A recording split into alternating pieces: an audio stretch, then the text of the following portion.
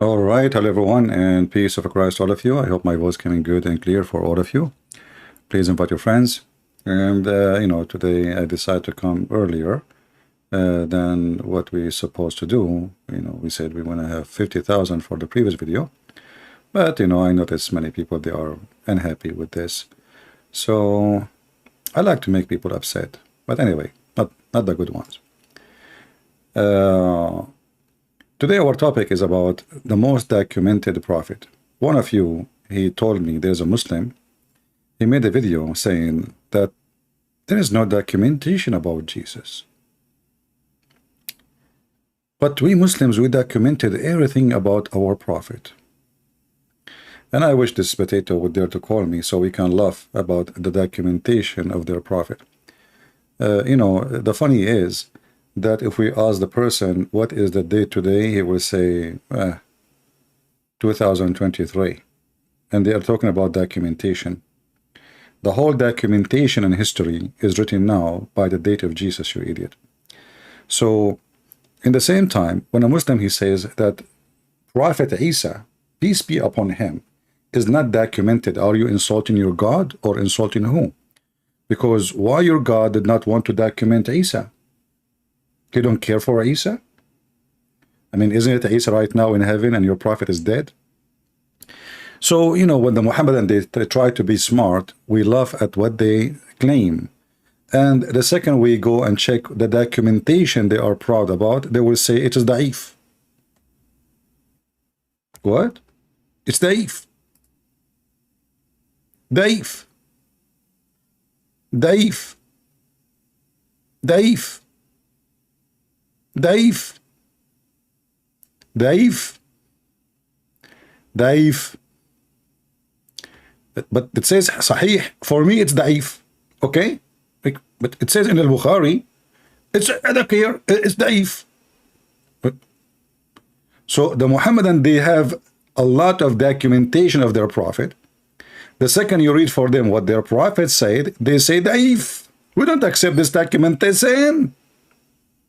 And here you see the stupidity of this stupid religion, if I can call it a religion. Like Shaitan, he fart when he hear the adhan. Is that a Sahih hadith or not? It is Sahih, documentation. So now we have documentation proving that Muhammad is an idiot. He's a superstition person, he's mentally ill. But just to make you happy about speaking about documentation.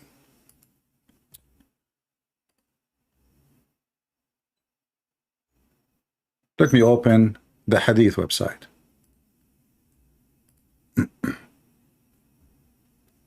Remember, the Muslims are proud, but they have documentation of their prophet. Everything you do, even when you do poo-poo. But before we go there, we really want to get dirty. Let me show you something.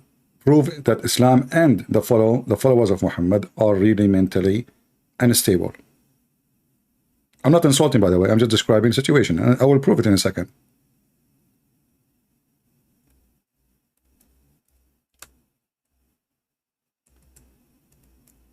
I'm opening the Hadith website.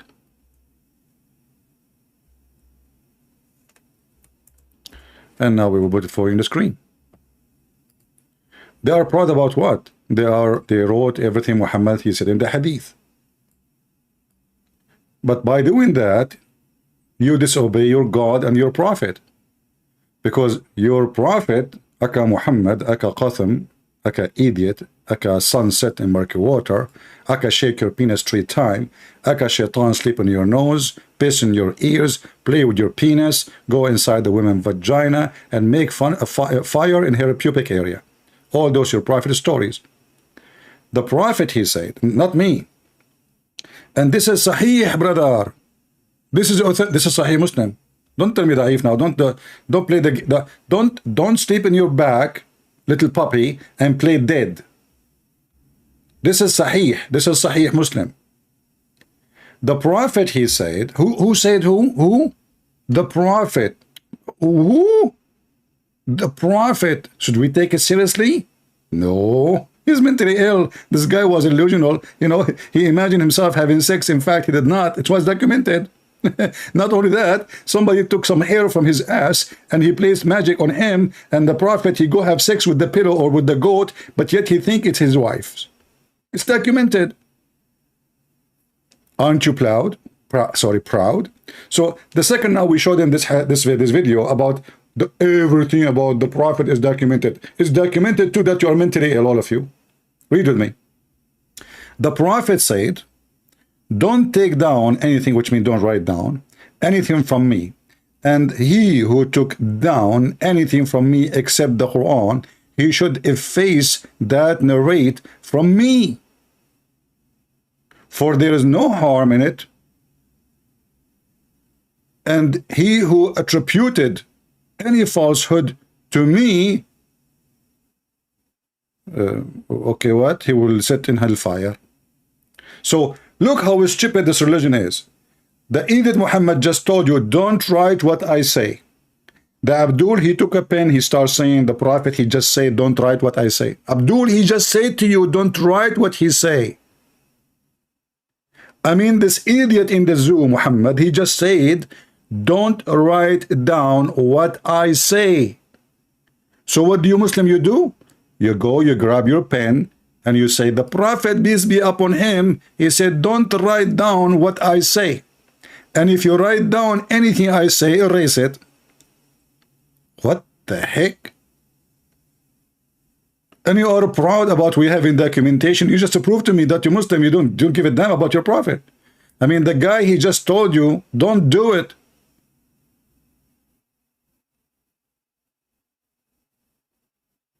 By the way, my Skype is open. If you are a Muslim and you are so excited, I will be so happy to make you flat tire.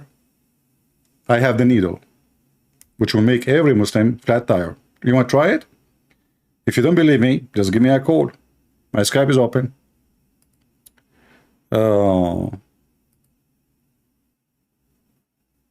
Let us see. I mean, people text me when I am not online, which is weird.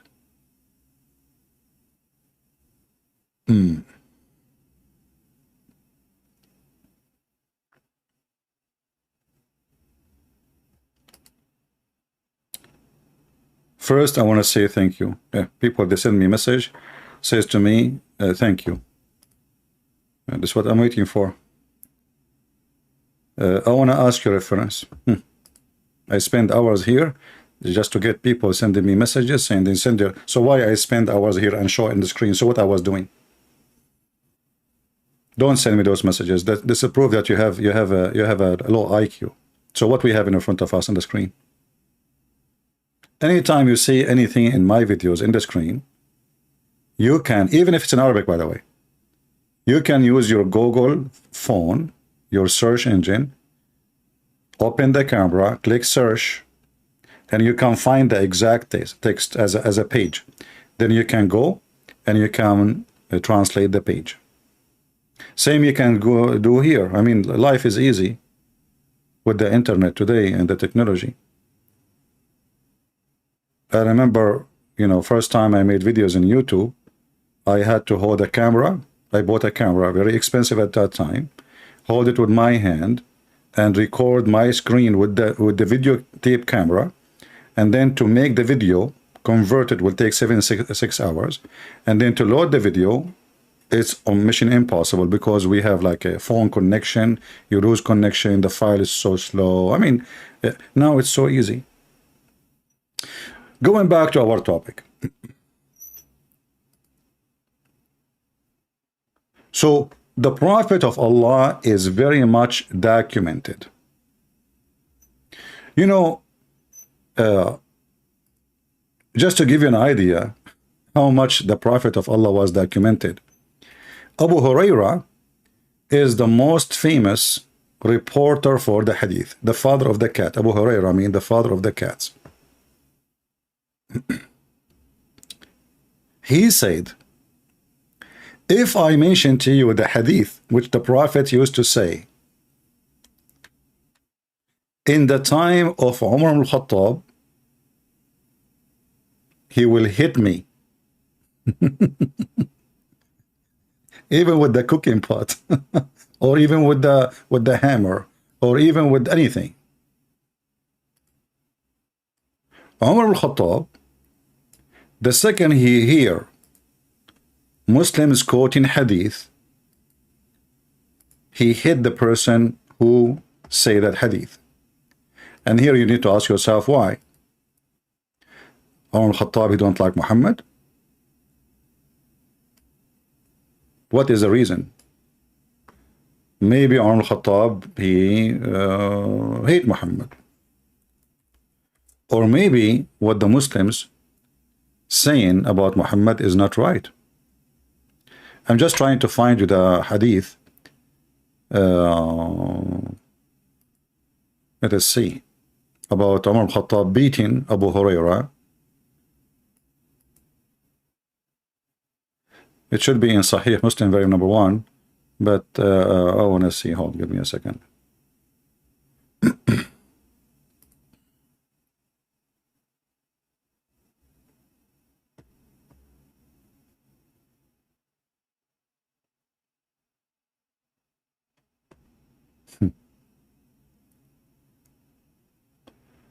Okay, let's see.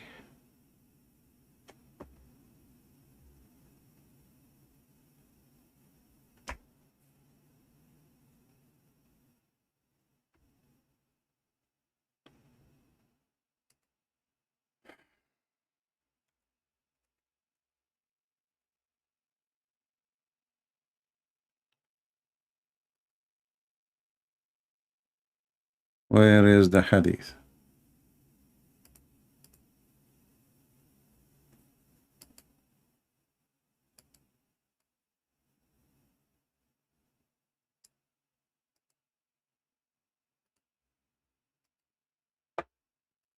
My screen is off, I know, don't worry.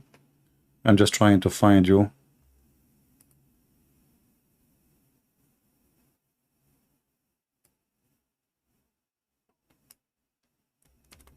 The authentic hadith.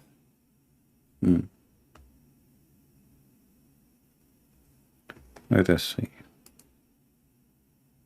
If I could not find it in English, I will show it in Arabic.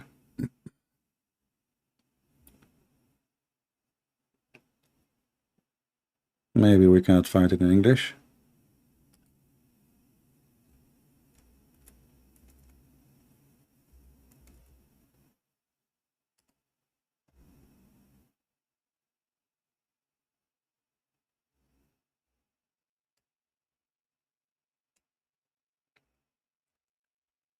All right, maybe we have to use the Arabic. What we can do.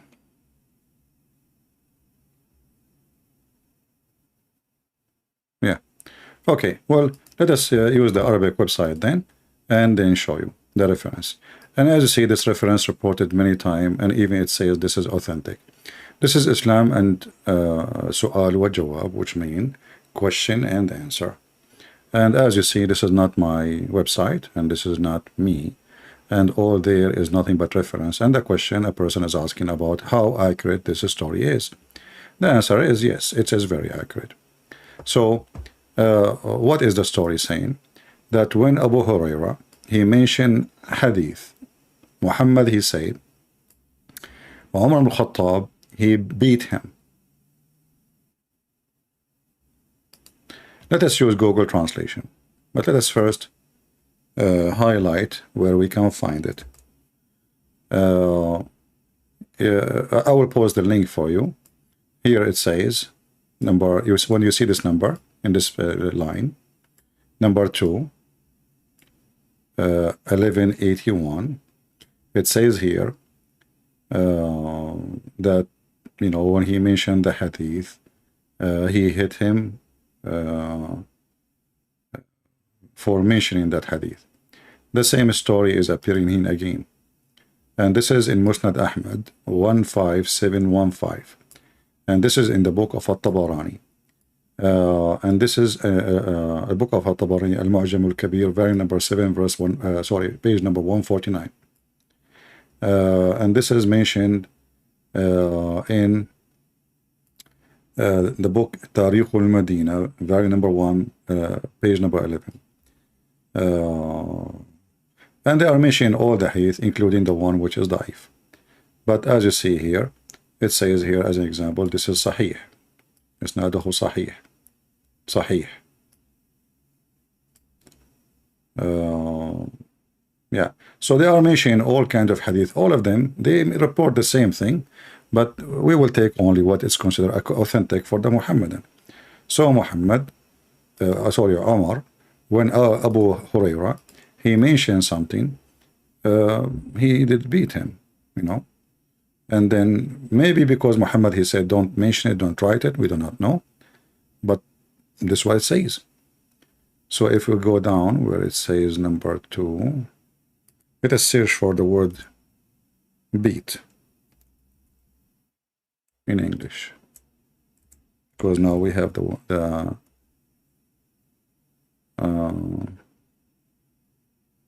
it doesn't show really in the English translation. I'm not sure why.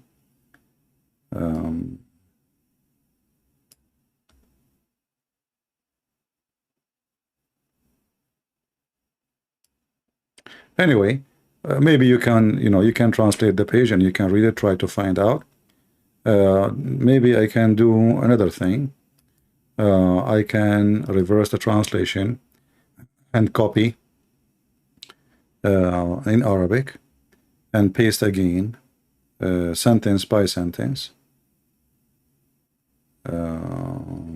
Let's see.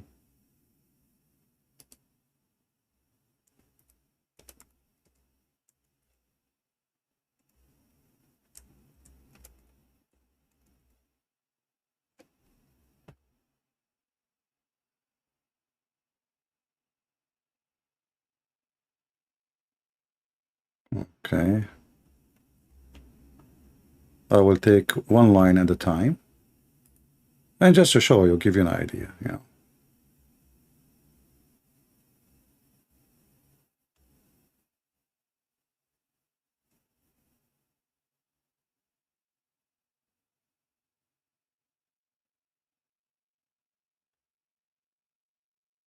But I want to be sure this is first about Abu Huraira, not somebody else, because until now I don't see. Let us see where it says Huraira.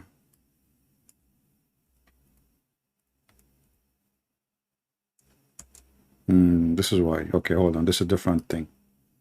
Give me another minute, please.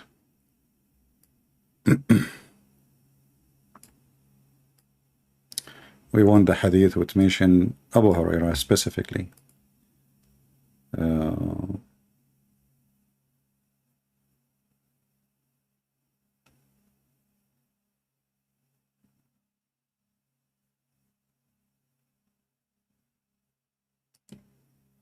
Let us see what we will see here.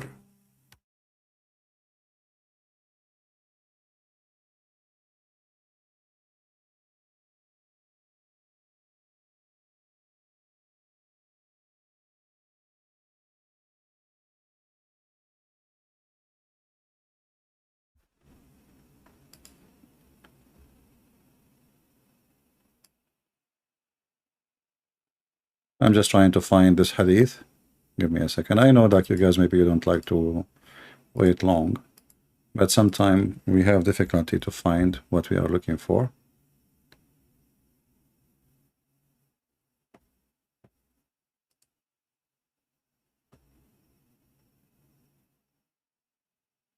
Yeah, let me pause this this website for you. This is better. I found an official website. All right. Let me put it for you on the screen. And I will give you the link. So all of you, you can open it and you can do Google translation. And this is the question here. Did Omar forbid Abu Huraira from reporting hadith? This is fatwa number 49213. And here there is the report, one of the report, and let us see what is going to say. Let me post the link for you, guys, just not to waste our time. I will post it in the chat, and you can use Google Translation if you like to do so. So here it says, when Muhammad, when Abu Hurairah, he report, there's many stories here about how he did beat him. As an example here, he did beat him between his breast,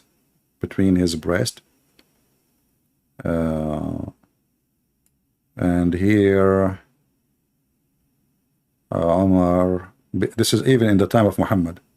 Umar is beating Abu Hurairah in the time of Umar. Let's see.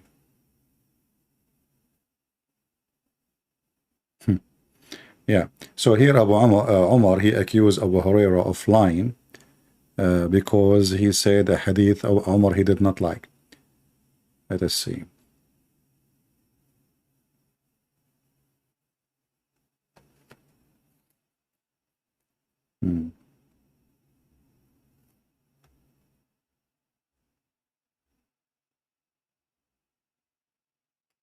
Yeah, this is one of the stories. There's many stories.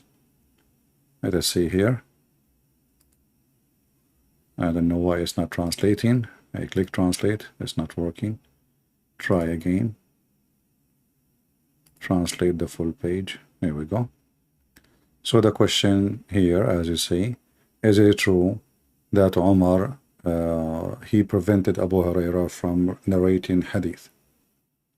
The whole point is that the Muslims, they disobey their prophet when they claim that they documented what their prophet saying. However, we as a Christians, we are so proud of the Muslims for doing what they do. As an example, when Muhammad he said this is documented, proving that Muhammad is a fraud. And this is Al-Bukhari and Muslim. Muhammad he claimed that there is no disease can be transmitted. This is a lie. Muhammad saying, whoever say to you that a disease can be transmitted from a person to a person, that is a lie. All right? The hadith in front of you, this is Sahih al-Bukhari. This is authentic. This is authentic. This is authentic.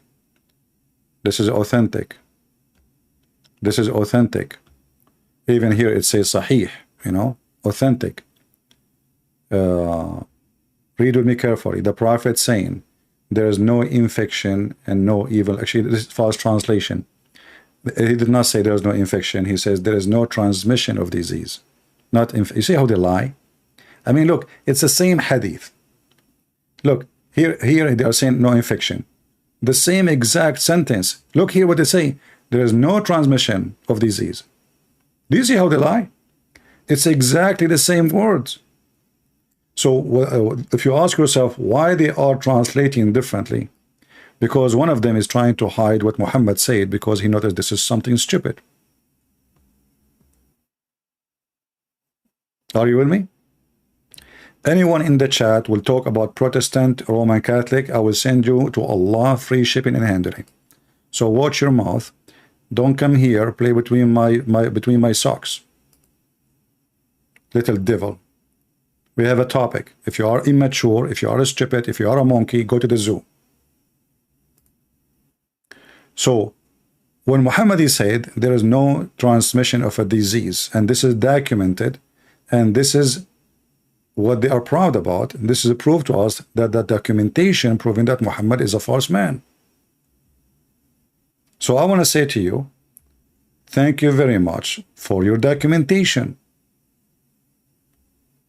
And here you need to ask yourself why the Muslim lie and they say there is no infection and no evil omen. What does that mean?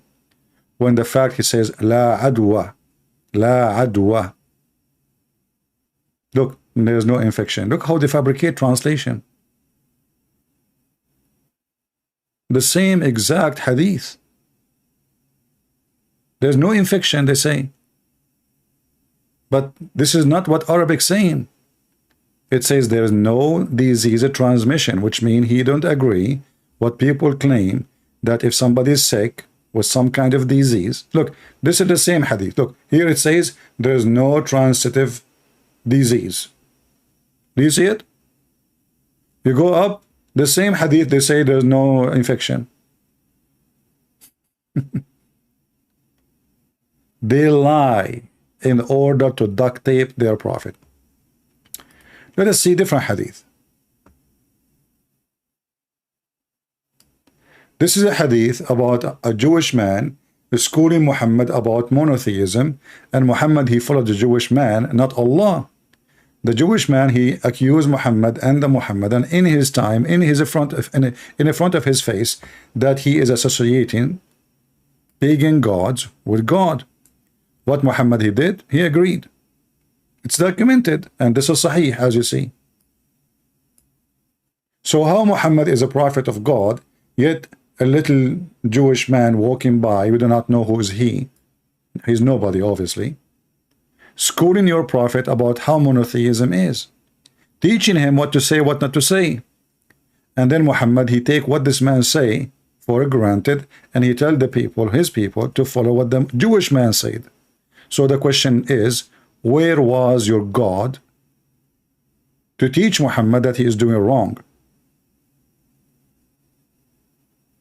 And why Muhammad is taking his religion from a Jew to learn about monotheism if he was a monotheist already? And as you see, this is Sahih. Remember, it's documented. We have a number for it. Thank you very much for the documentation. What about this hadith? This is the same one actually we saw. Let us see different hadith. Hold on. Which one I will show you? This is documented. The Prophet, when he take a shower, when he wash himself to prepare himself to ablution, he jump like a pig to water, have dead dogs and women blood from period, and he have garbage. It's documented. Even here it says Sahih. Look, Mr. Documented. So the potato who is proud about his prophet, we know nobody in the world documented as Muhammad. We are so happy that you did. This is who is your prophet. He is a man who jump in shit, excuse my language, to wash.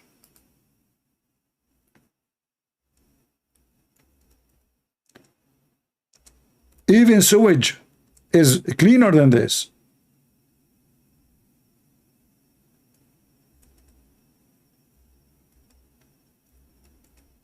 And when they ask him about his behavior, what Muhammad he claimed? That water is always clean. Nothing make it not clean. It's documented.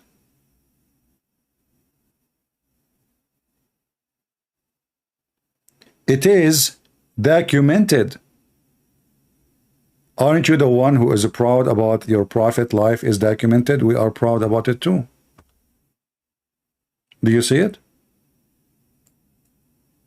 Is that da'if? No. It says Hassan here. Hassan mean good. This one is the same. This is Hassan. The name of the grandson of Muhammad, Hassan, which mean good. Hey, this is Sahih. This is Sahih. Do you see it? This is Sahih. This is Sahih. It's documented. It is documented that your prophet, he says stupid things. I mean, I don't know how low I should go. As an example, your prophet, he claimed that he have the power of 30 men in sex. In different hadith, it says 40 men. How? Because Allah, he gave him a dish of shish kebab, he ate it, he got the power of 40 men. Let me see if I can find the hadith in English.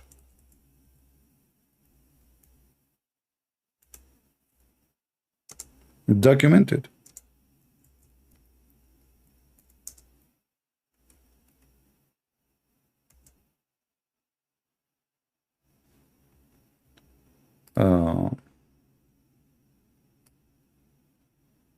Let us see. So when a Muslim, he says, we have everything about our prophet documented, we laugh. You are ashamed of it, you know. Let us see.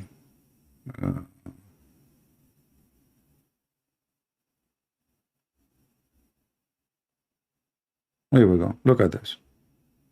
Look at this. This is al-Bukhari. The Prophet, excuse my language, he F all his wives in 1 hour.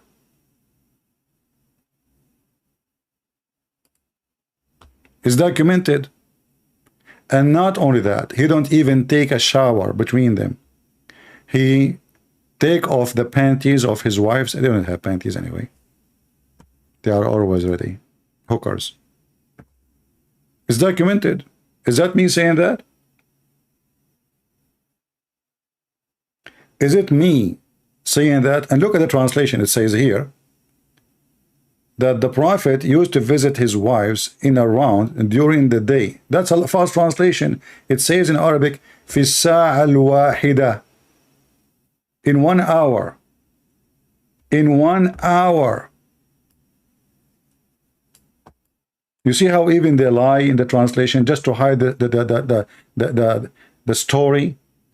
I mean, the guy, he have at least he have 13 supposedly, and he killed some. You know, they die from transmitted disease, and now he have 11 alive together, and he excuse my language, he them all in 1 hour. If I take this, let me open Google Translate.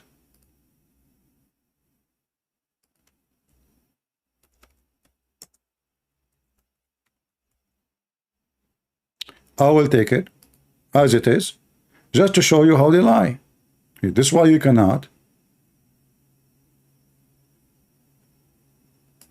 You cannot trust Muhammadans.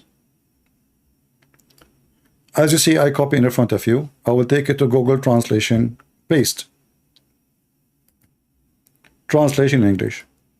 The Prophet, may Allah praise on him, he used. The translation here is coming visit, you know. No, this is about having sex. Visit his wives in 1 hour at the night or in the day. Like, doesn't matter if it's night or you know. And at that time he have 11. The companion, he said, can he really? Do he have the strength to do that? The answer, yes. He have the strength of 30 men, brother. 30 men. It's documented.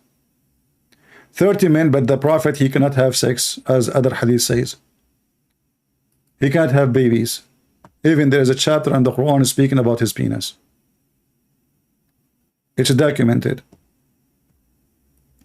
It is documented that Muhammad, he was bewitched.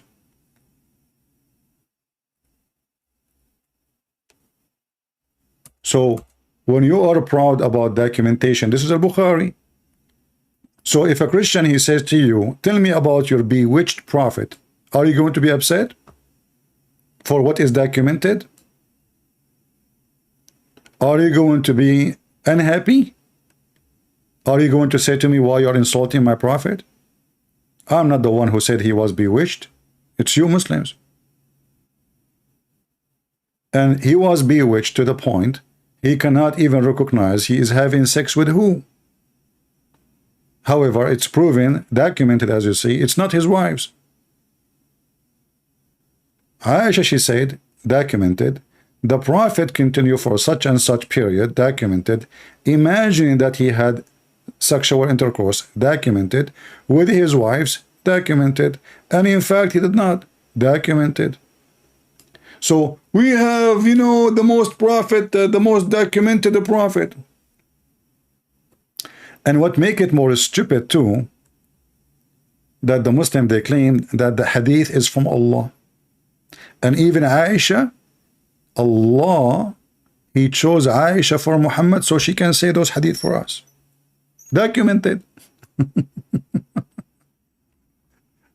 You know, I mean, we have a lot of documented stuff, my friend. Right? Let us see something else about documented. It was documented that your prophet book, the Quran, eaten by a goat.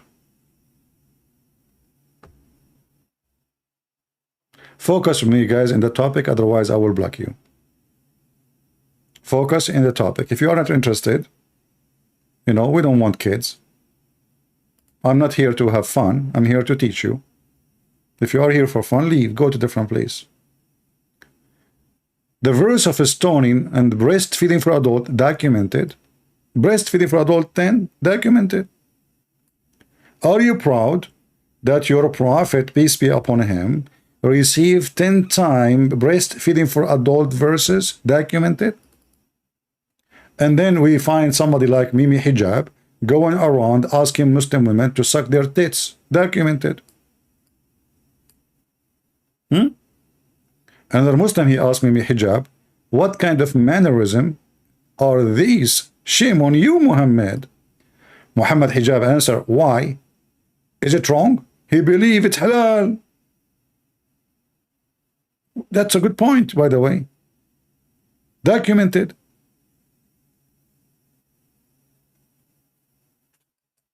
So when one of you, he sent me, saying to me, this Muslim, he says documented, I want to ask the person who sent me this question. I mean, are you an idiot?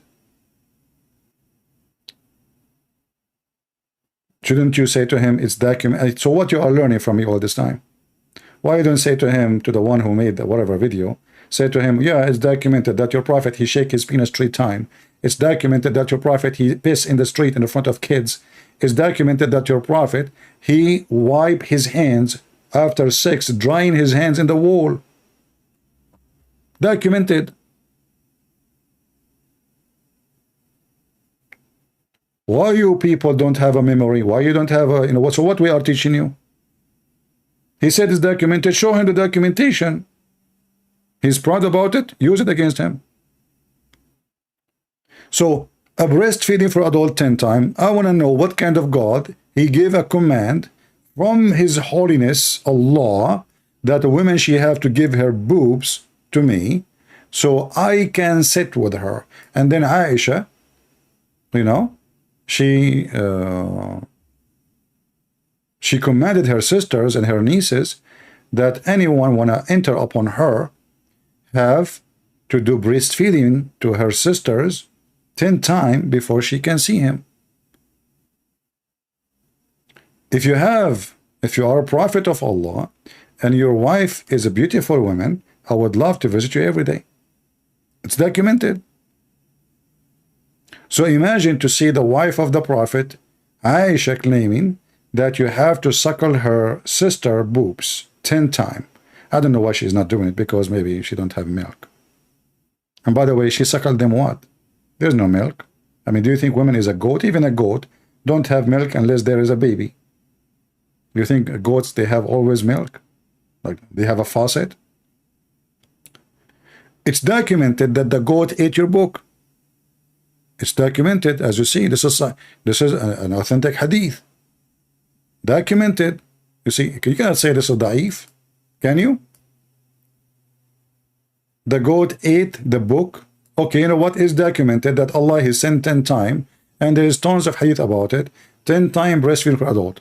Why we cannot find the 10 times breastfeeding for adult in the Quran?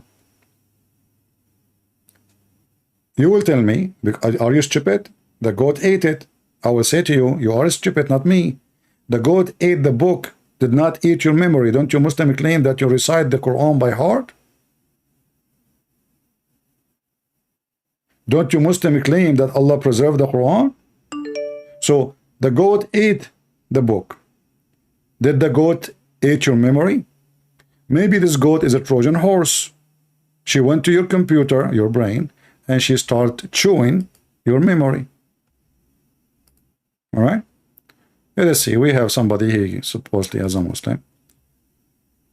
Maybe. Unless it is this girl, she changed her voice. Let us give her a chance. Hello? Yeah, it's her, mostly. Hello? Hello. Yeah. Can you speak louder, please? Okay. Can you hear me now? Hello. Go ahead. Go ahead. Can you hear me now? Yeah, I hear you now. Okay, so what do you think about the topic that your prophet life is documented? Yeah, but you told something, but actually you you misunderstood so many hadiths. So say again what? I think there is something, maybe there is something wrong from my speakers. Let me see. From my headphone, maybe. Okay, Can okay, I call you after a second? Let me change the headset. okay, okay. Okay, give me a second. You see, I have a problem from my side. I don't know why. So it's possible that there's a defect in my side. Let us see. Let me change this one here.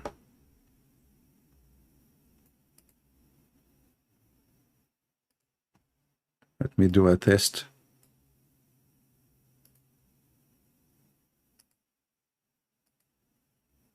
Okay, hold on. I will try to get another headset because I have a problem here and I don't know why. My ears is very good in hearing anything. I can hear it in live from a distance.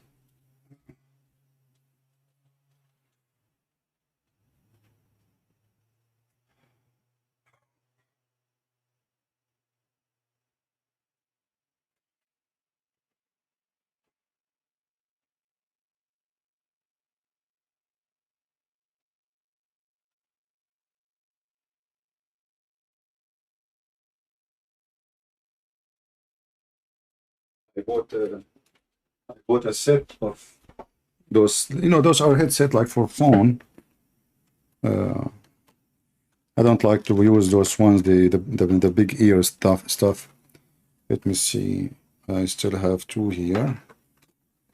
Let's take one off from this container. I will mute the mic, guys, so you don't bother by my voice. I mean, the opening this thing.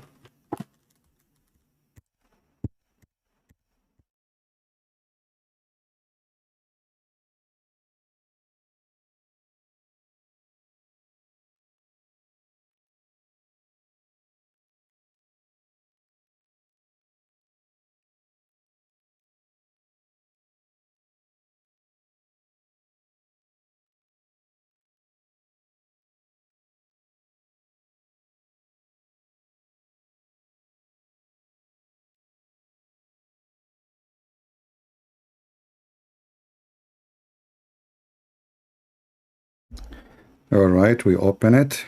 Let us see what the problem. Or maybe from my, I have a connection here, so it might be the problem too. So we will see, we will find out. Just give me a minute to see what the problem. What is the problem?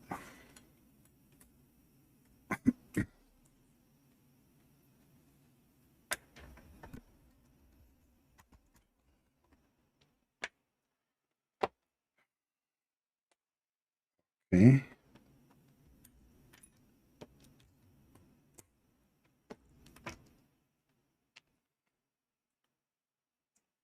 Let me see if I will hear with this headset. Okay, maybe I need to, let us do a test. I apologize, guys. Yeah, I found now the reason. Maybe by mistake I touched this.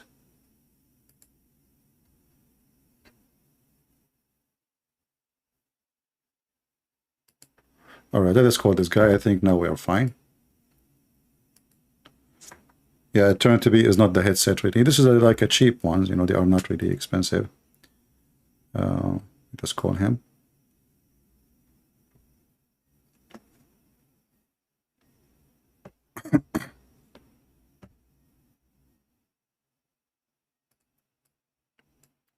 All right. Hello? Hello, yeah. Can you hear me now? Yeah, I hear you. Yeah, it's not from your side actually. It was from my side. Okay, okay, okay. All right. Got it, okay. So what do you think about our topic? What's your name? Your name is Fazlan? Yeah, yes. All right. So what do you think? Go ahead. I'm listening. Okay, so actually, I think you did not understand some hadith. Okay, so first you mentioned something about uh, the disease. Okay, contagious disease. So the actual meaning of that one is because we believe everything happens with the will of Allah. So that means if it is a contagious disease, it is not going to spread itself unless Allah will. So that is the actual meaning. Okay. Because So I don't understand, you know. So is the hadith is something when the Muslim they say that the story of Muhammad life is documented. okay, Are you talking about a documentation which is proven to be true, or it's full of lies? no, no, I'm telling in terms of hadith, okay, already you know about Islam in terms of hadith, even though we have Sahih hadith, okay, sometimes the possibility it could be a mistake, okay, but but when you explain something, you have to be specific and you have to understand the context. So in that first hadith you mentioned, there's no any contagious disease. Actually, it is talking about the will of Allah. Like in Christianity, there's a sect called Calvinism, right? They believe in predestination. In the same way, maybe we also believe in predestination. It's three what? So Three what? predestination, that is What do you mean? all What three destination? We Christian, we believe in three destination. no, I think you don't believe, but there's a denomination Calvinism, right? In Uh, Calvinism, well, those are ideas of people. You know, for us, we follow the Bible. It's not up to somebody. You can come with your own, understanding. But the Bible yeah, has never. The Bible never mentioned. We don't have such a thing. The Bible never mentioned this. So if somebody no, when I became a philosopher and bring his own philosophy, but you are trying to change the topic, my friend. We are talking about what is written in Muslim books, not understanding of the hadith. It's what it is written. Is it true? Is it false? no, it is true, but the actual meaning is different. The actual meaning is everything happens with the will of Allah. Like if the disease transmitted to someone else, that's happened with the will of Allah. So that is the actual meaning, right? So even in So, Christianity, okay, so hold on. So when Aisha, she said that we were busy with the Prophet death, and a goat came and ate the hadith. Even this one need understanding, like you Muslims can be confused about this. A goat no, ate okay, the Quran, okay? So now, and there was 10 time breastfeeding for adult. So what do you think? What is your reaction for Allah sending, you know, such a hadith, and the goat ate it, and it's about what? It's about a breastfeed for adult. okay. So in Quran, Allah Himself says He has sent down the Quran. He will preserve it. So also we know because Aisha said something. I know there's a Sahih hadith, but when Quran was compiled, the Uthman and all the companions they agreed the Quran is complete. So we have Well, one Aisha saying, nobody of the companion disagree with this. Can you show me? Prove me wrong. So no, all that's why. Okay, okay. this is why the hadith is reported from Aisha through hundreds of years supposedly, and none of you Okay. Muslims complain. So no, don't claim it's So I'm asking you now, a Yeah, documentation I'm saying that Allah okay. He commanded Muslim women to give their Okay. breast and to feed a foreigner, a stranger, 10 times, and this was verse in the Quran, and the goat ate the Quran. Can you tell me what is the verse of a 10-time breastfeed for adult? Is in the Quran? No, because when the Quran was compiled, Yeah. Uthman never mentioned that some words are missing. Because all the companion agreed Quran is complete. Because can you show me anywhere like Uthman or the people who compiled the Quran, the some verse was missing? That's my first point. And the second point, that as a Christian, you can never make this What claim. is the first point? I did not understand. Say it again Okay, slowly, please.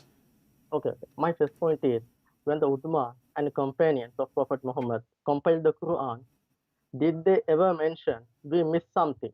Because Oh they yeah, always sure. They mention a lot, you know, because there's okay, tons of hadith speaking that okay, ma tayassara minhu, which mean what we were able to collect, not all of it, you know. okay, And okay, yeah, so it's documented too. So you see, you Muslims, you claim that the Quran is preserved. There's an Imam, Mimi Hijab, he just mentioned his name 20 times in the previous video. We prayed this at this time. okay, As-Suyuti, and he okay, mentioned about tons of chapters are missing. As an example, chapter of Al-Baqarah used to be equal to the chapter of Al-Ahzab. So there is a hundred of verses are missing in one chapter alone, not in the Quran all. One chapter, which means you can imagine how many is missing in the whole Quran. So it's documented by your scholars and by your companion that the Quran is not preserved, and the hadith is a shameful hadith, and you Muslims cannot explain to us. Like now, if I ask you, what the point of Allah sending Quran for a woman to give her breast and time to a stranger? What the point? Tell me. Okay, you can ask me the first thing. In the Bible, you think Bible is preserved. So Bible is corrupted as well. This point. The Bible is what? Bible is what? Bible also corrupted. You don't have the okay. complete Bible. You see, okay, I will go with you. I will go with you. I will go with you. First of all, when a Muslim he said the Bible is corrupted, are you saying to me your prophet is a liar? Because the Quran says that Muhammad he confirmed the Bible which is between our hands. Is that correct? No, so many hadith. This is not Quran, this is not hadith. You see, here we go. You play the hadith now. Oh, this is hadith, is not hadith says. No, the hadith never say that, and this is Quran. So the Quran says, as an example, chapter 2, verse number 89, that Allah, he said to Muhammad, that he confirmed what is between our hands. And what is between our hands is the Torah and the Gospel. No, can you show me the verse? Because I just told you the verse, chapter 2, verse number 89. Okay, when Quran talks about the Injil and Torah, it is talking about the original Injil and Torah. Because what you have in the Bible, it is eyewitness. No. Why you jump in? You know, like in the speed of light. I just showed you from the Quran that your book confirm our book. You throw a rock at me, saying to me, "Well, your Bible is corrupted." Secondly, when a Muslim he say your Bible is corrupted, isn't it supposedly the Bible is the Bible of Allah? I am telling, if the Bible is corrupted, is the Bible of Allah or not? Is Allah who is the one who sent the Injil? Okay, so when you claim that the Bible is corrupted, you are insulting your God, saying to us your God cannot protect his book, correct? No, it is not about the protection of the capability. Okay, when somebody corrupt the Bible, did he corrupt the Bible according to Allah will or to his will? Can I do something against Allah will? Okay, so are you saying to me now, everybody heard you, that nobody can do something against the will of Allah? So are you saying to me it was the will of Allah to corrupt the Bible? No, because in Islam it is... How no? Hold on. How no? You just said no. I said to you, can I do something myself against the will of Allah? You said no. Then I ask you, listen carefully. Then I ask you, can somebody corrupt the Bible against the will of Allah? You said no. So the Bible is corrupted according to the will of Allah. So the one who wanted the Bible to be corrupt is Allah. That's what you are saying to me. No, I think that is not an improper logic, because according to Islam, whatever evil, it is come from the man. The evil deed, not... It's what? It's what? That means the evil deed, okay? Something good... No. You see, hold on. If I wanna... This is the book of Allah. This is not an evil deed. Yeah, I'm telling Can I hold on, can I corrupt the Quran? No, because in Quran it is... Okay, hold on. No, before we continue. So I cannot corrupt the Quran. Why? Go ahead. Because in Quran it is mentioned, Allah will protect the Quran. Allah explicitly mentioned... I challenge you to show me the verse where it says Allah will protect the Quran. Because I don't have the verse in my head. I have to go... My friend, I will give you 10,000 years.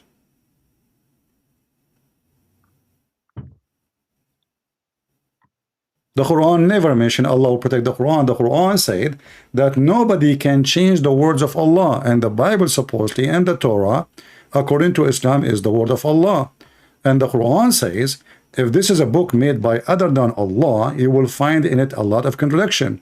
So if Allah say in the Quran, nobody can change or exchange the word of Allah, then nobody can exchange the word of Allah. Allah never said anything about protecting the Quran.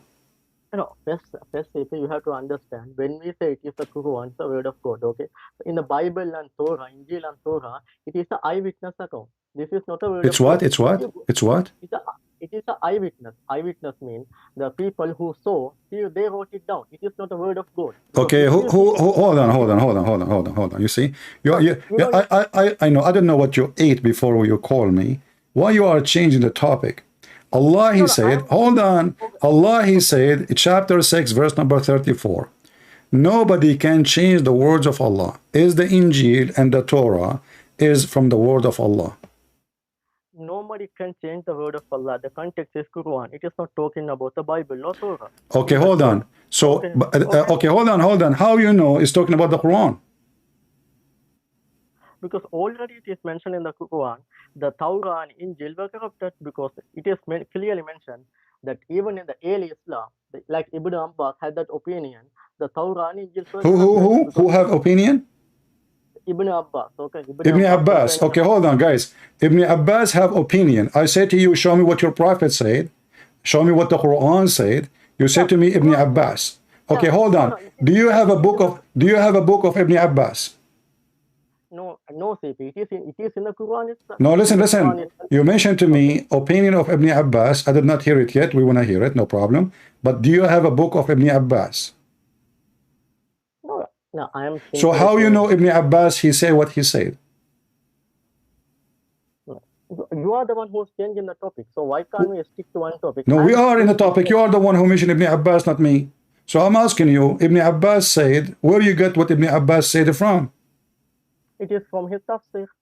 Tafsir. Okay, can you show me the Sahih Hadith from the tafsir saying the Christian, they change their book, which is Sahih, which means we can find it in the Bukhari, we can find it in Sahih Muslim, we can find it in any authentic. So we can take it into consideration. Can we? No, it is mentioned in the Quran itself. The Torah and Injil is corrupted. Where it mentioned that? Okay, if you can show me that, I'm going to shave my 25-foot beard.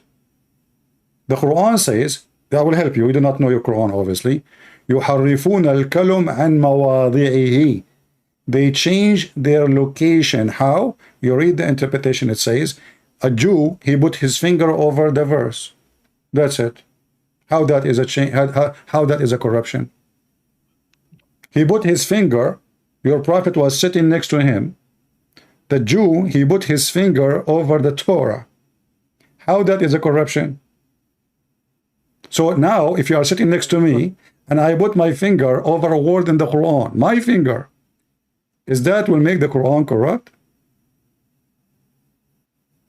No, let me show you the verse, okay? What? Because, okay. Let me show you the Quranic verse, okay? Okay. So, okay, let me tell you one thing before that one. So, in early Islam, okay, we had two opinions about the Injil and Torah. You have two opinion. You have two opinion. Yeah. Okay, why you have two opinion?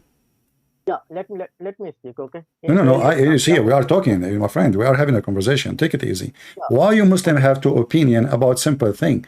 I mean, are you saying to me that Muslims agree about not to agree? Why we don't have one? Why we don't have one opinion? Yeah, because in the Quran it is mentioned Bible and Torah corrupted, but it is not explicitly. Okay, hold on. So in the Quran it mentioned, hold on. In the Quran it mentioned, and I challenge you to tell me where, that the Bible and the Torah is corrupted, and yet you have two opinions about it. How? Why? Yeah, first you have to let me speak what I have to say, because if you are going to continue to interrupt me, there's no way I can tell what I have to tell. So I'm very much into details, so you cannot escape what you say. And be careful, I'm telling you, whatever you say is going to be used against you. Now give me the two opinion and give me the verse saying that the Bible and the Torah is corrupted. Okay, no, I will give you the verse. Before that, let me tell you the two opinions. The first opinion was the meaning, the text was not changed, but the people, the rabbis and the monks, they changed the meaning. See now, look guys, the text did not change, but the meaning changed. How that can be corruption? Okay, that is the first opinion. Okay. Okay, hold on. You just told me you Muslims have two opinions. I can challenge you to find me one verse in the Quran. You don't have 1,000 opinions about it, which means 1,000 of meanings. So according to you, Islam itself is corrupted because the text did not change, but you have too many meaning. Everybody have his own meaning. Yeah, don't you think in the Bible you don't have different opinion? Okay, at first. No. You see. Hold on. We cannot have different opinion about Jesus saying, "Whoever ask, I will give. Whoever believe and he die, he will live." whoever believe in me, ask in my name. I am the Alpha, I am the Omega, I am the truth and the life. How that can even be opinion? You Muslims, you have different opinion about everything. Name one thing. Name one thing for me you don't have a different opinion about. And let me ask you again, please. Listen. You just agreed. Everybody heard you that the text never changed, and we changed the meaning. Can you give me an example? Okay, because you said there was no different opinion in the Bible. Because I have gone through the Bible history. Okay, if you see the earliest church fathers, they had so many different opinions about the Trinity itself, like Clement of Rome. No, there is no. That's not true. Those are not a Christian, my friend. No, my friend. Okay, hold on. You see, don't go there. Don't go there. I mean, this looks stupid. Let me make it simple for you. When you say to me that we have the book and the text never change. So now if we open the book which we have between our hands, does the book mention clearly the Trinity or not? Yeah, let me tell you the second point, because you never let me speak. This is the point. No, because I will not let you jump like a horse from place to place. No, when you say something, you have to prove it. And look what you just did.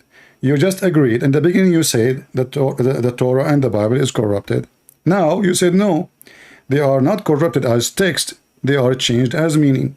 Okay, I will go with you. Hold on, I will go with. Oh, I will go with you. Hold on, I will go with you. I will go with you. So when the God, hold on, my friend. I want you to explain to me one verse. Jesus, he said, "I am from above, you are from below." SCP, let me tell you the second opinion. My friend, give me your opinion. I want to see how smart you are. Jesus said, "I am from above, you are from below." Okay. What does that mean? You tell what does that mean? Huh? It means many things. Okay. What? It mean what? Yeah, you tell what it means. You tell he's the God. Okay, then I can ask you. No. You see why you don't tell me? Here we go. You said to me you agreed that this is a book never been changed. The text is the same. Okay. As an example. CP, let me finish. Why can't you finish? Because how much time we have to spend? We have time. You see, whatever you say, I'm going to hold you from it. I'm not going to let you go. I'm not going to let you escape with what you said. So now, when Jesus says, before Abraham I am, how you can explain that to me? You are the Muslim. Explain the Bible for me now. Go ahead. Oh, okay. Before even the devil, Satan was before Abraham. So is he God? No problem. But Jesus is not Satan. Do you agree with me that Jesus is not Satan? Yeah, but it is. Okay, so why you are comparing Jesus to Satan? Are you being stupid now?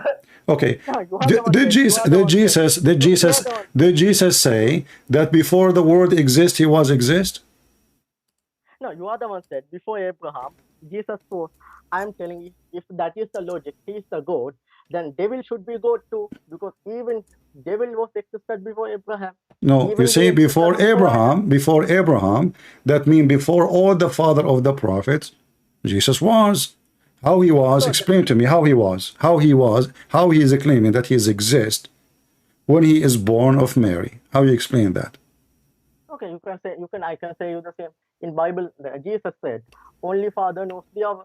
No problem. We can go there. We can go there. You see, here we go. You are jumping. I'm asking you now. We go to the hour. Your God do not know the hour.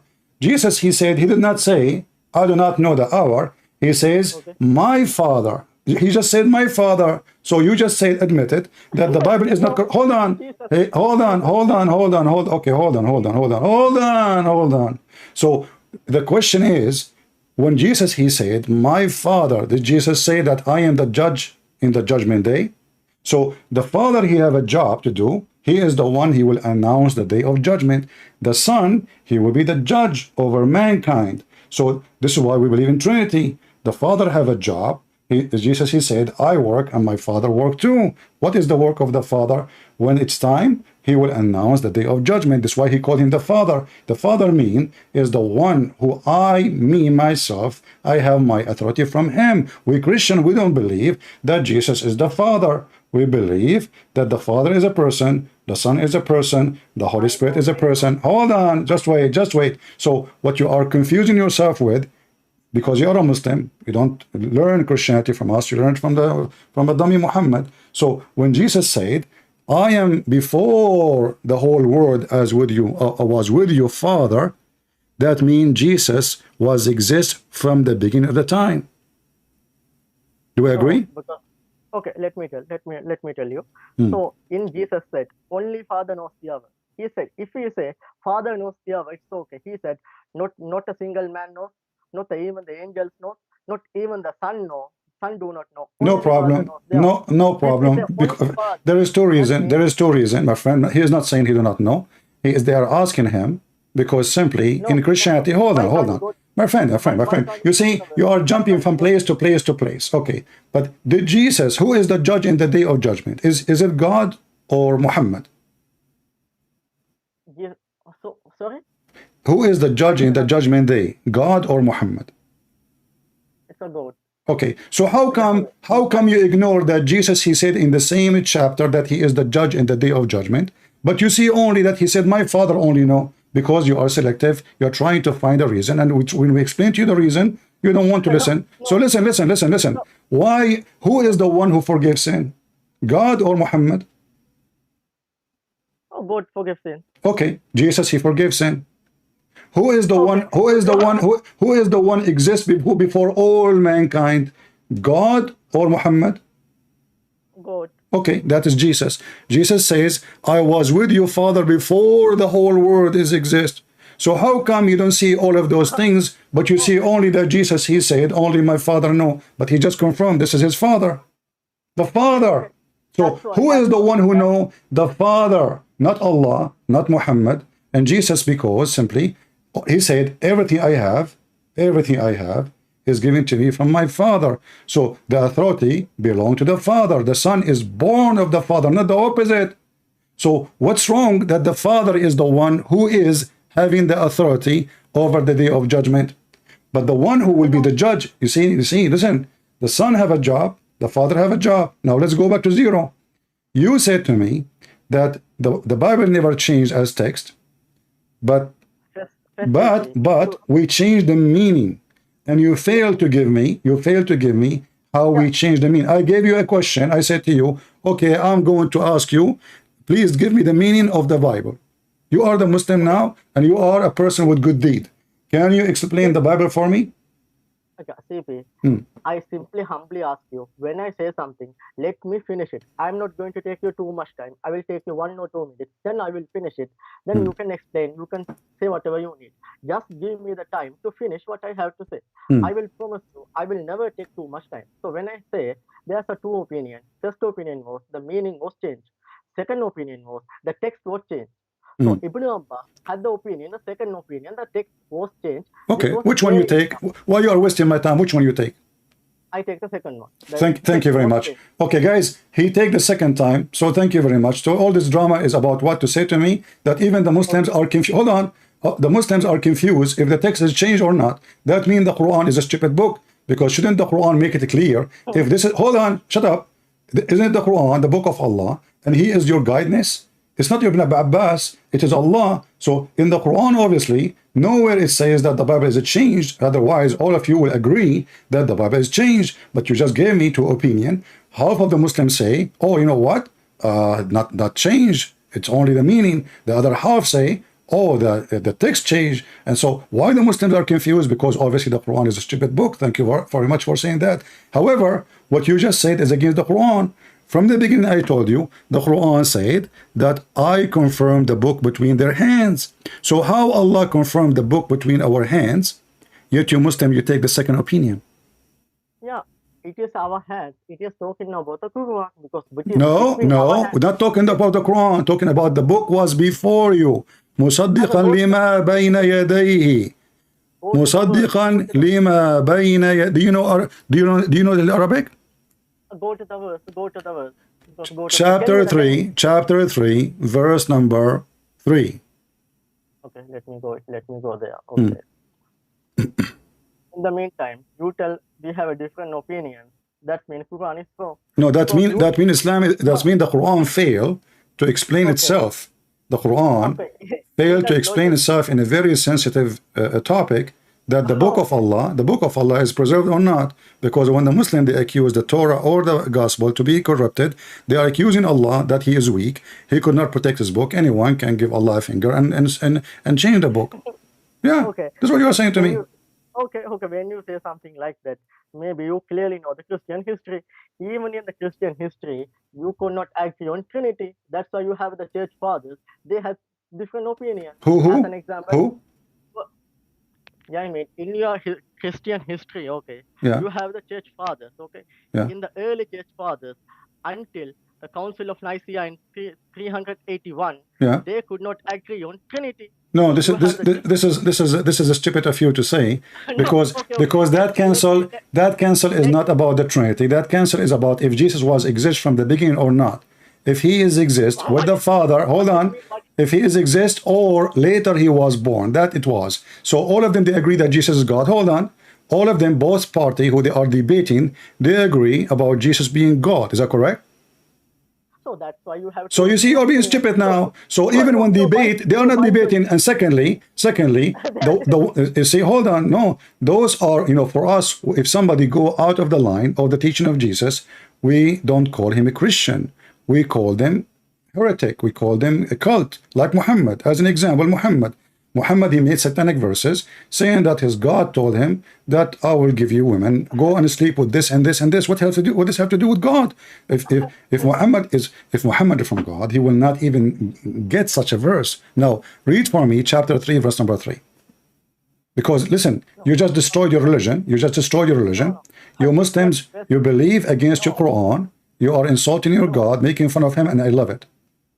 Okay. Now the thing is, you do not. My friend, don't waste my time. Not the thing, not my thing, not your thing. Let us go to the Quran. Which one is more accurate, me or you or the Quran? No, let's see. Okay, even if in the Christian history, okay, you have the first the Clement of Rome. Then my friend, we don't have. This is not a Christian history. This is not a. That's false. That's false. This is not a Christian history, because in the Old Testament, not only in the New Testament, the Trinity exist. Isn't it David? Isn't it David? Jesus, he said to the Jews, what you say about the Messiah? He said he is the son of David. He said, then how David, he called him God in his spirit? This is in the Old Testament. So don't be stupid. You are ignorant. You are ignorant. David worshipped the Messiah before the Messiah even coming to this earth to be between us, born from Mary. Now go, my friend. Don't waste my time. Chapter 3, verse number 3. No, you are lying. Can you show me single church father who believe in Trinity? Give me a single name who believe in Trinity. Can you show me what? Can you give me one church father, name of the one church father? All of them. Trinity? All of them. Isn't it John from the church father? Isn't it Paul from the church father? Isn't it Matthew from the church father? How farther we can go? Are you stupid or what? No, because we don't. No, just wait. We will go there. Just wait. You are being silly. I mean, you are just a kid. You don't even have a mature sentence, my friend. The church father, the first father of the church, is the disciple of Jesus. So you are telling me that in the book of John, nowhere is speaking about the Trinity?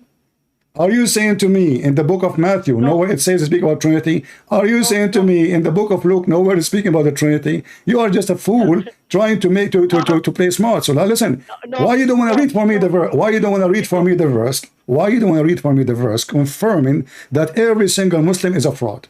Chapter 3, verse number 3. No, because you are lying. Because okay, read it. Okay, read it. Read it. Let us finish what you said just now. You said that John, Matthew, Luke, it is talking about Trinity, but the early church fathers, they had a different opinion about that one. That's a lie. That is a lie, because no church father, you are being stupid again, because a church father, in order to be called father of the church, he have to follow those books. There's no other books. We don't have Sahih Bukhari. You are acting like a monkey now. Listen, we don't have. The Bible says anyone who bring other than the scriptures, let him be cursed. So any Christian who follow anything else except those gospel, he is no Christian. And the gospels are so clear. The gospel confirm the gospel confirm that Jesus is God? Yes or no? No. Okay, You know, so hold on. You just said the gospel never said that Jesus said, I am God. Is that correct? yeah. Okay. After we read this verse, I'm going to show you a list of verses, and I challenge you. I will show you one verse now. Also, Bible says he is a man. So how are you going to reconcile? Because Bible some verses say he's a goat. Okay, according to your argument, some verses say he's a man. So In what? that one, He is that's not God. He okay. is a God. Your God is a man. No, he's not a man. Because Okay, in the we will go. Old Okay, we will Old go. Let us Testament, finish this verse, my friend. Old We will Testament, go. We will show how Jesus can be man and God in the same time, and how God, Allah, the God of Islam, cannot be God because he's a man. He cannot do what God can do. So Jesus, when he is a man, he can forgive sin. He can make the blind see. He can walk in water. He can resurrect people from death. Even he is a creator. Is that correct? no. What do you mean No, no? this is Jesus the did thing. not. No, Jesus is not. Jesus is not the creator.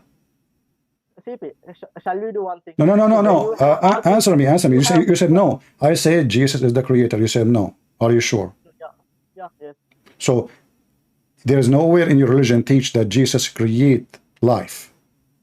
No, you No. cannot do it because if he does something, it is with the permission of God. Because if you say Jesus resurrected the dead, So even the prophet hold on. One by one. Don't speak fast. I can understand you. Okay. Right now, as I know, there's birds flying in the sky created by Jesus. Is that correct? It is done with the permission of God. Like if you say Jesus Hold on. Now it is by permission of God. How you can prove to me and why God, he gave permission to Jesus, not to Muhammad. Secondly, now we have, by permission or not, we have two creator. We have Jesus who have a permission of God to be creator. This is what you just said. Everybody is laughing. And we have Allah as a creator. So now we have two creators. no, if you give the permission, that's when he is not God. Does the If he Quran is a say? God, if he is a God, why he need to take permission in the first place? Do you think First of all, did Allah give me permission now to laugh at him?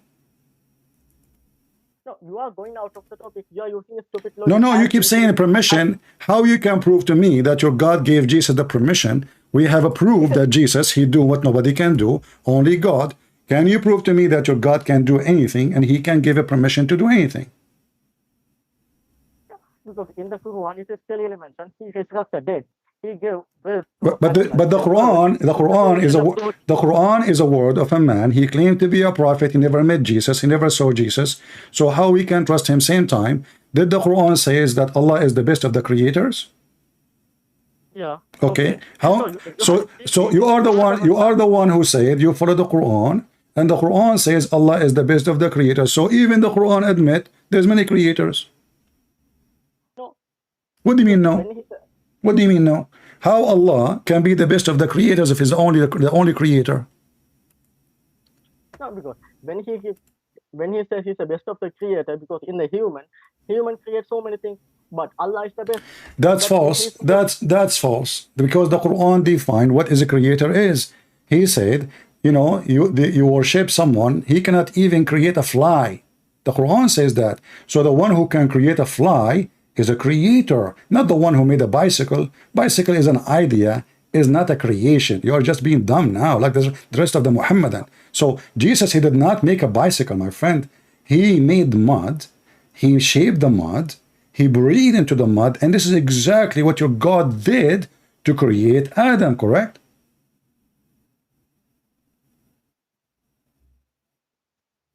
Yeah. Okay, so what do you mean, yeah? What do you mean, yeah? When Jesus, he breathed into the mud, from the breath of Jesus, life is given, correct? It is with the permission of God. Go to okay, you keep saying that. You keep saying, if there is anyone in the world beside Jesus being given permission from Allah to create like Allah.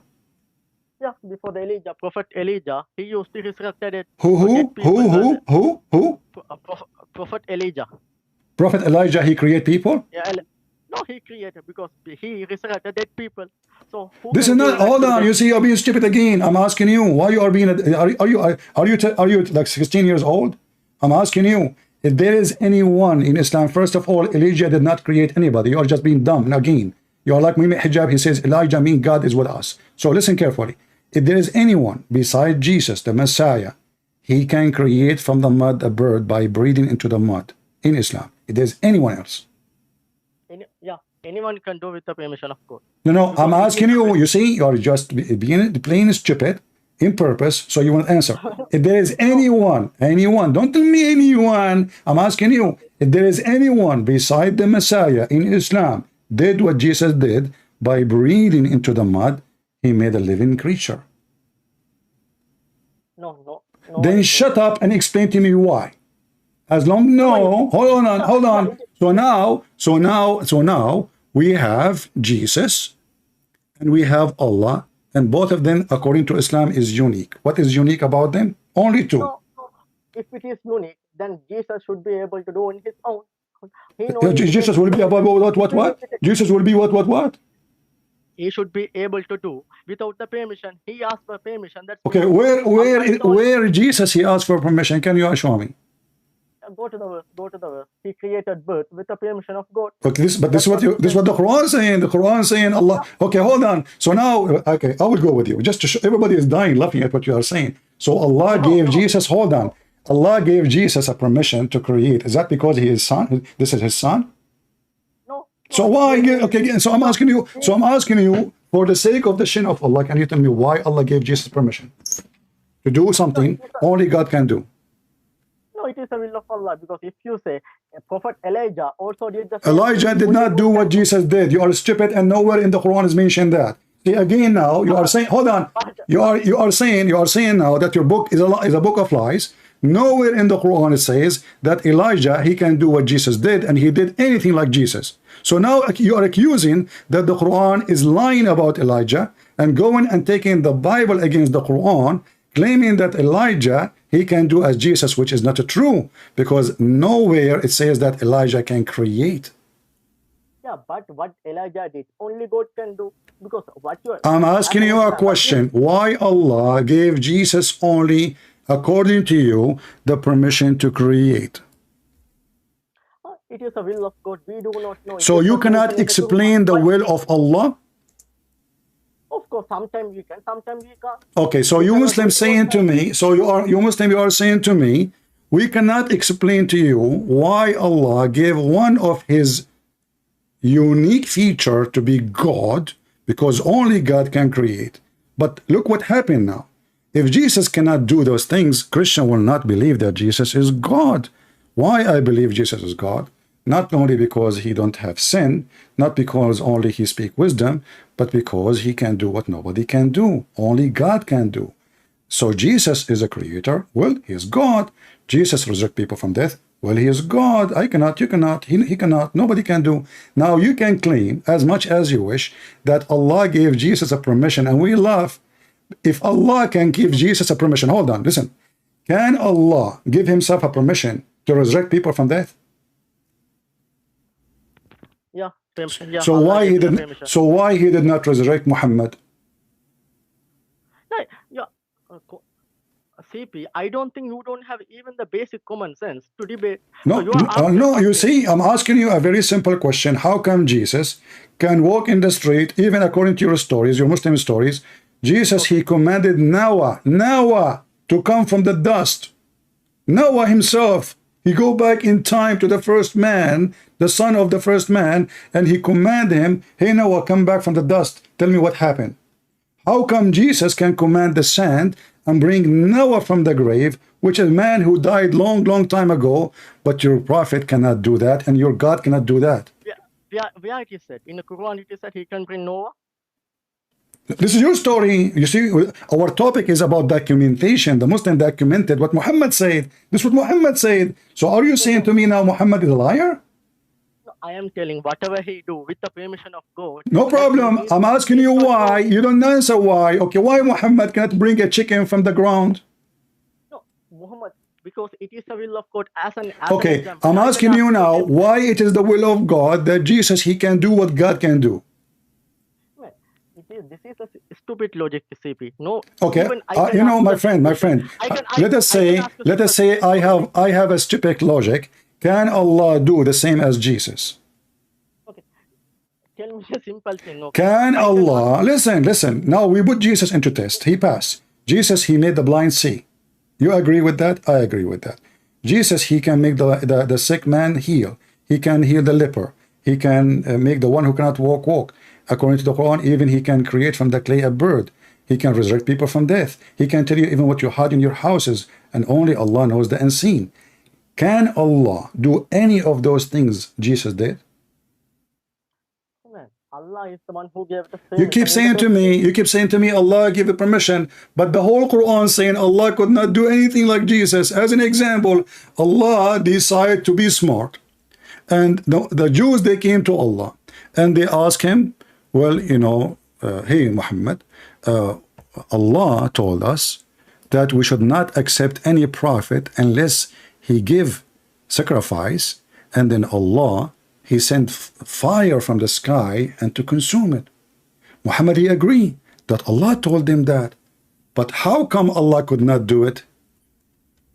No, it doesn't mean Allah could not know it. Is it mentioned? Allah said, I will not do it. I mean, he never said he could not know it. No, listen. If Allah, he put condition on the Jew not to believe in any prophet.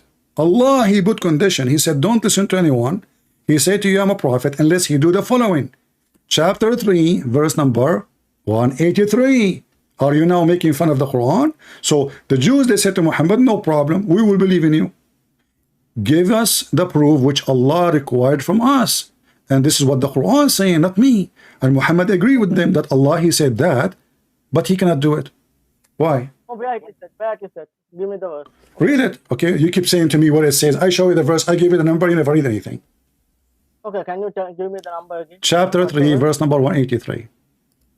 Chapter 3, okay. Verse number 183. Give me a second. Yes.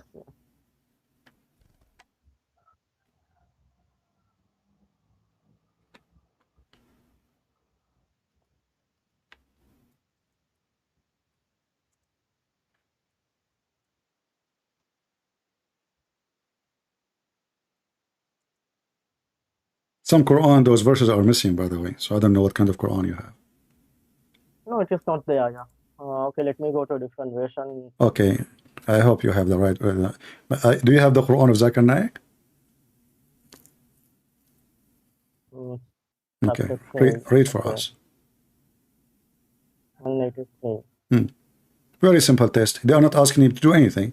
Just put a goat, make a slaughter, make a lamb, put it in the ground, and God will send fire if you are a prophet. And this is what Allah, he told them not to do except any prophet. Unless he do this. No, it is not mentioned. What? I have gone. Okay, what is the version you are using? What's the verse? 159, right? Chapter 3, verse 183.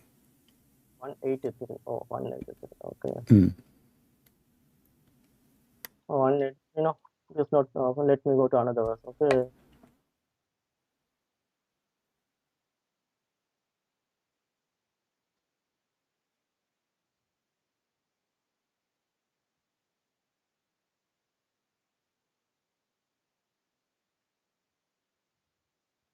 Oh, it is not there. Can you show me in your screen? You could not find the verse? I told you the Quran you have is messed up. You could not find it, right? Are you sure you are opening the Quran, not yellow pages?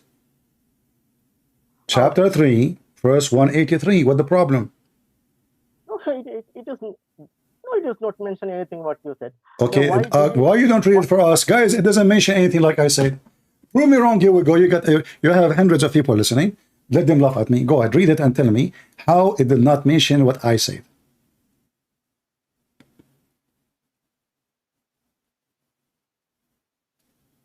Why then did you kill them if you are truthful? What? Oh. Don't talk to yourself. Read it. People want to. You have a nice. You are the Muslims are the best one. Actually, the Quran, by the way, is so beautiful when you read it. Read so look and we laugh. So doesn't say that the Jews, they say to Muhammad, Allah told us. He took our promise, mithaq, ahd, that we will not accept any prophet unless he give a sacrifice, which is a lamb, and he make an offering to Allah, not to the pagan god. No, haram, haram. Allah is not pagan. Yeah, make a sacrifice, and this Allah condition that we will not believe in you unless you do that. What? Look how easy it is. That is calling, because okay, I got the point. In that one, it is saying Allah gave them clear signs, but even Jews killed those prophets. That is what is mentioned, because it is talking about the story of Salih. In that one, God gave them a camel, and even the clear sign gave them, they killed that camel. Okay, So now you make it more horrible. Can you give me one prophet the Jews they killed from the Quran? Yeah, because Who? before, due to the action, they killed the John the Baptist. Who? Was killed by the Who? Roman Where in the Quran it Empire. says that John the Baptist was killed by the Jews? Are you mentally ill? How about Jesus? He was killed by the Jews. Oh, so now Jesus was killed under Muhammad, and Muhammad lie. See? What? You just admitted that the Jews they killed Jesus, which mean the Muslims and Muhammad are a fraud. No, because that was the purpose of the Jews. Even John the Baptist was killed. Listen, no, not according to Islam. You are a Muslim. You are making things up now. So, and the Jews did not kill John the Baptist, you donkey. Who told you that? Who told you that? The Jews are the one who killed John the Baptist. The rabbis, they brought John the Baptist and they killed him. You're stupid like your prophet. Listen, I have enough time with the breastfeeding for adults. Listen, I want you to tell me, did Allah put a condition on the Jews that you should not accept a prophet unless he give a sacrifice? If Allah is the one who put that condition and Muhammad he accept, so what is the excuse? Oh, you know what? Prophet before me did that. But so that means Allah is stupid, because Allah he told them, don't accept anyone. Don't Allah knew that those Jews one day Muhammad will come to them and they will ask him for that. Do it. How easy it is. It was in the time. Even though God, what is God clearly telling? Even if I gave them clear sign, they did not believe. So are you saying to me that in the whole Quran there's no clear sign given to those people to believe? No, there are so many signs. There are so many miracles of Prophet. Okay, give me one so we can laugh. Challenge to you. Oh, no. Because the CP, your arguments are so stupid. Okay? No. You see, the question is, how come Jesus he can do all those things, and now we prove that Muhammad is in this ability, he can do nothing. He's a false man. I can claim that I'm sent by God, and then I can like Mirza Ghulam, he claimed to be the Messiah. Second day, a bunch of a Christian, they brought him, many people cannot walk, blind men, blind women, and they said, okay, if you are the Messiah, do what the Messiah do. He closed his door and he hide like a rat. So your prophet is the same. Your prophet cannot do anything. So I'm asking you now, can your prophet do any miracle? No, of course, there are so many miracles. Give me one. And that water came from his hand. There was an incident. What? The people are going the water, because in the story of Moses, you know. Where we can find this story? It is in the Hadith. Okay, so you are saying to me that in the Quran, Allah, he said he never gave any sign to Muhammad. In the Hadith, it says that Muhammad, he have miracles. No, Quran never said I will never give you any sign. It says that, here we go, let me show you. You are just ignorant like Zakir Naik. Say hello to him. Say hello to him. Say Christian Prince, he spanked the Muslims every day. Here we go. This is the whole Quran keeps saying that they keep asking him, how come he don't have one sign? Just one sign. One. Even at the end of Muhammad's life, still they're asking for the same thing. How come he don't have one sign? So are you against the Quran? Are you against the Quran? Are you against the Quran? Are you against the Quran? No. Okay, so why they are asking for a sign if Muhammad, he made a miracle about the water, as you said? Yeah, not one, there are so many. Because we consider why in the Quran, hold on, you see everybody is dying laughing at the fabrication of Muslims. How come in the Quran every single miracle of Jesus is mentioned there, but in the Quran we cannot find one miracle of Muhammad? No, no, first CP. That itself proves he is a prophet. So if he is actually How that to lying, prove anything? How that to prove anything? If it happened, listen, if it happened, it should be mentioned in the Quran. But in the Quran, there's nothing. Obviously, this is a fabrication later because Muhammad, he made it clear he can do nothing. He can do nothing. What water? You're okay. Listen. So let us make it clear. Let us make it clear. Muhammad never given a sign from Allah in the Quran. Do you agree? No, first CP. If I going to talk with Don't tell me first and second. Give me the answer. Give me the answer. In the Quran, there is not a single place Muhammad saying, the Quran saying Muhammad did miracles. No. Why? It is no. Okay, I can ask you the same question. Why did Jesus say, "Father is greater than me"? Why he said? For very simple, because he's greater than him. He's the Father. Are you stupid or what? That's why he called him the Father. Who is a hold on. Don't be stupid. But Jesus, he came to us the Bible says, Jesus, he humbled himself, so he took the image of a man. So he come to us. This is why the Father is greater, because now Jesus is speaking to us as a man. He humbled himself.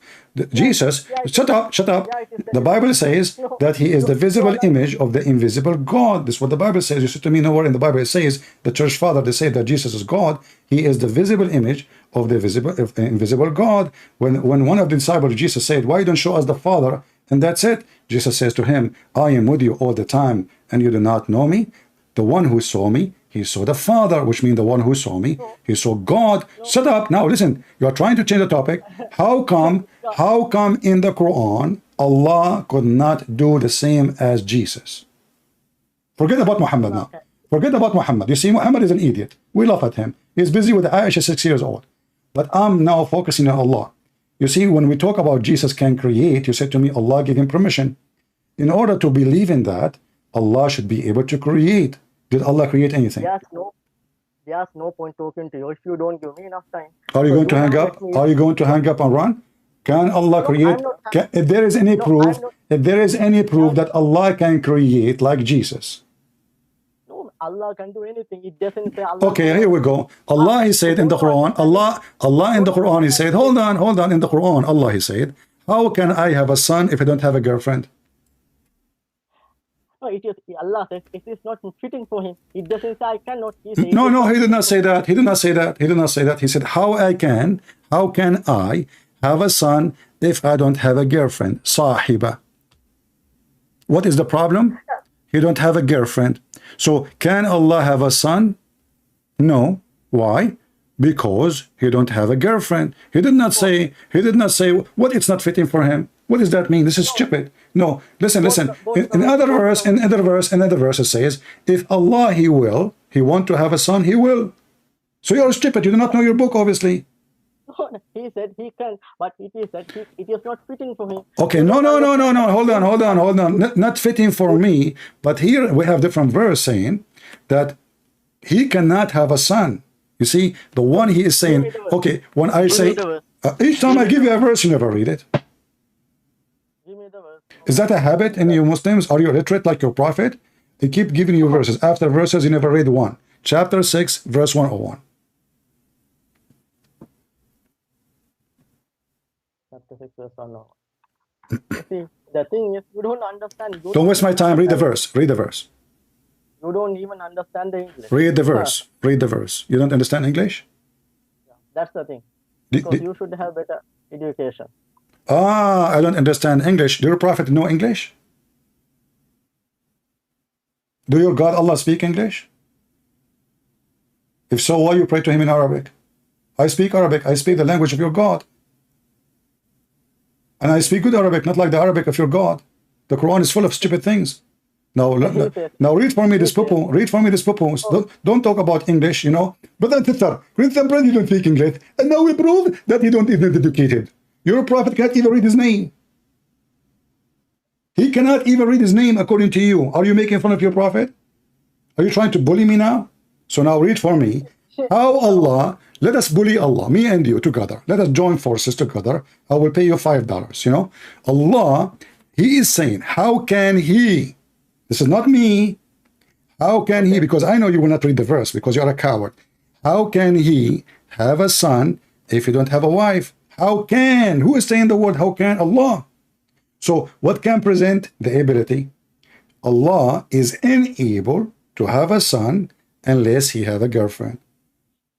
He simply says, if we have a wife, if we have a son, that means should have a wife too. That's why he has no wife. Thank you very much. See, I will go with you now. So now Allah, so now you just prove to me, hold on, you just prove to me that Allah cannot be the one who made Mary have a son.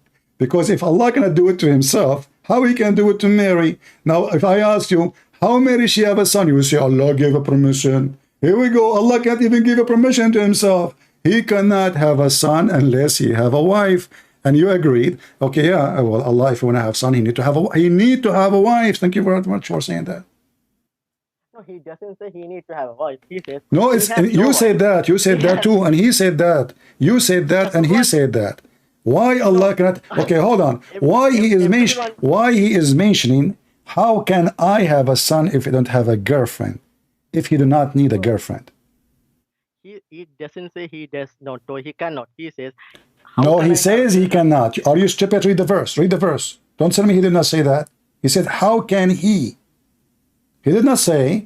He did not say, I don't have a son. No, he said, how can he? And it's funny, Allah speaking about himself as he, which is stupid. So how can he have a children, have a son, but he have no girlfriend, not wife, sahiba?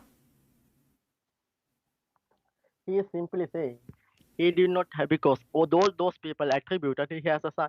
God simply asking how he can have a son, because in the goat, if as an example, okay, if goat have a son, that means he could have a female goat. Only male goat and female goat can have. Okay. Are you shaking your head now? I can imagine you shaking your head. You know, okay, I will go with you. Okay, so if Allah have a son, that means he have a wife. Okay, I'm going to show that you are stupid. Does the God of the Christians have a wife in order to have a son?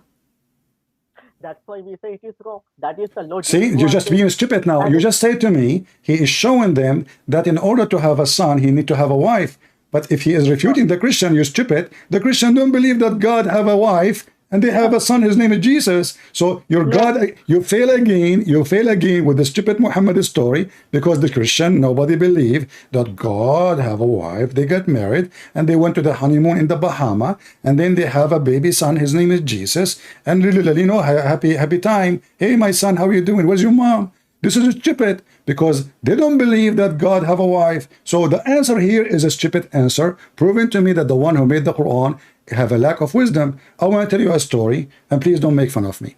You know, because I want to see how far. Don't tell me one thing. Don't tell me one. Don't hang up. Don't hang up. Don't hang up. Don't hang up. Hold on. I will tell you a story. I will tell you. Hold on. I just received a message. I just received a message from my grandmother. Hold on. Oh boy. Okay. She just said to me, hold on, I'm going to read for you. I will share it live on air. That my grandfather, he passed away, and they did not notice that he is dead since last year, 12 months ago, because he died standing holding a stick. What do you think? Why you are laughing? No, I'm not laughing. I did not understand what you said. My grandfather, my grandmother, she told me that my grandfather, he passed away 12 months ago, but none in his house noticed that he is dead, because when he died standing holding a stick. Okay. What do you think about my grandmother's story? Should I believe her?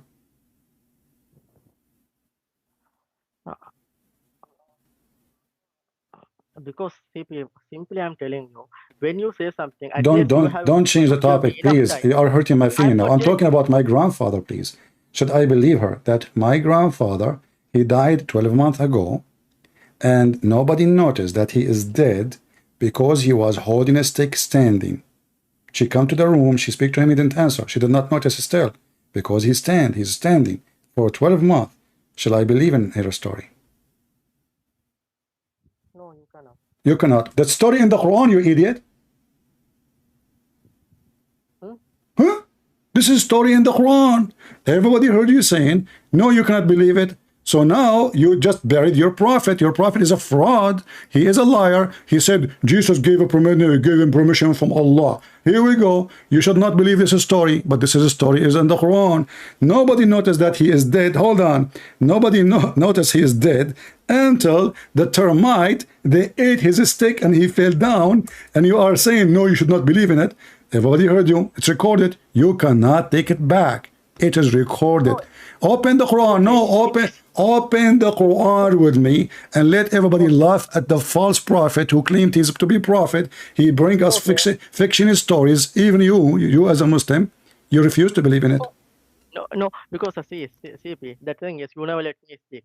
That's why it is like you are winning. You never let me speak. If you give me at least I half let you of your speak. You time, said no. I Everybody heard it. I tell you the story. I repeat the story 3 times. I told you it's sensitive. You hurt my feeling, and you think thank you very much. You did not hurt my feeling very much, but you hurt my feeling very much at the end because you accused my grandmother that she is lying when she said to me, my grandfather died for last 12 months and nobody noticed. And I asked you, should I believe her? You said no.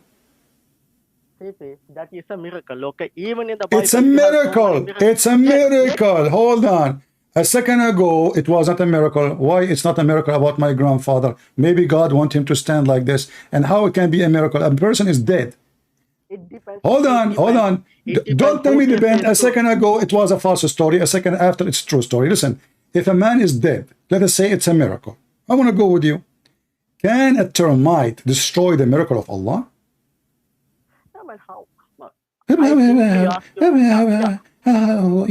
Can the termite, listen, can the termite ants, Allah when it concede his death, his wife, this guy is a king, he's a king, he's have a kingdom. So all the people, they come, they see a guy standing up, let us say for the sake of argument, a human being standing for a year, his body did not decay. Your prophet, he stink after 3 days from not burying him. And then it was Ibn Abbas, and you mentioned Ibn Abbas, he said, "Idfinu sahibakum فَإِنَّهُ يَأْسَنُ كَمَا يَأْسَنُ الْبَشَرِ." Bury your friend, he stink like all a human, they stink. But your prophet, he says, we prophet, nobody, God, he forbid our body from decay, from being decayed. So he exposed himself again. Even his death was an expose to him. But listen what happened now.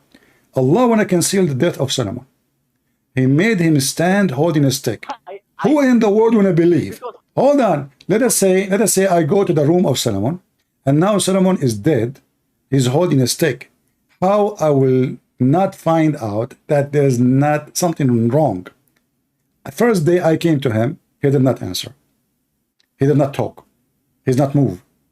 He's dead. Second day I come back. He's not moving. He's not talking. He's not answering. Third day, fourth day. 1 year, and nobody noticed that the guy is dead until the termite, they ate his stick. Do you have termite at home? Yeah, first maybe you should give me enough time so I can come up with a reply, because you never let me speak. We have similar stories in the Bible also. There's a story of the people of the cave. So they sleep in the cave. People of what? Why you are jumping like a monkey? You're trying to escape from stupidity to say in the Bible it says what? In the Bible it says there's a guy, he dies standing for a year.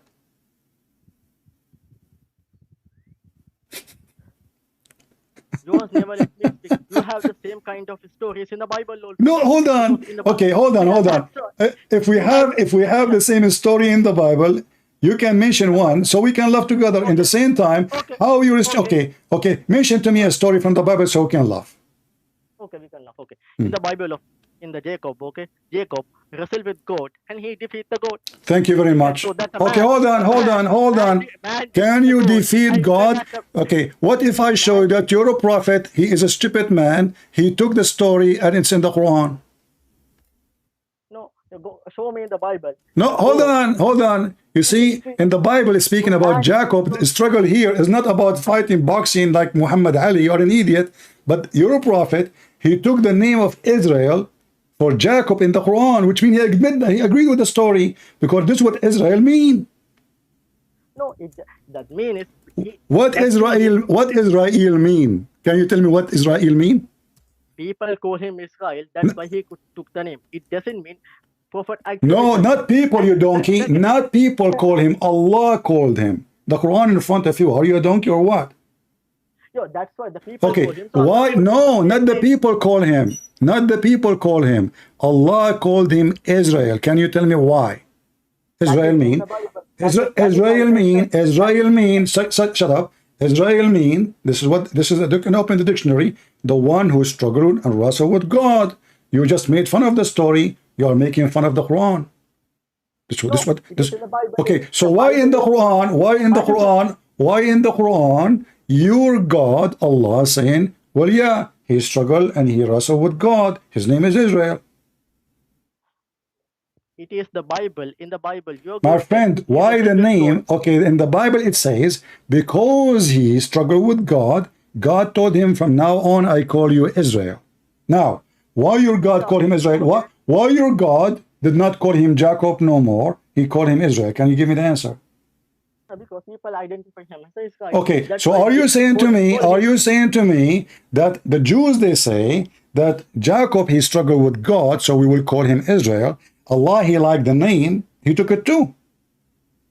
Because if you need to identify someone, if, as an example, if your name is stupid, then only I can go. Listen. People are dying laughing at you. Now, let me ask you. You mentioned that is it possible to challenge God, like to struggle with God, to refuse God command, or to fight God? Correct? Yeah, that's mean. Okay. It is illogical. If Allah, okay, my friend, I love it what you just said. You just said it's illogical. So it's logical that Shaitan, he go inside your anus if you don't say the prayer before you enter the bathroom. It's logical Shaitan go around your penis when if you don't have a prayer before intercourse. It's logical that Shaitan sleep in your nose, piss in your ears, and jump in your mouth. It's logical that Shaitan, he will make fire in your wife, a pubic, if you don't say a prayer before she having sex. It's logical that Shaitan, he fart when you pray to Allah. It's logical that when you go to heaven, you will be an endless, your penis will be endless and your wife vagina will be endless too. It's logical that in heaven, your prophet will have the power of 4,000 men and boom, boom. It's logical that in heaven, your wife, she will have an ass of 1 mile. It's logical that in heaven, your wife, she will be see-through, which is an X-ray, disgusting, stupid. It's logical that you will have 80,000 little boys to serve you and they are naked. It's logical that every woman, she have 70 maid, and the 70 maid, they have 70 maid, and the 70 maid may have 70 maid. You end with billions of women for sex. Shut up. It's logical that you will have a tent. It's logical to have a tent in heaven. It's the distance between it. It's from Damascus all the way to Yemen. It's logical that your prophet, a bunch of black men, they did ride him like a donkey all day long. Is that logical? No, you don't. I told you, because these are metaphor figurative speech. And second thing, you don't understand the English. Okay, my friend, I don't understand English. I don't learn Islam by English. I speak Arabic. Do you understand Arabic? That's you don't. Do you know Arabic? Do you know Arabic? You keep making fun of me. You keep making fun of me in my English. Do you know Arabic? No, I tell you, you don't know Arabic also. Do you know Arabic? Okay, speak to me in Arabic. Guys, I do not know Arabic. Here we go. English, you don't have any common sense because you are interpreting in a completely different way. It is because our friend, let us go back to zero. Let us go back to zero. You see, I challenge you to show me one thing Allah can do like Jesus. You fail. Can Allah do anything like Jesus? No, man. How time I'll tell you how. Prove. Very simple. Jesus, according to the Quran, he did all those miracles. Did Allah did any miracles? Hey, man. Who created Jesus according to the Quran? According to the Quran, okay. According to me, I created Muhammad. Here we go. Talk is cheap. Talk is cheap. Talk is cheap. Okay, how Allah he can create Jesus? I will go with you. Who is the one according to the Quran who created Jesus? It is Allah created. Allah created Jesus. The Quran says no. No, it is Allah created the Jesus. No, according to Muslims, the one who created Jesus, according to Muslims, the one who created Jesus is Jibreel. Yeah, Jibreel is the one he blew, but if he did. Hold on. So who is the one? Okay, hold on. Who is the one who can only create? Why Allah did not give permission to Jibreel?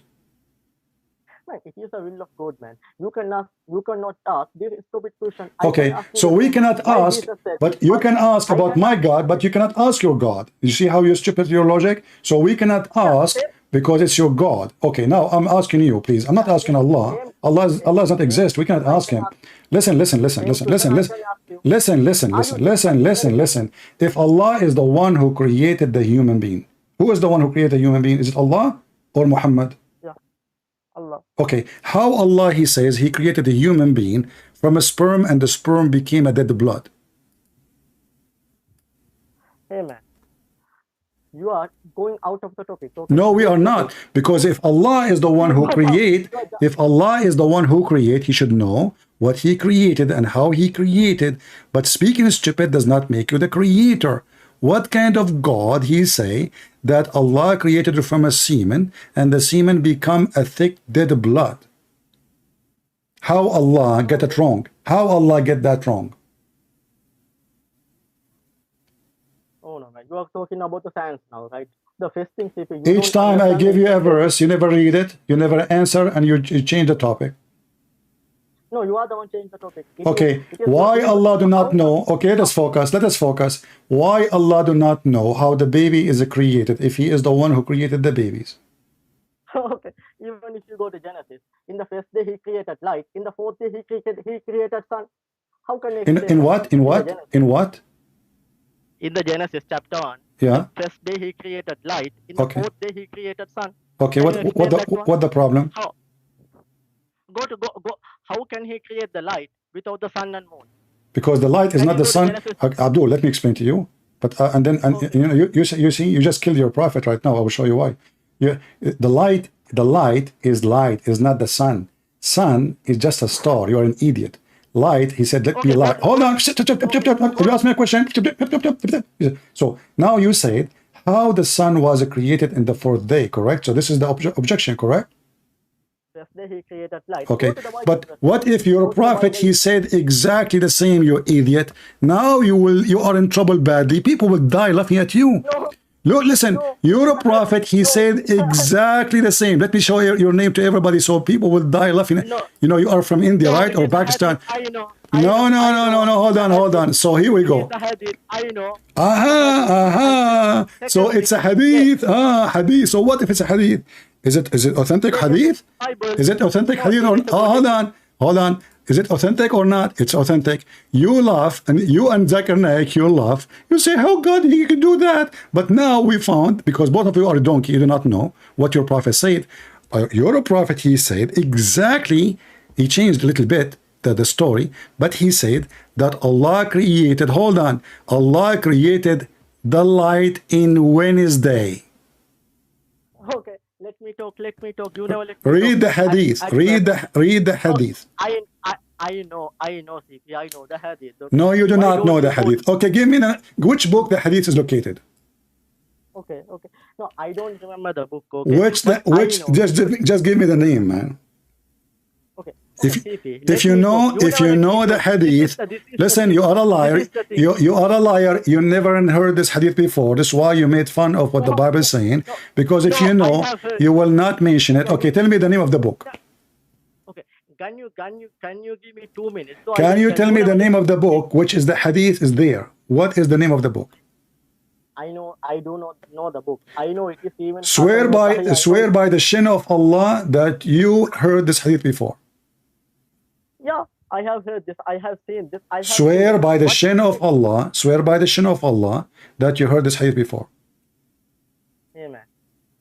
What? In that hadith, I know what Muslim scholars So talk why you don't about want to it. swear? They Okay, say so now we have a problem. You made fun that how that can be true because he created the light in the beginning and then he created the sun. Well, your prophet he is saying that there is no sun for the first 4 days, yet there is trees. so. There's Why can't trees. you? Why There's can't a you let trees. me Okay, speak? hold Why on. How why many? can't you How let me many? speak? How Why can't you many? let me speak? Because each time I give you something to read, you refuse to read. No, man. Why can't you let me speak? Why can't you let me You reply? made Because I know fun. You made fun about God said, "Let be light." man. I ask Why you can't why. I ask you why. He said, you said, because, And you let well, me he speak. created the Why sun can't you let me speak? in the fourth day. So you are speaking. Stop talking about not speaking. Each time I give you something, you refuse to read, and you jump to speak about the Bible, and then I get you busted, and then we go back. And that's what you did now, the same as before. So now, are you making fun of your prophet if what he said in the hadith? Do you accept this hadith?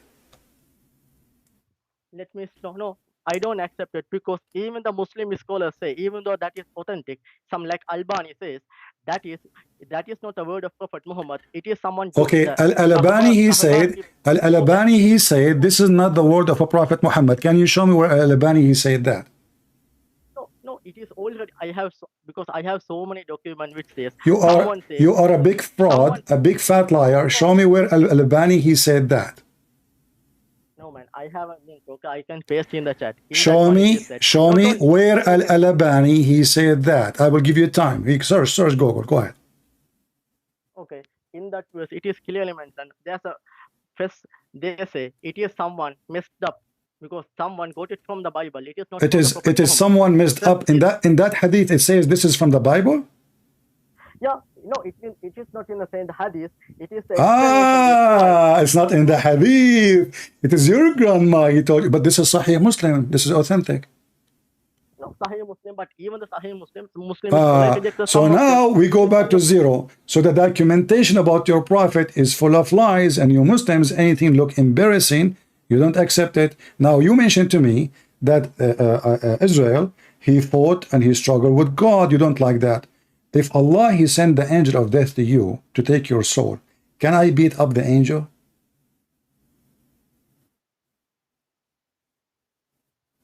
It depends who I am. Oh, if you are Bruce Lee, you can beat the angel of Allah. No, it is. I don't know. Maybe if a prophet can do with the permission of God, it is possible. Ah, okay. Show me where it's. So, are you saying to me Allah is stupid? So Allah, he sent his angel to take the life of Moses. Hold on, to take the life of Moses, but Allah do not know that he gave him permission to beat the angel and not to die. No, show me the verse. Show me the verse. You show me the verse. So you never heard this story before.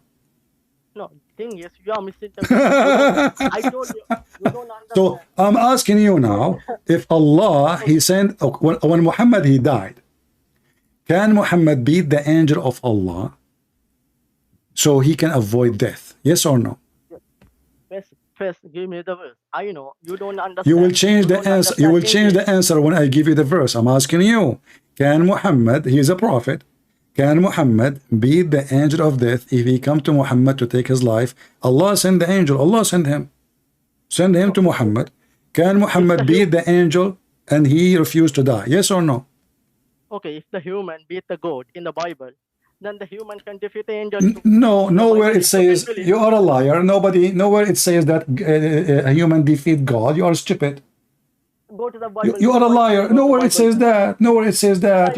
You are a liar. You are a liar. Okay, I will go with you. I will go with you. I will go with you for the sake of argument. I will go with you for the sake of argument. So are you saying to me, I can refuse the command of Allah and beat the angel of death if Allah command my death? Yes or no? Go to the verse. Go to the verse. Okay, get lost. You are just son of Mut'a like the rest of you. Coward, you have no dignity. Go to the verse. I show you the verse, you refuse it. It's in the front of you, you potato. Go do Mut'a. Don't call me. I don't have time for kids. Why you are calling me back? Are you going to read or not? No, I know you are stupid. Give me the verse. Okay, I keep saying to you, I keep, each time I gave you a verse, you never read it. Did you read one of them? Because you don't give me time. You don't give me No, time. I keep asking you. Okay, here we go. It's in front of you on the screen. Okay, give me a second. I'll refresh. Okay. No, it is not there. Read it. Don't talk. Read it. No, I cannot see that one still. I'm refreshing, but still I cannot. Okay, refresh your screen. Say, inshallah, is going to happen. Man, CCP, you don't. Don't talk. Read it. You should give me enough. Read time. it. So we will laugh at you and your God. No. Your God cannot even make his decision happen. He decided No. to take the life of Moses, and Moses did beat the ass of his angel. And not only No. that, he broke his wing and he took his eye out, and the angel went back to Allah complaining, saying, you send me to a slave, you don't want to die. No, it is not there. Where it is in the hadith? Read it. Read it. Show me the verse. I'm simply asking, show me the verse. I know you don't understand. Just get lost. Send me the verse. Send me the verse. Send me the verse. And every time I saw you a verse, you never read it. Send me the verse. When your God, you stupid donkey, he accepted the name of Israel, he accepted the story. Because this is what Israel mean. Muhammad is a fraud. He took names, he put it in his book. By taking those names, he got himself busted. Gabriel is not the angel of Allah. Because if he is the angel of Allah, why his name is Gabriel? Gabriel. Who is his God? El. Not Allah. Mikael. Who is his God? El. Not one of the 99 names of Allah is El. Mikael. Gabriel. Israel. Even the word Israel, what does that mean? The name Israel proved that Muhammad is a fraud.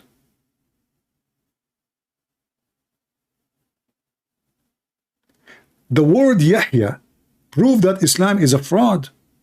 What Yahya mean? This is a name taken from the name of Yahweh. But all of us, we knew that the Muslim, they have 99 names of Allah. Not a single one of them is Yahweh. So how Yahweh? Zechariah. What Zechariah is? Zechariah is two words connected together. The stupid Muhammad, the thief Muhammad, he moved from the city of the pagan, Mecca.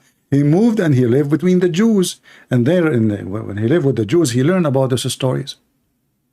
First time Muhammad, he saw the Jews ever in doing practice of religion. He saw them fasting when he came to Medina. He said, why you are fasting? They said to him, this is the day where Moses, he passed over the sea. Muhammad never heard of it before. How a prophet of God do not know what Moses did? He said, really? Well, you know what? We are more close to Moses from you. And he commanded the people to fast it.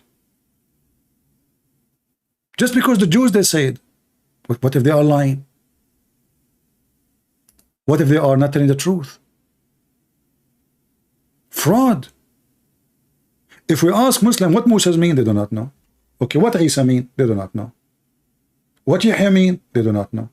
What Al-Masih mean? They do not know. Imagine in one of the interpretation, they claim that the Messiah, his name is Al-Masih because he have a flat feet. They don't even know how to say his name correctly. John became Yahya. If we read the Quran, in the whole Quran, how we will know who is Israel? Suddenly the Quran say Israel. Okay, who is Israel? Shouldn't you tell me introduction? There's nowhere it says, because this is a book of theft. Who is Israel? Children of Israel, suddenly. Okay, who is Israel first?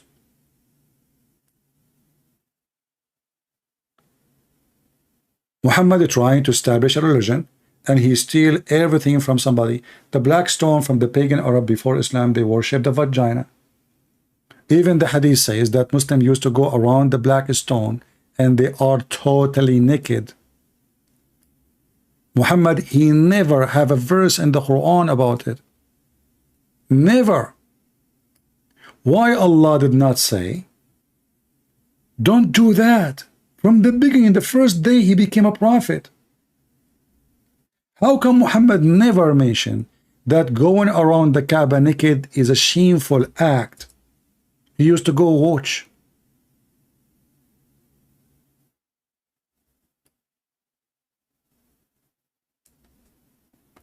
He watch.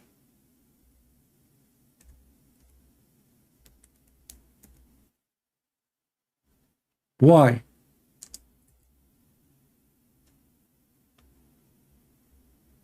And by the way, until now they are naked, practicing the same as the Arab. They practice. Let me show you the hadith about walking around the Kaaba naked. Naked. Totally naked. You need to ask yourself, what was the religion really? Which Muhammad family adopted, and he adopted too. 40 years he was not a prophet. So what he was worshipping? He's pagan. We have even the ketchup boy, we have his recording saying clearly that Muhammad never was Abrahamic.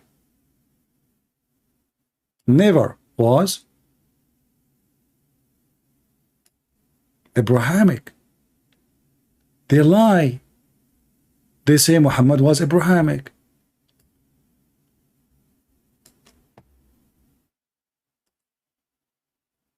Listen carefully.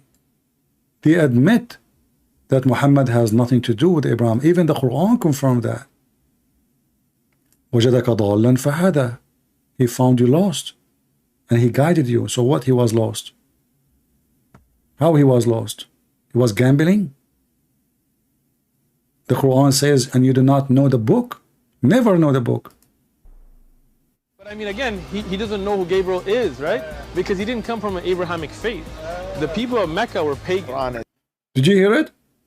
Muhammad, at the age of 40, he do not know who is Gabriel is.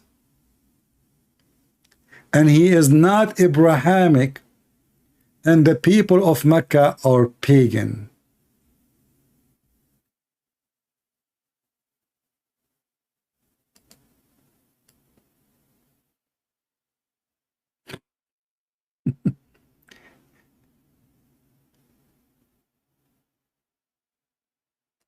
What a stupid religion.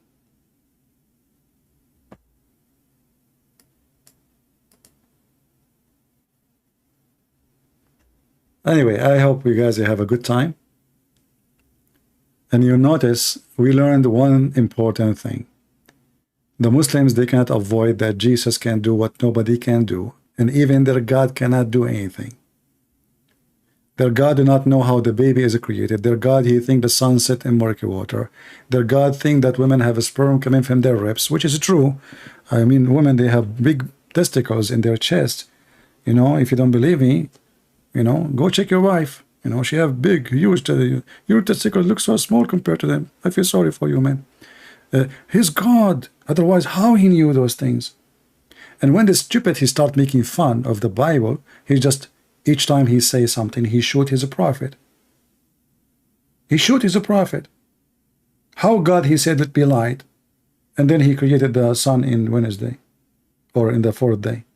Light is not the sun you eat it. The star is a burning star. You have to create the light first, for this is the source of light. And that will be very accurate as even science, because the sun is created not before the light. Light is something, and the sun, we say this, the light of the sun, but the sun itself is not the first light created, for light is the existence of light. Like when the God of Islam, he created Adam supposedly. What he created first? Mud. So did he create Adam by saying to him, be, and he was? The Quran say yes. He said, let be, and he was. But then we read in different verses, we find that Allah, he brought mud, he brought clay, he mixed it together, he used his hands, and then he let Adam even stand for 40 years to dry him out. 40 years Adam in the process of a drying. Look, Allah don't have a stove. At that time it was ice time. 40 years to dry Adam, and then after 40 years Allah, he breathed into Adam. And not only that, when Allah, he breathed into Adam, Adam was not finished. To the point Adam, he said to Allah, finish me before the sun set. And I find it very laughable that this Abdul, he says it's not logical. A Muslim talking about logic. Can you believe it? It is logical that Muhammad, he go and have shower with dead dogs and women of blood from period and garbage, and this is to do ablution. Obviously, you have a mental illness. There's no human being. And not only that, when they ask him why you are doing that, he says, oh, yeah, okay, you know what? Water is always clean, okay? Water is always clean. Is it? Even if we have dead dogs and women blood from period and stinking garbage in it? This is the one we will take him to be our teacher? And why you Muslims don't do that? Why you Muslims don't do? I want every Muslim to follow the steps of Muhammad. Put dead dogs in your bathtub, garbage, women blood from period, and do ablution. Your prophet was so filthy to the point that even dogs used to piss in the house of Allah, in the middle of the holy house of Allah, holy house. I like it, holy, huh? And the Muslim, they never sprinkle water or clean. This is how clean the companion and the prophet. Jesus, when he saw the Jews in the outskirt of the yard, you know, the temple have many yards. They are not even in the yard. They are outside. He flipped their tables and he said to them, you made the house of my father a bazaar? Muhammad, dogs get in. They lift their legs up, they piss, and this is where the Muslim, they put their head down to pray. Not only that, even men, they go inside the mosque, standing, grab their penis, and they start pissing during the prayer. And Muhammad even forbid them from talking to the man to stop him. This is Muhammad, and this is religion. And then those potatoes, they want to say to us, look how easy to hijack the miracles of Jesus. Allah gave a permission to Jesus. Who in the world want to believe in such garbage? If Allah gave Jesus permission, Allah should be able to do what Jesus did. The whole Quran in front of us. Allah is in total disability. He cannot even understand how the baby is made. Allah, he thinks the sun set in murky water. Allah, he claimed that Zulqarnain, he found where the sun set and he found where the sun rise.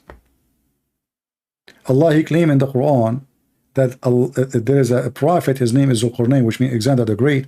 He built a dam between the human being and Gog and Magog. And go watch the video of Yasser Qadhi and see how it is stupid to believe in Islam. Even the Muslims are leaving Islam because of those stupid stories. Gog and Magog. Oh, bring me copper and iron.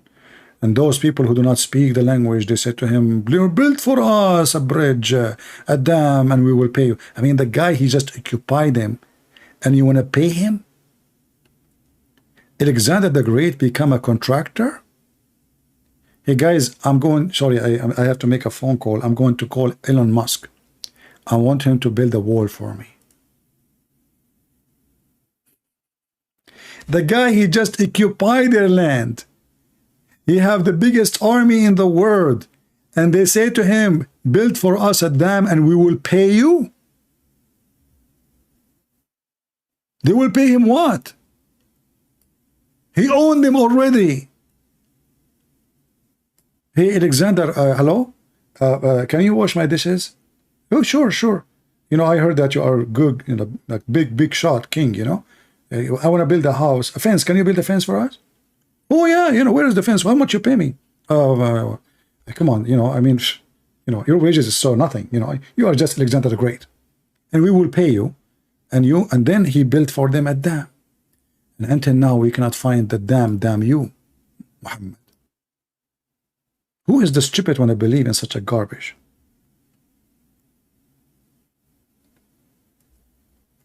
And then when the Muhammadan, they ask about the story of Zulqarnain, you know, it turned to be that Muslims are leaving Islam left and right because of this story. He found where the sun set, brother? He found where the sun rise? Really? He built a dam? And this dam is made from copper and iron, and this dam will open only in the day of judgment? Before the day of judgment? True story. If I go right now and search in Google, you would die laughing at what happened to Muslims when they hear the Quran.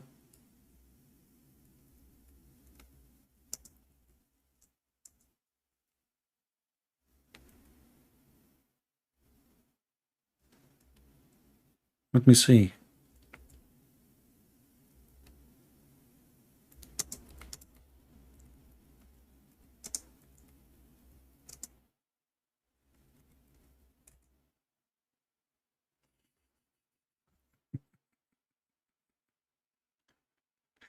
And you know, and Ili Dawa, he decided to fight this issue, brother.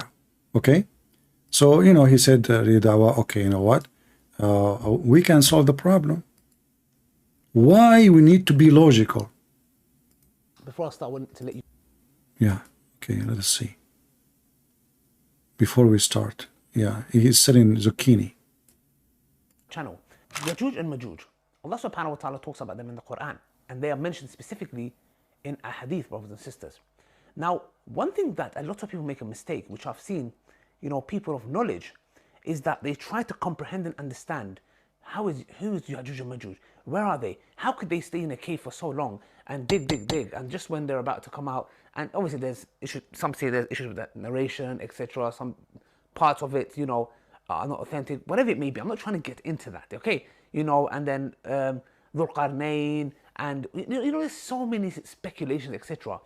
And a lot of people come and they're like, some people even get into doubt with this matter. Some individuals even leave Islam, and I'm like, no way. And now you will stop them. How? Tell us how.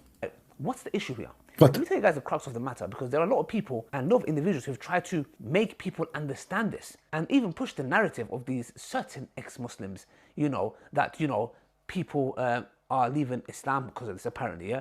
Which I just heard one individual, and most of his reasons, you know, like, you know, there's one individual, he left Islam because he have a girlfriend and he like her, she have big breasts and she have nice nipples, so he said to himself, I'm not going to follow Muhammad because she have her nice nipples. I mean, they try to frame everybody. I mean, there's millions are leaving Islam because of the story. What happened to the individual? Okay, this is the same potato. He's saying in different video, Trinity is not logical. In this video, he's saying why we need to be logical. Muslims. couldn't have intimacy with a lot of girls or something along those lines. Okay, I don't think it was this issue at all. Yeah. Yeah. And this guy, he left Islam because he want to have intimacy. He just made a video about have secret wife. You know what? A person he like intimacy, he will stay within Islam because you can have 4 hooker in the same time, and you can even lie to your wife about having a new wife, which means you are having sex secretly without marriage. Because now how we can guarantee that she is even a wife? It's secret wife. How we know it's a wife? Maybe she's just a woman you sleep with. Okay, go to the topic. More of his desires. The point is this, that we fall for this, and then what we try to do is, in return, is like, I know, let's try to bring it down to a logical level and try to explain it in a logical way. Stupid Muslims. You try to make Islam logical? So why you stupid in your video, he says Trinity is not logical. The second we asked him about their religion, you should not be logical.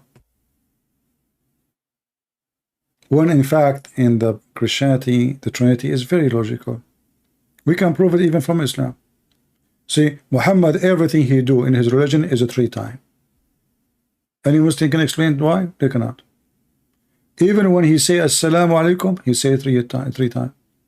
Even when he do ablution, you know, like he wash his hand 3 times, his ear 3 times, his nose 3 times, his mouth 3 times.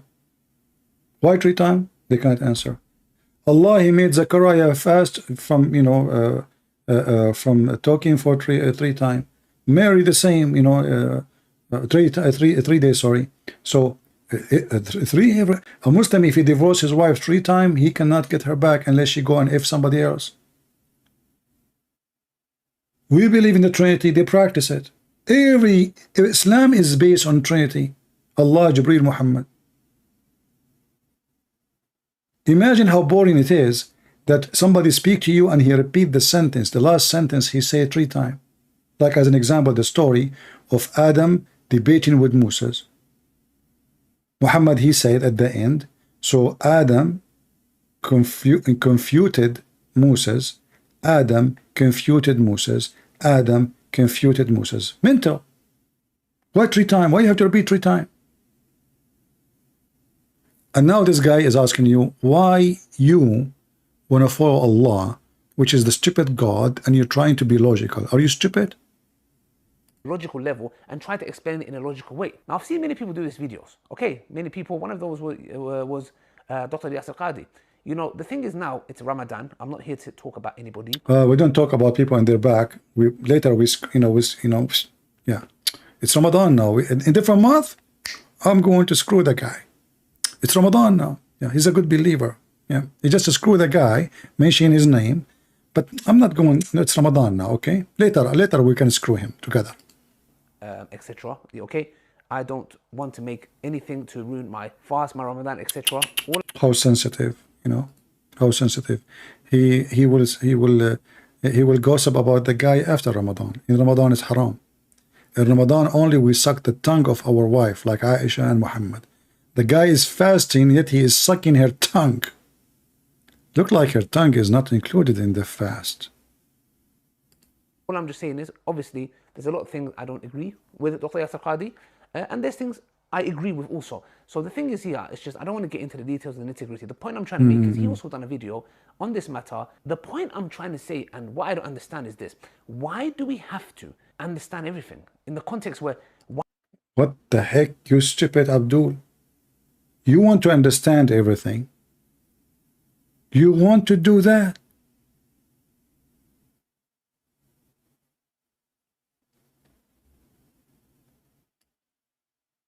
Look at this face. I understood not to understand. Why you are doing that? Why we are trying to understand everything? Why? What's wrong with you? Okay, the story doesn't make sense. We cannot find the dam. And how those people will stay behind the dam, and they are 1 to 1,000, which means if we are now 7 billions, they are 7 trillions, yet we cannot find one individual. And they are not under the ground, they are behind the dam between 2 mountains. And now we have satellites, and we can see everything. And you are trying to understand everything. Are you stupid? Are you? Why does it always have to be logical? Why? The same guy, he says, Trinity is not logical. The same guy, he said, well, God cannot be inside his creation. In different video, he says Allah is inside his creation. So this is why we laugh at this religion and we find it hilarious and stupid.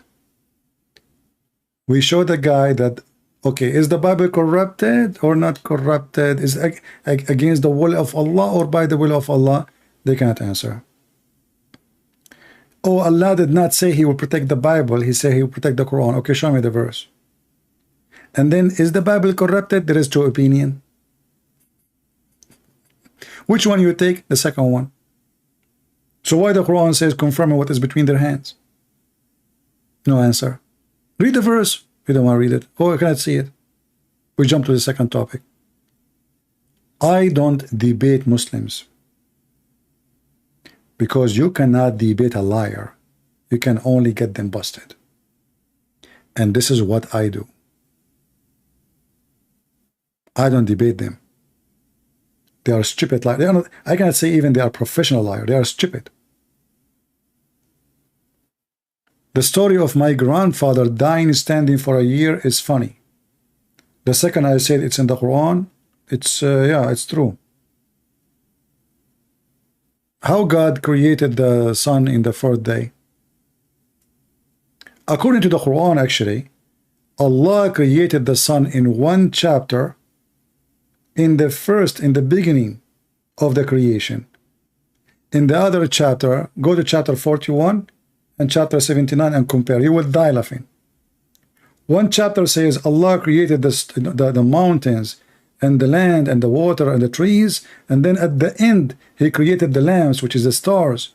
And the other chapter saying Allah created the sky first, he made the light, the stars, and then he started working in the earth. Very simple. Do we have any other Muslim who is not so stupid so he can call me? I mean, this guy, it's, you know, we had fun. And, you know, now we will make him famous. So everybody will laugh. He will be proud about what he said, by the way, in front of his children. Do we have any Muhammadan? He want to give it a try. Maybe you can play with me.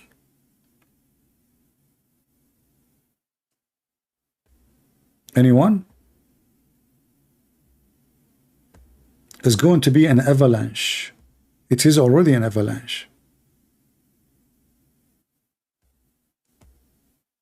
I love people of India too, my friend, but please be careful. Don't send me any dish of food.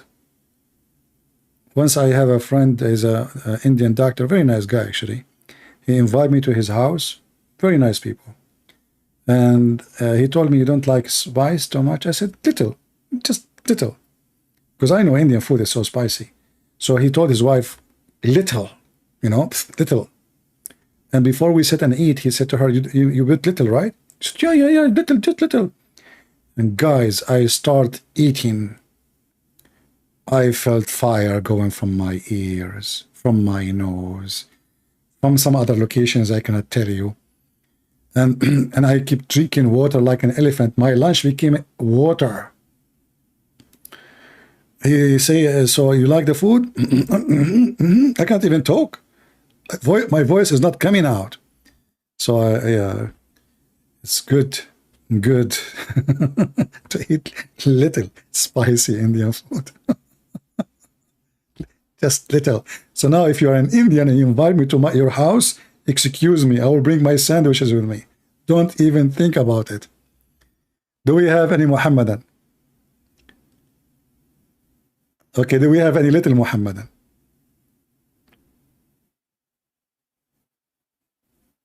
Yeah. And the funny, he said to me, before I start eating, let me test it before you start.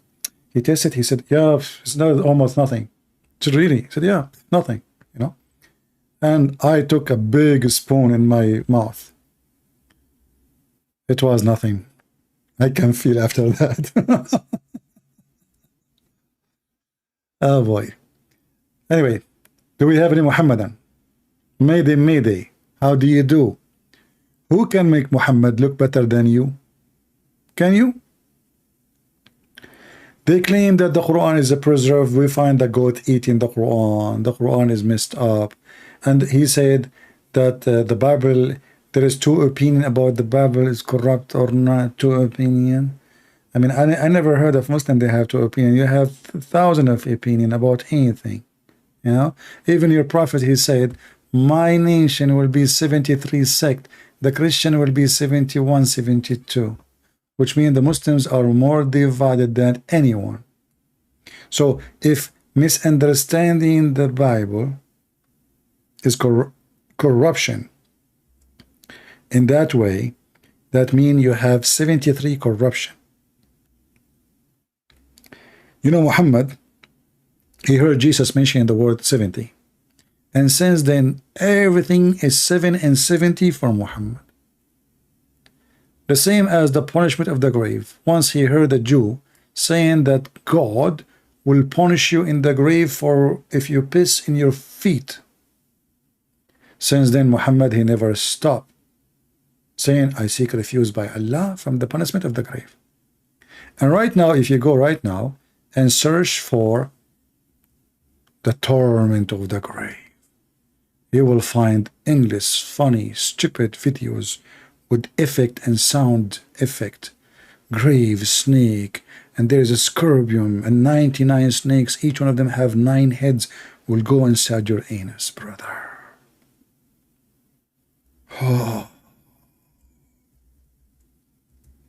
You are dead, and now the angels, and they speak about logic, by the way.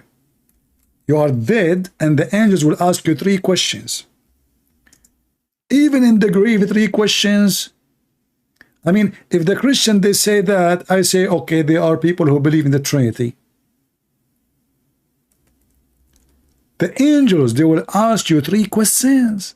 Why 3 only? What about we make it 4? 3 questions, brother. Grave punishment. Oh, why Allah punished them people in the grave before the day of judgment? Sound like a horse. What the heck? Why Allah punishes people in the grave, as there is a possibility that this person may get acquitted on the day of judgment. Similarly, a person who is not punished in the grave may be found to be guilty on the day of judgment. The question posed by Riyaz is that why does Allah subhanahu wa ta'ala punish the person in the grave? Maybe. Hey, by the way, I have an idea for the woke people in USA. Why you don't bring Zakir Naik, put him on your TV, like CNN, CBC, NBC, something like that? I mean, this guy fit perfectly with you. All of you are mental. I'm sure if you wear a skirt, you will accept him right away. Just put a wig, a skirt, and Assalamu alaikum warahmatullah. My name, let me introduce myself. My name is Zakir Naik, and I'm wearing a wig. And today I'm going to wear a skirt, and it's a blue, because I like a blue. Excuse me. Allah, He made the sky blue. I like the skirt, which is the blue. By the way, I'm not going to show you what kind of underwear I'm wearing, because it's haram in Islam to show you, but I can show you, and I can assure you that I have a nice underwear. Thank you very much. And now the first question. Okay, first question. Tell us about the punishment in the grave. Why Allah want to punish people in the grave if it's going to be the judgment day? It's logical. Why Allah will punish people in the grave if it's going to be a punishment in the day of judgment, brother? What the heck was that? 2 punishment? 1 guy? What? Maybe on the day of judgment he'll be acquitted, so won't it be injustice? And maybe you may not punish a person in the grave and he may be held responsible on the day of judgment. So isn't this wrong? Allah subhanahu wa ta'ala says in the glorious Quran, in Surah Imran, in Surah Al-Imran, chapter number 3, verse number 185, that kullu nafsin zaiqatul maut, every soul shall have a taste of death. So how Jesus did not die?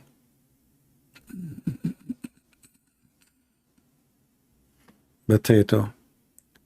And if that is true, that means Jibreel is dying too, and the angel of Allah are dead, because everybody shall die. But what does have to do with the question? Why are going? The guy is dead. How you can punish a dead man? And your final recompense will be on the day of judgment.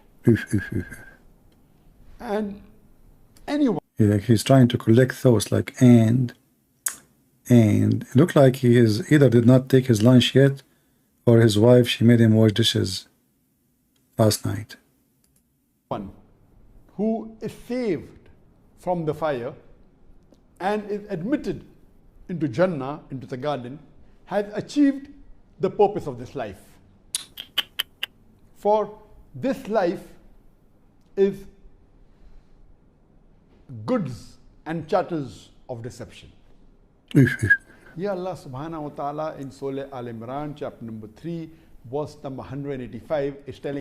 Potato, you mentioned that already, that every human being would die. The question is, why we are being punished in the grave?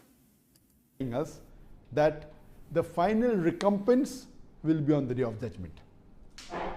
That means the final hisab kitab, the final tally of the reward and punishment will be on the day of judgment. Don't sleep, please. That means if you have to get a reward, yeah, you will get part in this dunya, in this world, part in the grave, part in the hereafter. See, like check now, check later, check at the hereafter. So now when you are in the grave, what is the reward in the grave? Let me count for you. Free Wi-Fi. Brand new iPhone 110. Nobody have it yet. You know, The word in the grave? The guy is dead. Anyway, if you hear those stories, you will die laughing. And you know, he's trying to find like what he will say. I mean, the question is stupid, and the topic is stupid, and he's stupid too. So they're trying to find the reason. What I will say to this guy? What I'm going to tell him? Punishment of the grave. The fear of punishment of the grave. Has a question similar to question number 9. Oh, they have numbers. Actually, number 10. Munir says, often I remember death and I feel very afraid. I dream that I have died and I wake up very scared. Now, the fear is a human characteristic. Every single person has to be afraid. You have to fear. So, no, I'm a Muslim, I trust Allah, I depend on Allah, and I rely on Allah. Once you see a cobra or a lion charging at you, let's see your dependence on Allah Azza wa Jal. Definitely we all depend on Allah, but there is natural fear that has nothing to do with shirk or associating others with Allah. If I'm in my room and nobody's with me, and I'm afraid to read a letter or open a book or give me a break. Tell us about the punishment of the grave now.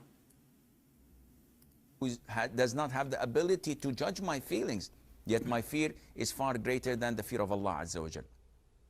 But natural fear, if your house is on fire, you can't stay in your bedroom and say, I will make dhikr and inshallah. What is the punishment of the grave? Tell us about the punishment of the grave. You to stay away from sins. If it drives you to pray on time in the masjid. What is sin in Islam? Sin is not to pray to Allah, but not to go around and have sex with the children. Not lying to your wife. Not lying to children. Not the wife lying to her husband. This is not sin. Do you know, according to Islam, that if a man, he kiss a woman, touch her, play with her private part, and the woman, she do the same, this is not even sin. It's called al-lamam. Al-lamam. It is not even counted. It doesn't even count as sin at all. I am disappointed. I thought you are going to tell us about the punishment of the grave. Until now, you did not even go to our topic. Then this is a positive fear, because it prevents you from doing what angers Allah Azza wa Jal. But if the fear...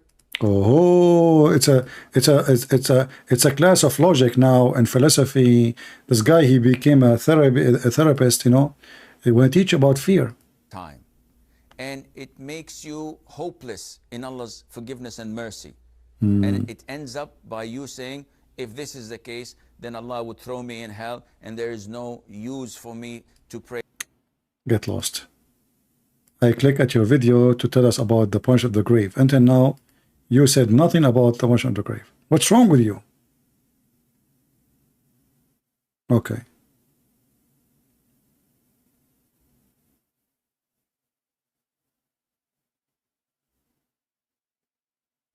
I'm trying just to push the video.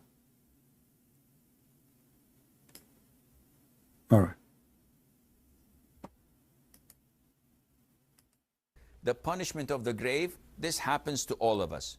We have to fear the punishment of the grave, and this is why we do not backbite, we do not take people's chit-chatting to others. They don't. They are harmed by it when they hear it. And we do not do things that qualify people to be punished in the grave. So what to do? If you have something that you fear and you want a dua, a supplication, there is one great surah that the Prophet told us, ﷺ, that whoever recites it when going to bed, it is composed of 30 ayah. If you recite it every night when you go to bed, Allah Azza wa Jal will exempt you from the punishment or the torment of the grave. See how easy it is? Just recite the surah every night before you sleep for the rest of your life. If you miss it one night, Allah will punish you in the grave. Very simple. But look how easy it is. You know, Even if you are, your name is a Christian Prince, say that surah, every day before you sleep. Walk, walk, walk, walk. That's it. You are not going to be punished in the grave. The angel, they will ask you, oh, look, he recited these verses before he sleep every night. Go, go, go. It's okay, you pass, you pass. What the heck? I know, we should find different Abdul. You're enter to the grave. Look, they make videos with voice, sound effect, and music, and graphic. There's actually a video of a guy from Pakistan. I played it long time ago. I don't know if I can find it. You will die laughing. Look at this idiot here. Bird screaming from the grave. This guy is the biggest scam ever. Trying, to make money from the Muhammadan. The punishment, look at this guy. Punishment of the grave. Oh.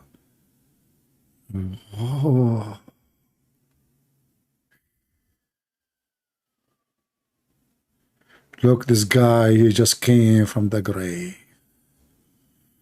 Ooh. I mean, I just typed the word of punishment of the grave. Look what we have. Oh.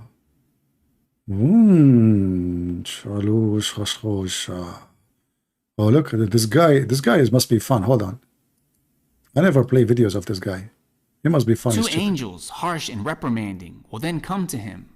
They will reprimand him and will sit him up and ask, "Who is your Lord?" The believer will reply, "Yeah, my Lord is Allah." They will further ask, "What is your religion?" Ooh. To which he will reply, "Okay, my religion is Islam." The two angels will then ask, "Who was that man who was sent to you?" He will reply, "Liar, it doesn't say that." They will show him a picture of Prophet Muhammad. "He is the messenger of Allah." They will finally ask him, "And what did you do?" The person will say, "I read the book of Allah, I believed in it, and I considered it to be true." Guys, so now we knew the three questions and we know the correct answer. How in the world anyone in the world is going not to pass? Listen carefully. The angels, they will ask you three questions, and based on your answer, you will be punished or not. And now all of us, we knew the answer. So Christian Prince, he go in the grave. The angels of Allah will say to him, "Christian Prince, who is your Lord?" Christian Prince, "My Lord is Allah." "Okay. And what is your religion?" "Islam."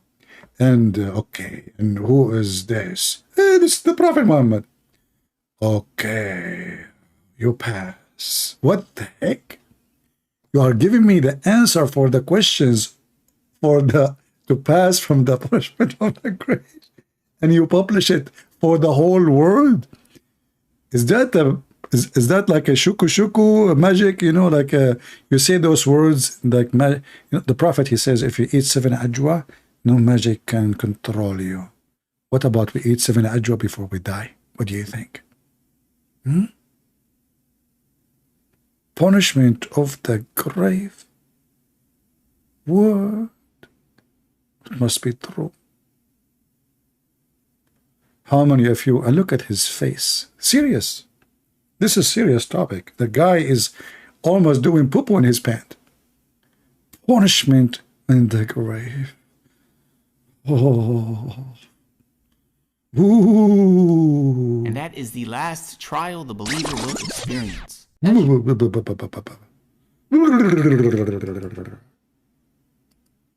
Let us see a different video. Hold on. Someone is more funny. The eternal punishment of the grave. Someone else.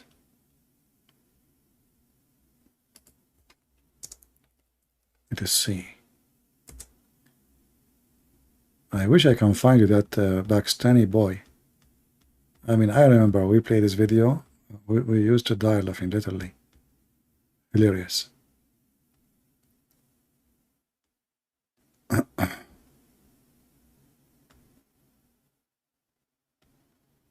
And all of this because Muhammad, he heard a Jewish woman saying that. That's it. He took it, and since then he never stopped saying that. Oh, this is an atheist. He converted to Islam after he learned about the punishment of the grave. Okay, hold on. Let me be sure that this is the video. Too bad they made a cartoon. They don't have the guy, the actual guy.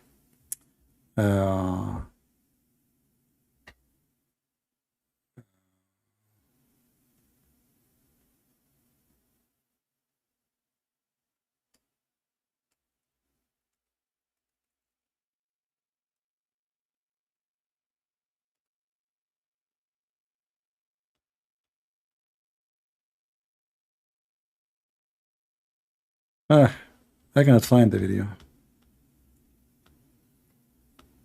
Maybe it's for your benefit, because I don't want anyone to have a heart attack from laughing.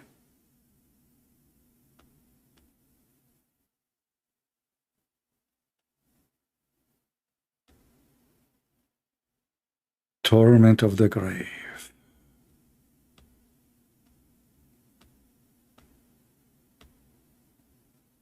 Yeah, it's going to be hard to find this video because there's a million videos about this topic. Most people, mental. Crazy. And Muhammad, he is supplying them with all superstition and stupid stories. And those people, they believe,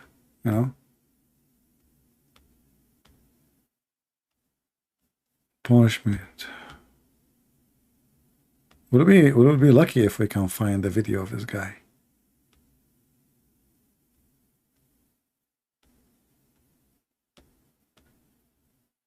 Maybe they deleted his video from YouTube. It wasn't a very old video, so.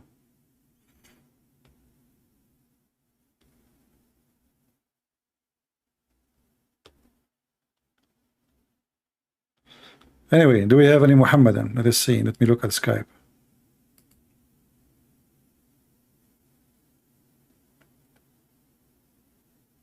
I want to debate you. You are a filthy liar. A Muslim, he is want to debate me and calling me filthy liar. Let us see.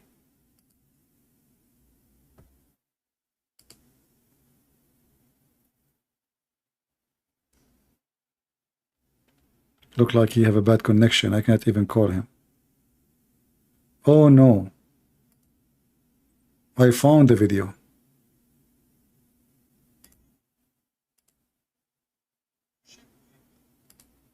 What?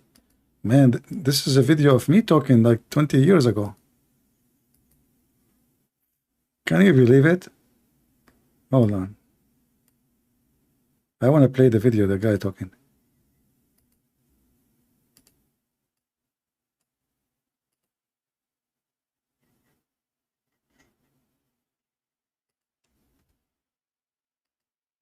I found a very old video of mine. Like the quality is really bad. And this is the guy. I want to play his video. I don't think so. You tell me. There is this is a true story, by the way, that once in Saudi Arabia, there was a person who once hit a camel. And it is famous about the camel. It's a fact about the camel. If you hit the camel is going to take revenge. Ooh, be careful. So there was this guy in Saudi Arabia. He once hit a camel, and then at night when he was about to sleep, he remembered that, oh man, I hit that camel. And when he was peeking out of the out of his door, he saw the camel standing outside. And he knew that camel is gonna catch me, man. I need to run. He was in a tent. He was not in a house. So he began running, and while running, the camel started to follow him. And the camel was following, and the man went to a graveyard. And in the graveyard, he saw a grave. Here, the action started. That's it. The punch of the grave. Listen carefully what will happen. Which was a little bit weak. I mean, it was not, you can say, hard or firm. Yeah. So he broke the grave and he went inside. And inside he saw a scorpion, a small scorpion, a strange kind of scorpion, and he was stinging the dead body. Oof. And he got. There's a scorpion and is stinking the dead body. Look what he's busy. Like the guy is dead and the scorpion like stinging non-stop. You know? Look at his face. Look at his face. They believe in this garbage. This guy believe in it. You know, he's serious. You know?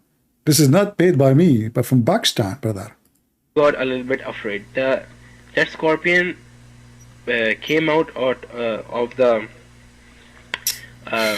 grave, and he saw the camel coming. He sting the camel, and the camel all of a sudden died.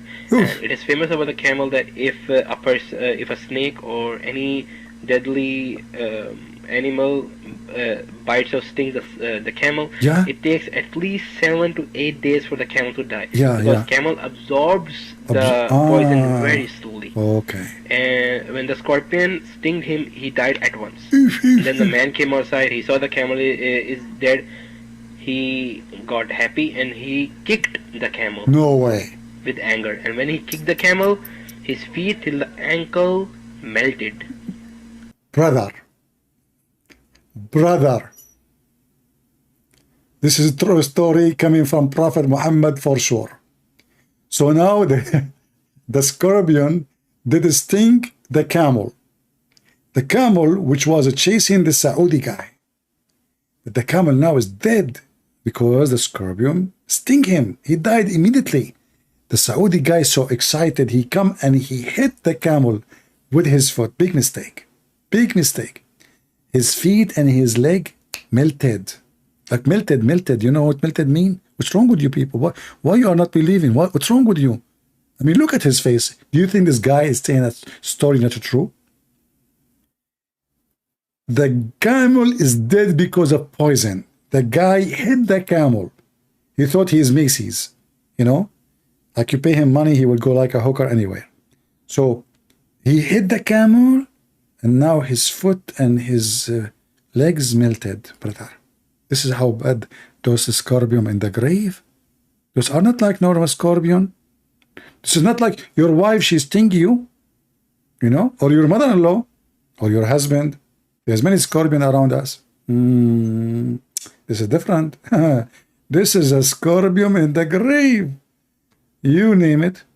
Animal bites or stings the camel, it takes at least 7 to 8 days for the camel to die, because camel absorbs the poison very slowly.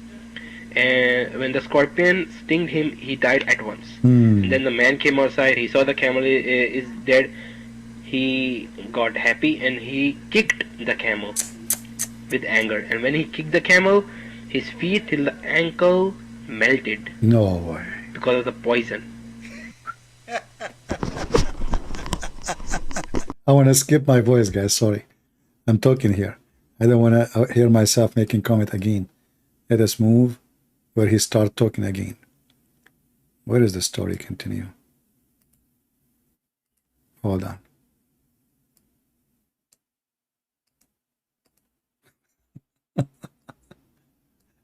Too bad. I wish I can find it. I wish I can find the exact video, like alone without my comment. I mean, it was not, you can say, hard or firm.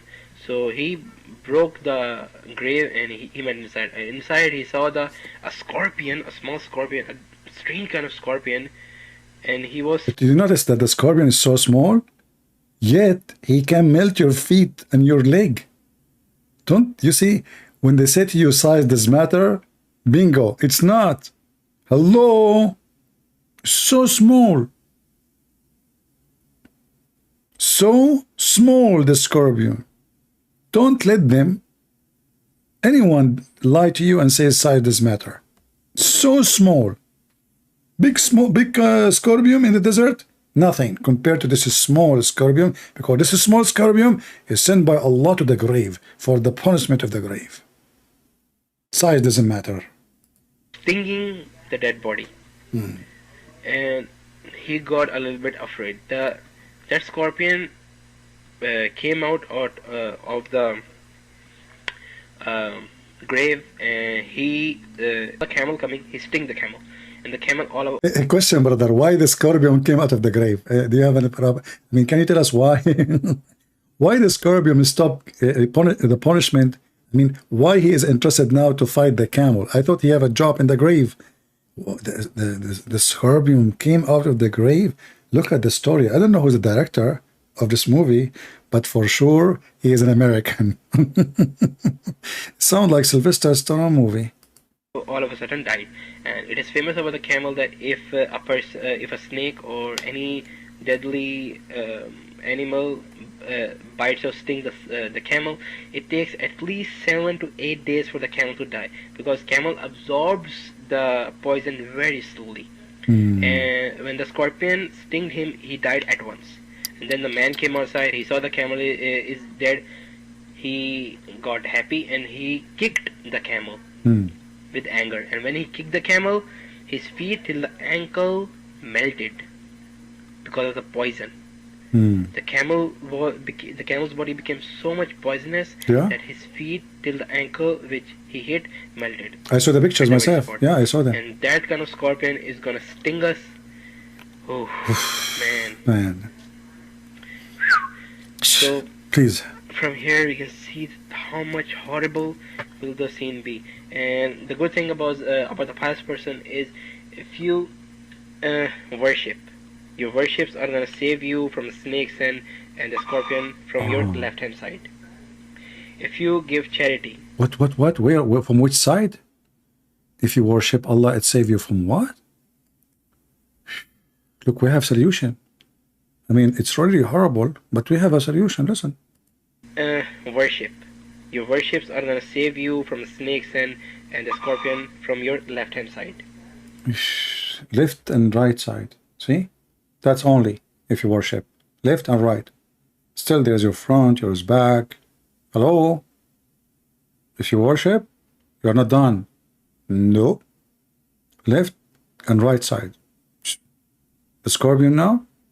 If you are a person who just worship, you don't do the other things you need to do, only the left and the right side of you is secure. Your nuts, your testicles is not secure. Oh boy. And your anus. How we can protect them, brother? Do you know? If you give charity, your charity will save you from snakes and camel on the top. From the top, charity secure you from the top. Now we are going to go to the bottom. That is the sensitive area.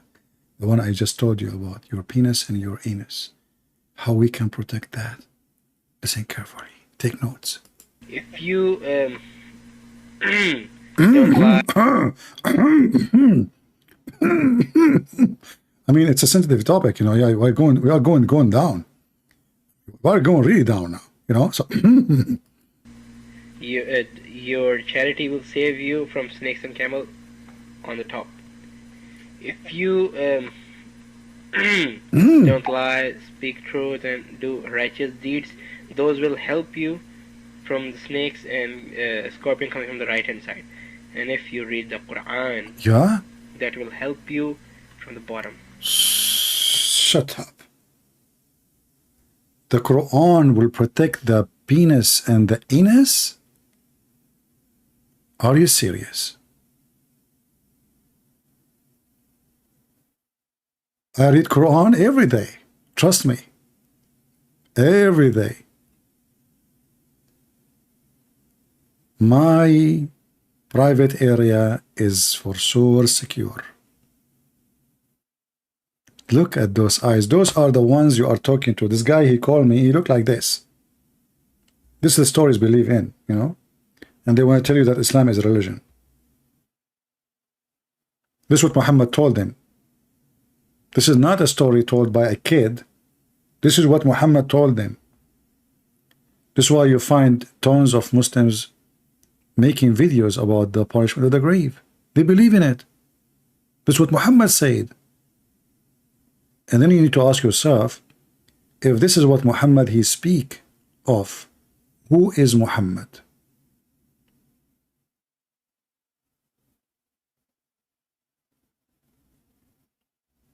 If you go right now and see what Jesus say and compare it to Muhammad's stories, you will see how stupid Muhammad is.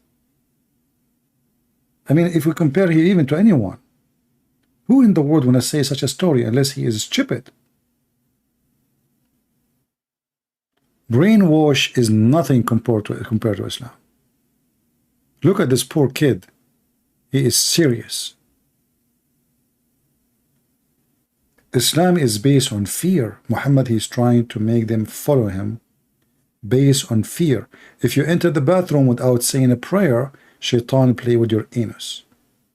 If you don't say a prayer as he say, Shaitan will round, and you have sex with your wife, Shaitan will round himself around your penis and he will do your wife, and your son will come mute. Tons and tons of fiction stories. So Brothers and sisters, who in the world, be honest please, who in the world can come with such a story unless he is a prophet of Allah? Huh? Who? Nobody. Nobody. This is must be from God.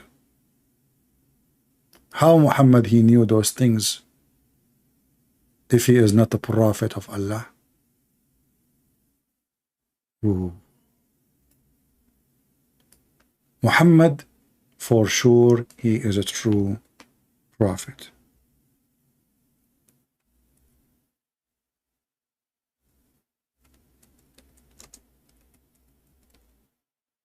You know, I can show you just one video, and I can prove to you from that video that Muhammad is a prophet. There's no question about it. Can we keep hamsters as pets? The Prophet ﷺ instructed us to kill 5 types of animals, whether we find them in the Hijr. Remember, our topic today is Muhammad life documented. This is what the Muslim proud about, to be documented. Muhammad, he instructs us to kill 5 animals. Who are they? Listen carefully. And why? Why? Listen carefully. Area, which is out of the haram or inside the haram. And he also ordered us in different hadith to kill mice. Because a mouse is a type of an animal that is evil by nature. And it carries a lot of diseases. You see, oh, hold on. Yeah, I agree that mice can carry a lot of disease. But he is evil by nature? What he do? If you see what Muhammad said about him, you won't believe it. Actually, he will tell us why. I want to tell you. Listen carefully. And the question is about hamster, not about mice. But for Muslims, hamster is a mice. Mice is a hamster. And the plague is one of them, among others. And it's known to be destructive. Plague is spread by mice, not by human too. Human don't spread plague. And with evil intent, even the mice, when he come to your house, he come with even evil intent. You know, this is like a what they call it in English? Excuse my funny English. Like a murder. What they call it? Somebody sent me, help me. I'm not like Mimi Hijab who use big words in English. Premeditated crime, something. I don't know. Something. Yeah. So man, this mice, he come to your house and he have a plan. What I will do in this house today. They gather together, those mice, and they make a plan. Yeah, premeditated. Yeah, yeah. I was right about saying it, which is weird. Believe my English is improving. You know, come on, kind of hard. Really, look like Allah is helping me. Okay, go ahead. It may take a piece of thread and get it burnt from, or set it on fire from a candle or fire in the house, and take that thread and burn the whole house with it. Look at this evil mice. She take a matches, you know, from the fireplace, and she go to the curtain. You know, okay, now we go to the kitchen. What an evil mice. I mean, this is why the Muslims, they have fatwa to kill Mickey Mouse. There's a jihad against Mickey Mouse, the cartoon. Yeah. And they reject it in the Middle East and Islamic countries. They are trying to make us love the enemy of Allah and Mickey Mouse. Your kids now, they like mice. Haram. With it. So mice are evil, and we are ordered in Islam to kill them. A hamster, yeah, is very similar to mice. It looks like mice. And as they say, it's about 86 to 90 species of mice that are found there. So a hamster is a rodent, and it falls under the same category of mice, and hence it is not permissible to keep them as pets because of the instruction of the Prophet ﷺ to kill them wherever we find them and to dispose of them. Jihad against the mice. I mean, what you can say? That's it. The Prophet, he said, you know, yeah.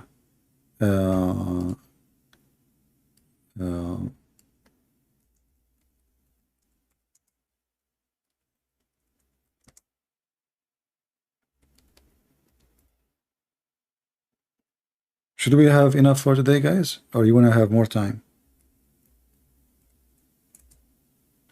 And now, we know we finished. Nobody watched the video as usual. Only a couple of thousands. Killing the house lizard. That's a good topic. Serious one. Aisha says, can you please explain the hadith about why we should kill the house lizard? Yeah, First why? of all, the house lizard, I think they call it salamander or something like that. I'm not sure. The house lizard is an insect that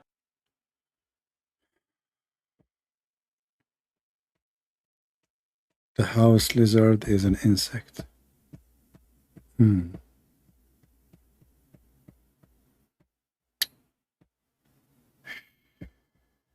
That's beyond. The house lizard is an insect. And I was wondering, I mean, why the house lizard look like this? He looked like an insect. Insect. Shia sect. Sunni sect. Insect. I got you, brother. I got you. I know what you mean.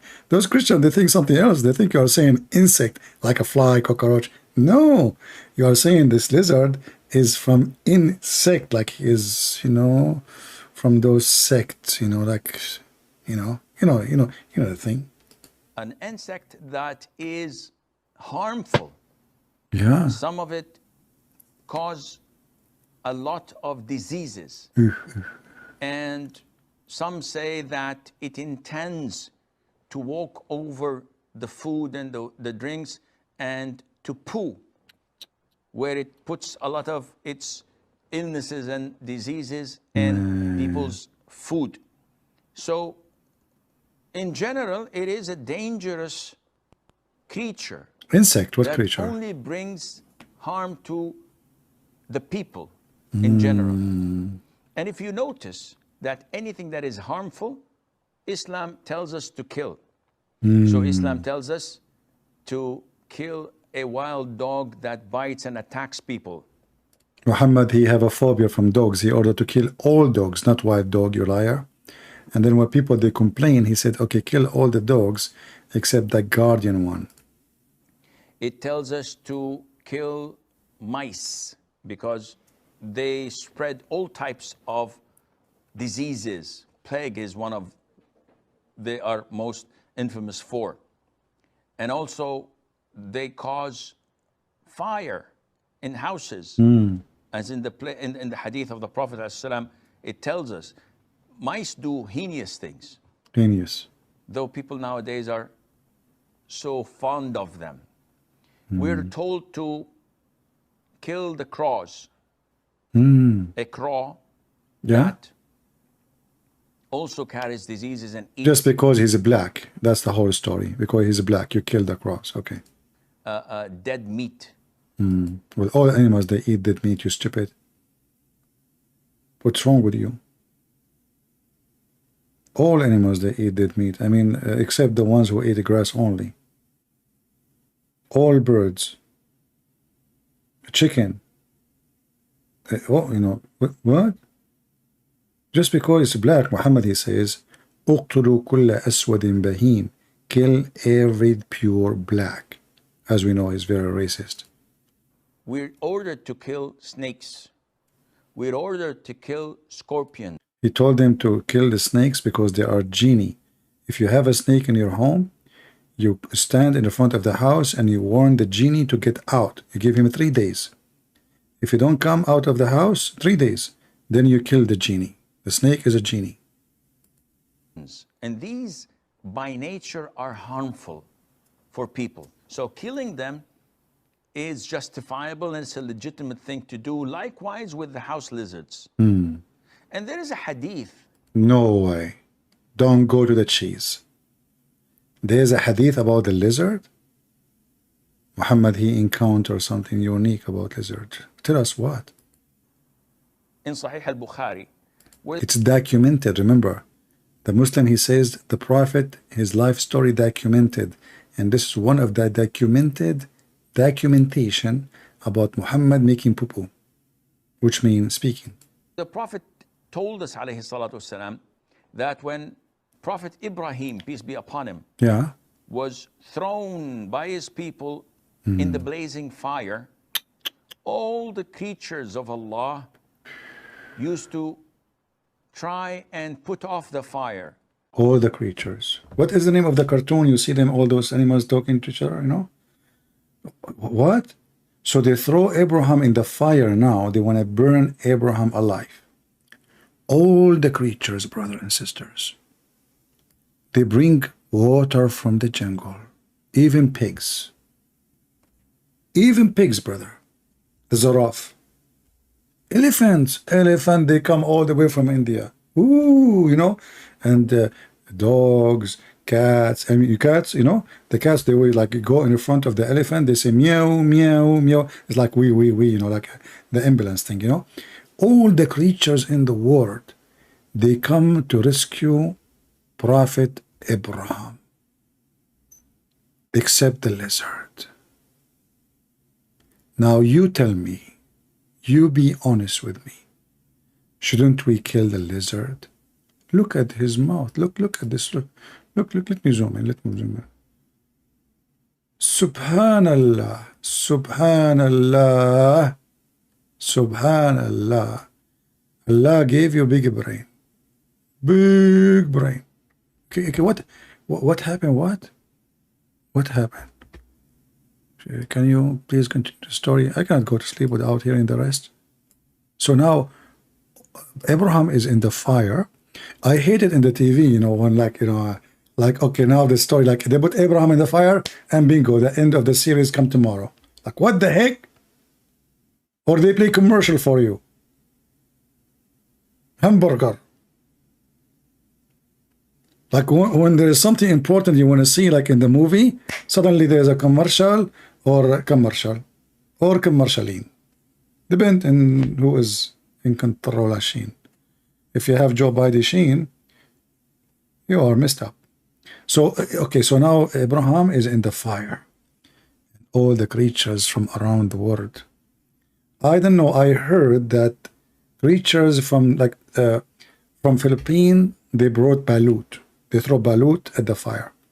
Creatures from Korea, they brought kimchi. Kimchi, kimchi, kimchi, kimchi. You know, from China, Bruce Lee came. Bruce Lee and his friends, and you know those karate. They want to fight and free Abraham. I mean, everybody from around the world. You know, like it's like a global thing. Creatures around the world. Around, this is a global thing. This is bigger than you know the thing. What happened? To try and put off the fire. Creatures of Allah, fire. All the creatures of Allah used to try and put off the fire, with the exception of the house lizard. It used to try to blow so that the fire would grow. What And this shows what a filthy, disgusting creature. The lizard. I mean, all the creatures in the world. Not even one exception. Hey guys, do you like my accent? Especially when I say exception. What? All the animals. Nobody left. Even the rabbit. I don't know. I mean, this story make me believe it truly in Islam. Even Chihuahua? What about, you know what? I really feel sorry for Abraham if a turtle is coming for help. I mean, are you sure all the creatures is turtle between them? And Abraham is waiting. And the turtle now, she want to go to the lake. She want to put some water in her mouth. And she is going to come back immediately to stop the fire. However, I heard, but I'm not sure, that Mr. Kangaroo from Australia, he bit the turtle in his belly.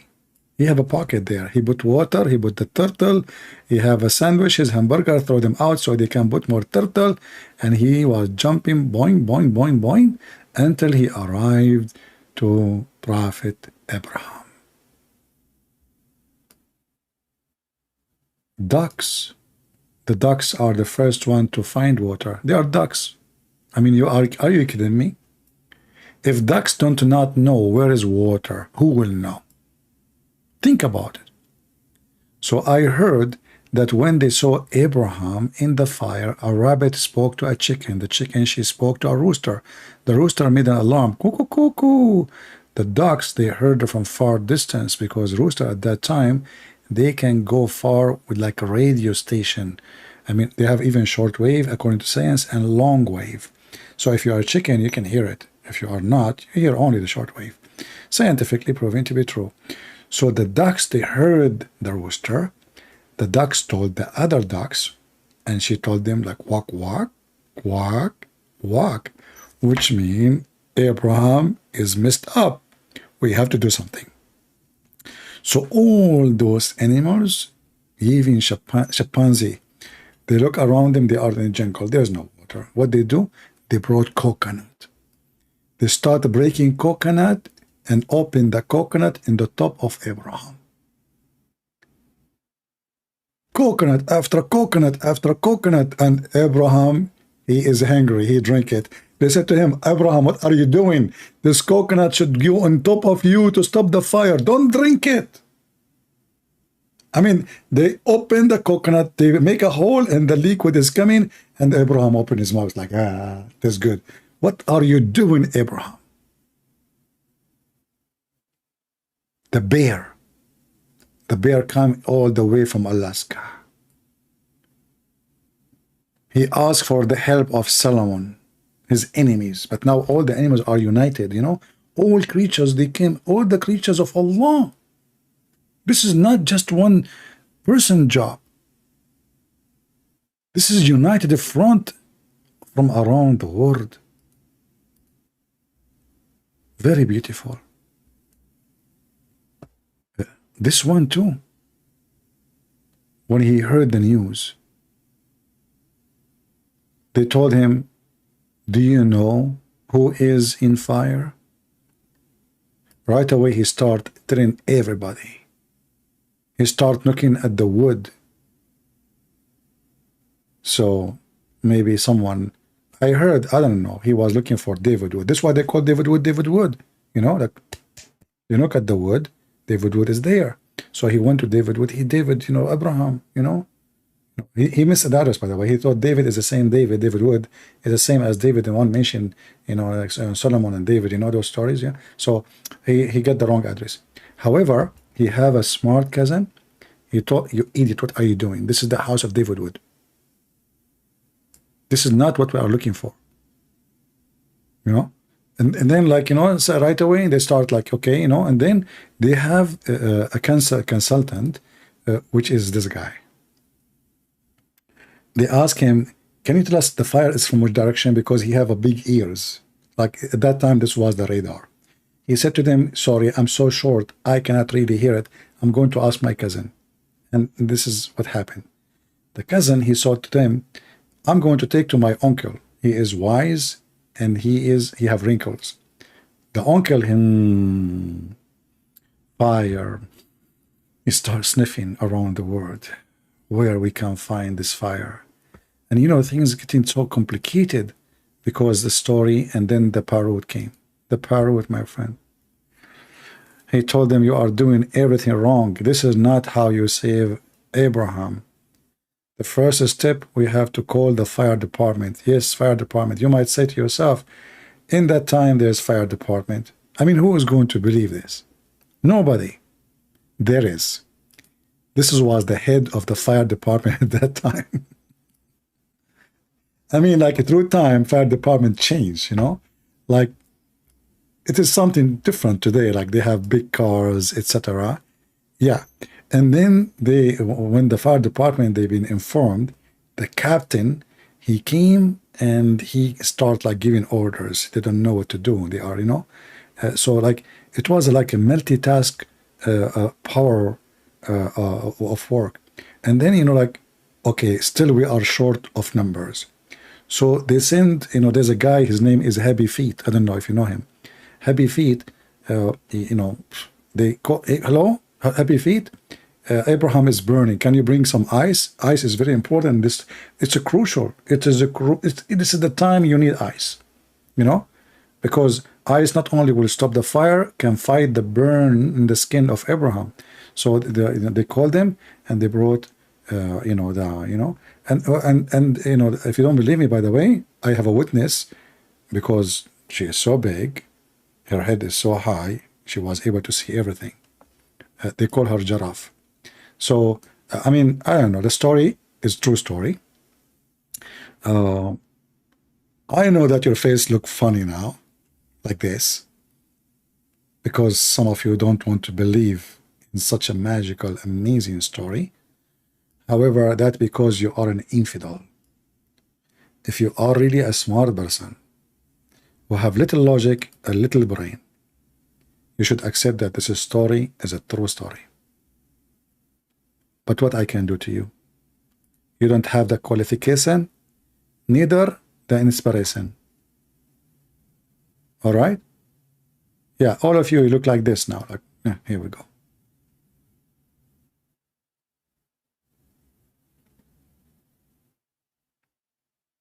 I'm sorry. I mean, this is a true story, and you guys don't want to believe in such an and look like you're standing up like this now. Like what?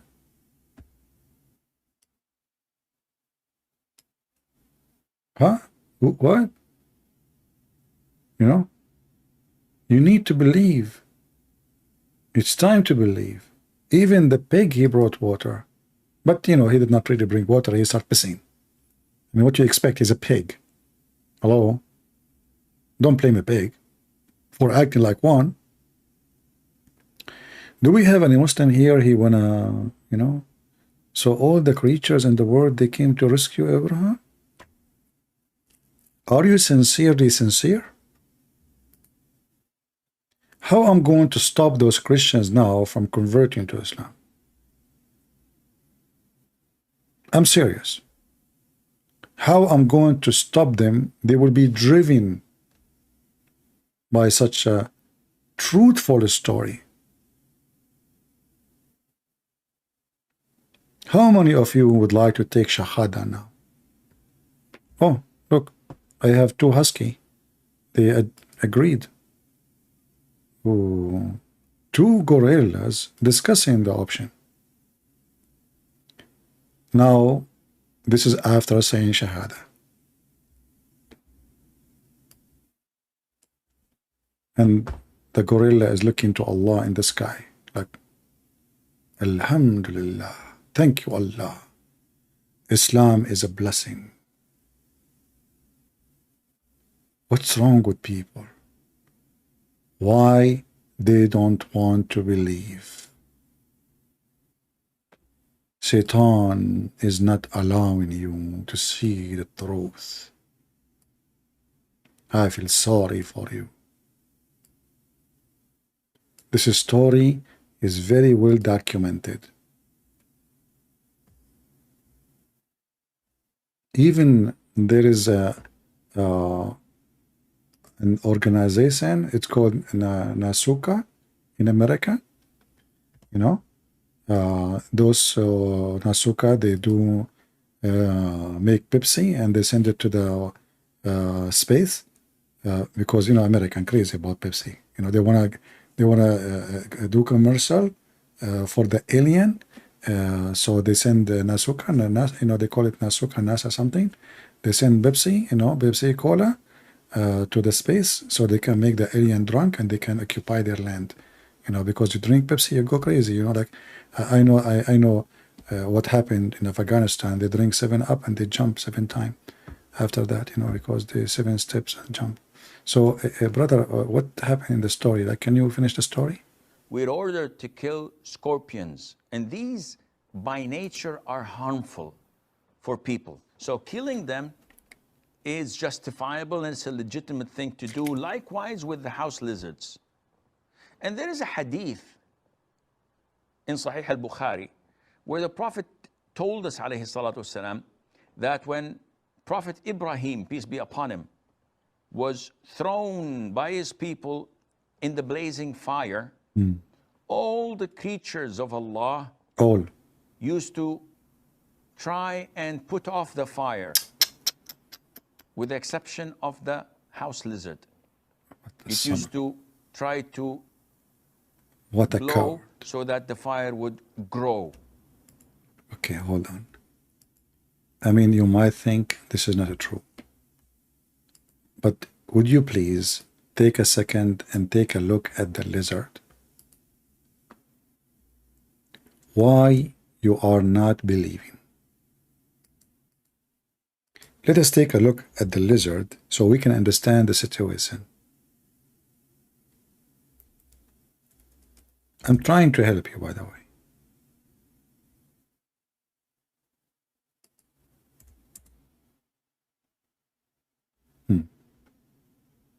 All right. Don't think that Muhammad, he have a very strong imagination or anything. No. This is true.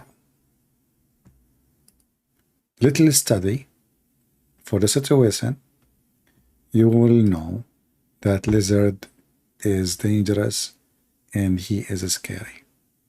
And this is just an example, but not necessarily. Look at him.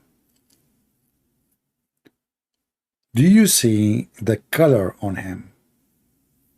The green one is the matches, kabrit. This creature inside him, brother, you have kabrit. So when he opened his mouth, fire come. He blow wind, yes, but with the wind there is kabrit. He is dangerous he is of evil and he is our enemy. We, all of us, human, Christians, Muslims, Hindus, Jews, atheists, we should stand with the Prophet Abraham against the lizard. Today, you will be exempt if you are a good person or a bad person. How you know if your wife is a good woman? If she like lizard, divorce her. How you know that your husband is a good man? If he like lizard, divorce him. How you know that, what if both of them don't, they like lizard? Stay married. Okay, that makes sense. And if you look at his legs, look at those dangerous legs. How you can explain that to me? There's a hadith about Muhammad. He saw the legs of the lizard and he decided that they are Jews. If you don't believe me, I can show you the reference. If there is any Muslim here want to tell me how much you are proud about the documented life of Muhammad? This is the documented life of Muhammad. It's not even good for children's. And you are making a video to say to me that we Muslims, we documented everything about the Prophet. Yeah, like, you know, the Prophet, he used 3 rocks to clean his ass. And I want to know why 3 rocks. Isn't it 4 will be cleaner? And Muhammad, he refused, by the way, to use bones to clean his anus. Anyone knows why? Anyone knows why? Muhammad, he cleaned his ass with the 3 rocks. When his companion gave him a bone, he refused. Let us see who of you knows. Who is learning here?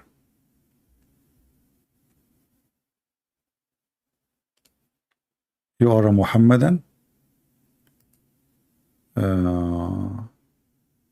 Okay, let's see. There's a guy here is saying, this guy, he called himself, why don't answer my call? Okay, this guy is excited. Let us see. Hello? Hello? Hello, how are you doing, my friend?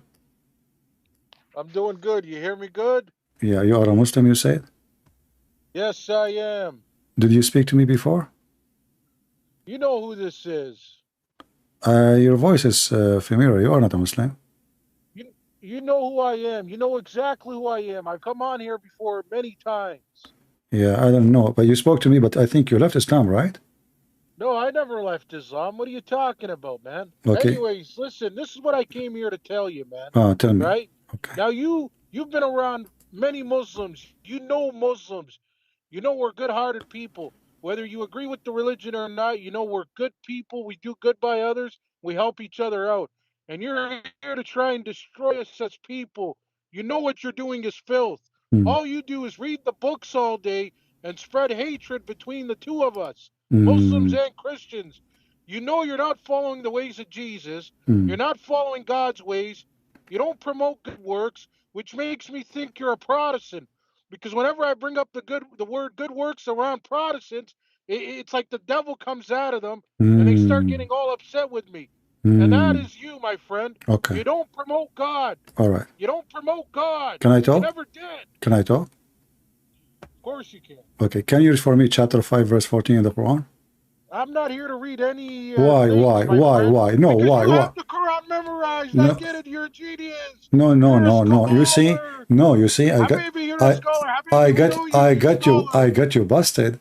You accuse Yeah, me. you get You everybody busted, my accuse me. friend. You accuse My me. friend, you have Listen. everybody Listen. busted.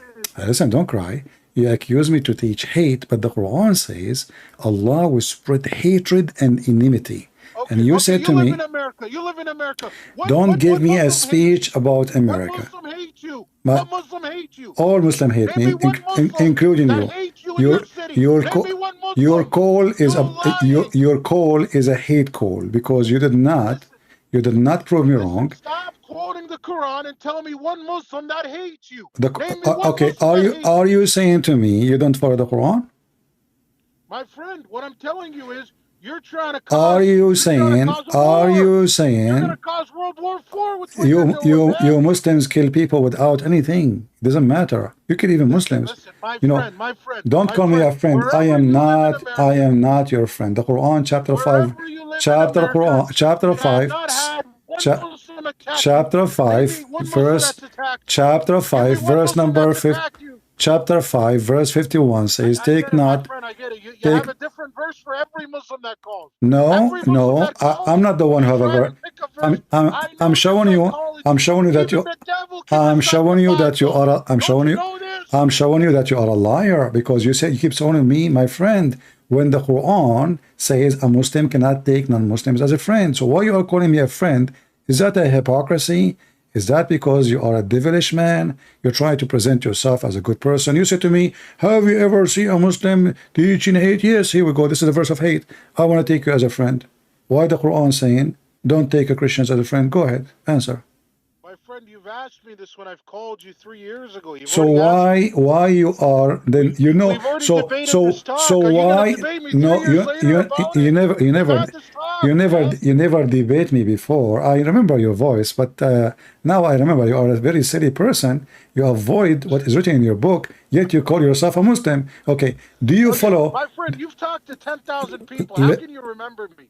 This why no, I remember you. This why I said. Okay, where am I from? Everybody, where am I from? Then tell me, where am I from? I don't care. Maybe from Canada, but what you said to me is very clear. This is why I said to you from the beginning. You called me before, right? Even though you are using a new name now, I never saw a call from you before. Today, only the call. But right away, I noticed that your voice is not strange. Is it correct? I said to you, you called me before. So listen. Chapter 5. No. Chapter 5, verse 51. You said you are a Muslim. You said you are. Why? Okay. Are you ashamed of the Quran? No, that's not it. So why you don't want to talk about it? I like to learn Quran. Teach me. You know, I want to be. Can I say this? Don't say no. Don't say this. Say that. Don't say this. Say that. Okay, let me say so that. chapter 5. It's that is 551. Quran 551. This is 514. So which one you want? Listen, you want to say this? I'm calling about the Quran. I'm calling to expose you, my friend. How you can expose me if I'm saying how I'm exposing me by saying the truth? You notice how you're dodging the questions? You don't want to have a serious talk. Okay, seriously, it's you who's dodging the Quran. Okay, CP, this is what I'm saying to you. You have spent probably 1 million hours talking the Quran. Me not talking about it for 2 minutes is not going to do anything. But me bringing up the subject isn't it Islam? You notice how you don't want to talk about that? Why won't you defend yourself that you are the devil? Okay. Why won't you defend yourself? Okay, I will go with you. What the devil does. Okay, this is what I'm saying to you, right? Let's just say, watch, I'm going to give you a scenario. Let's just say that Islam is wrong and Christianity is right, right? Are you following me? No, I'm not. Are you following me? No. Which would mean, hear me out. Let's say Islam is wrong and Christianity is right, and all of us Muslims are brainwashed. Let's go with that. That would mean if I go around and every other Muslim goes around and we talk Islam, that means we're brainwashed. We think the religion is good, but we don't know that it's not really good, right? That would mean you need to do your job as far as helping us out and do it and then getting us closer to God, which you are doing. But this is what I'm saying. You and your buddies, you're doing a portion of that, but you're doing majority of hate and war. Okay, you see. What I'm saying? Okay, I don't care no, if you upset you are a talking. Muslim. You I are don't care if you upset anybody. You are talking like a teenage. You are not a mature person. How many people? As long you are watching my, as long you are watching, shut up. As long you are watching my videos for years, have you ever heard me saying I hate Muslims? Never.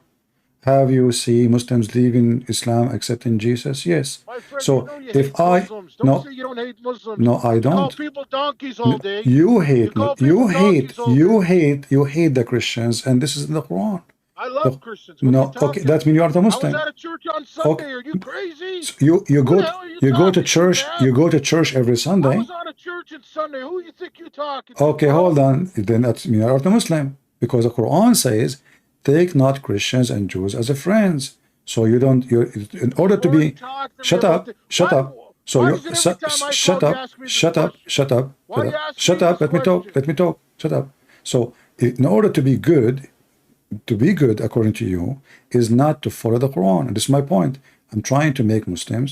According to me, how's this according to me? You just said you have a friends, they are Christian, even you go to church with them, correct? Yes, yes. But this is Where's your against point? the Quran.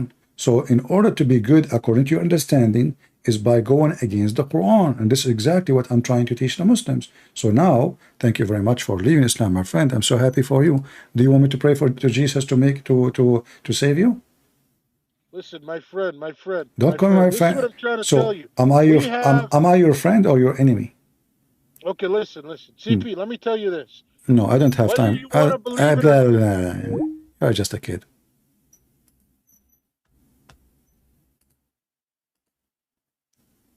This is the same guy who called me? He said we Muslims, we have good deeds before. Good deeds. It's in hate, you know. Okay, the Quran says Allah spread hatred and enmity between the Christians. Allah, He said He will spread hatred and enmity between the Jews.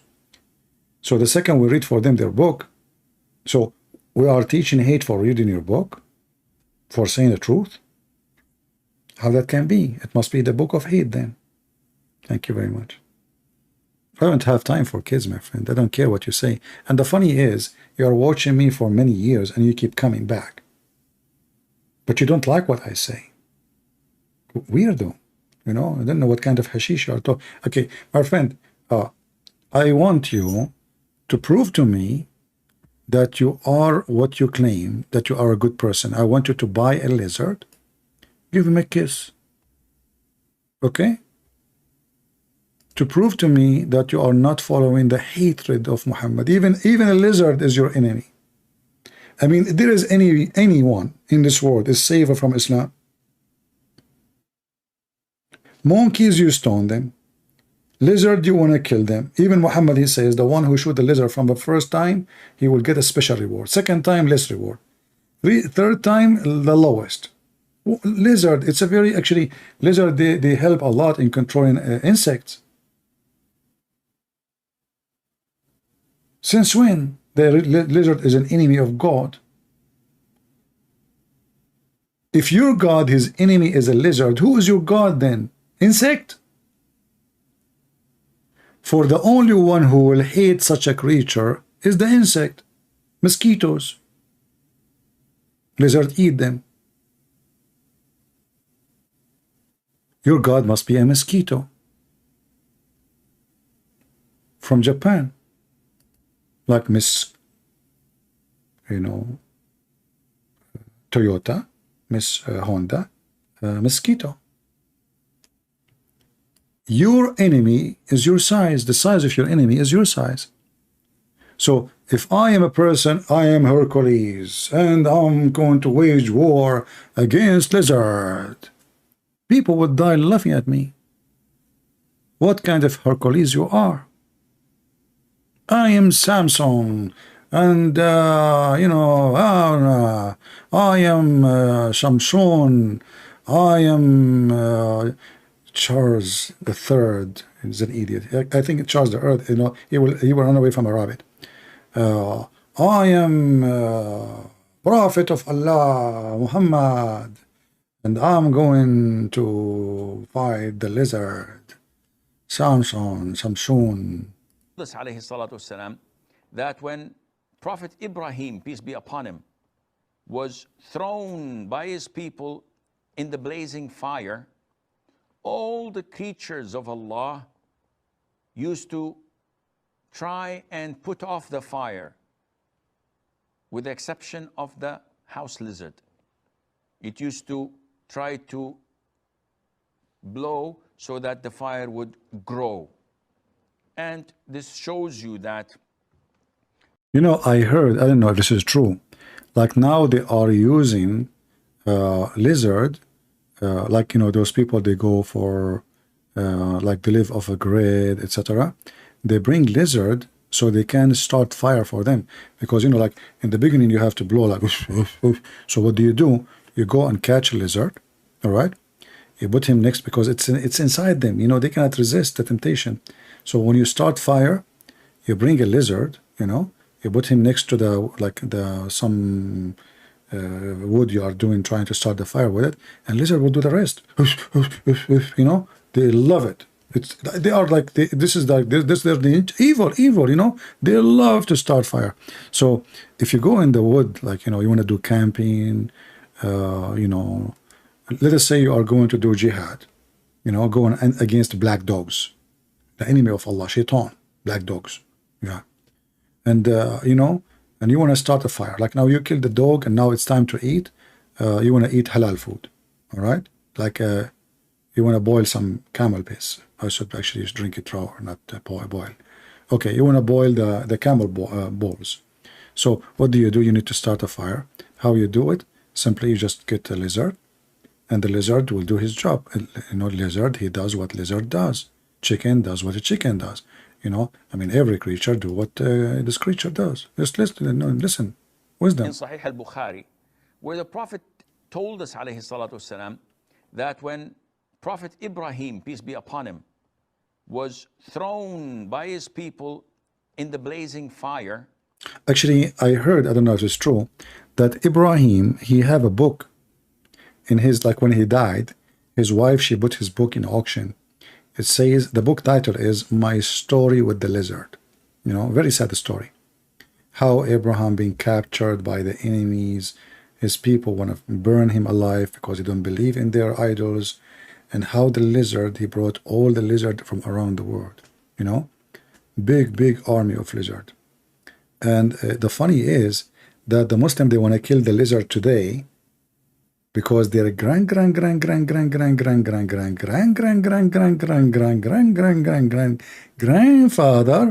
he did blow wind at Abraham.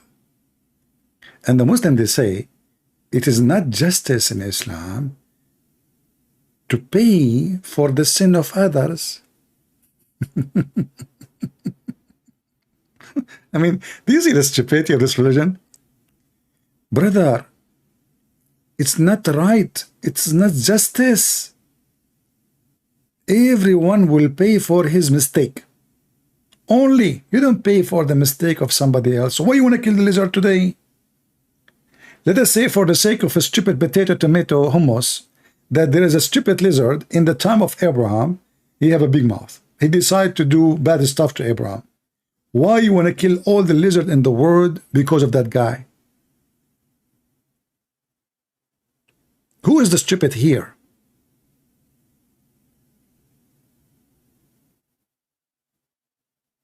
I mean, do you see the stupidity? And this guy is calling me, is so excited, you know. What a potato you are. Can I please ask something? Is beef off the topic? Okay, give me a question of the topic. We are done anyway. You know, it's already almost 2 a.m. in the morning, and I don't want the lizard to wake up and come to me. Give me the question.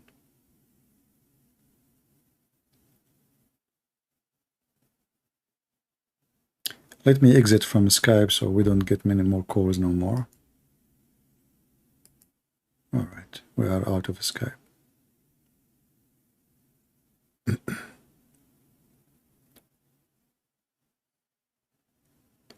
As you see, this is a very stupid religion, if we can call it a religion. And the second we face the Muslims with their own text and their own books, they do their best to escape speaking about it because it's embarrassment. Embarrassment. When a Muslim he speak about Trinity, it doesn't make sense. Sense to who? I mean, a Muslim talking about making sense. You see, if an atheist he come to me and he say something, I will say, okay, you know, an atheist. But a Muslim talking about making sense. And by the way, in graduation, atheist, it turned to be that the Big Bang theory is a fraud. Did you watch the last discovery from the Webb, James Webb? You know, all the drama about the Big Bang theory, and you teach it in school. It turned to be all of it, you know, is nothing but a stupid thing, you know.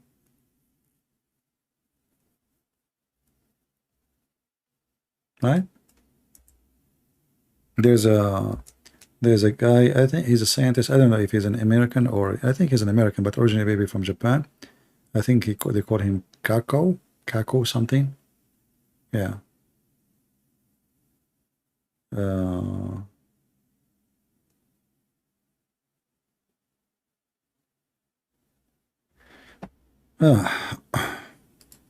Anyway, so this guy, his name, give the question. Surah 5 verse number 2. What about it? Give me the question, my friend. Don't tell me Surah 5 verse number 2. What do you want?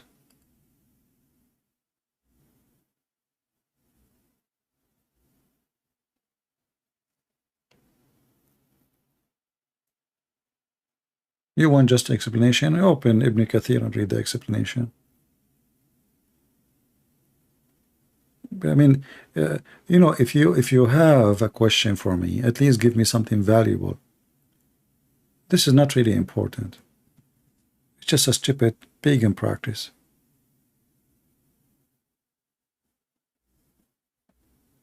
I thought you have something serious.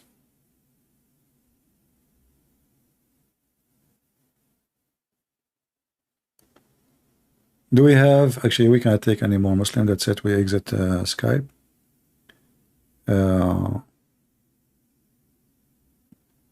Why stupidity is still amazing? Because it's amuse you, you know, it's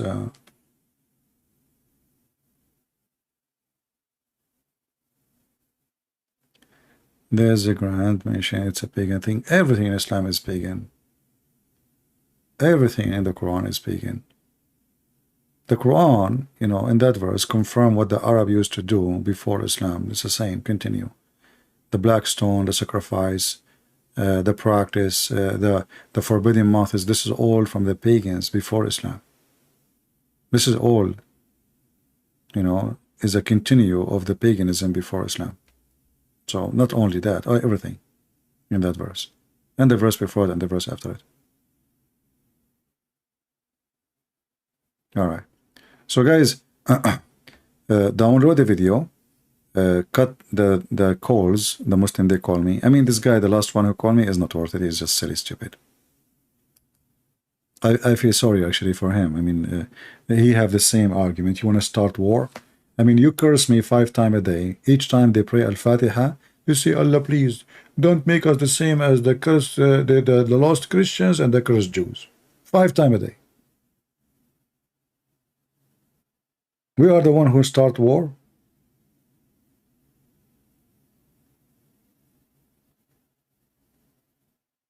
Can you find me one Muslim country is a safe place for any, even for Muslims?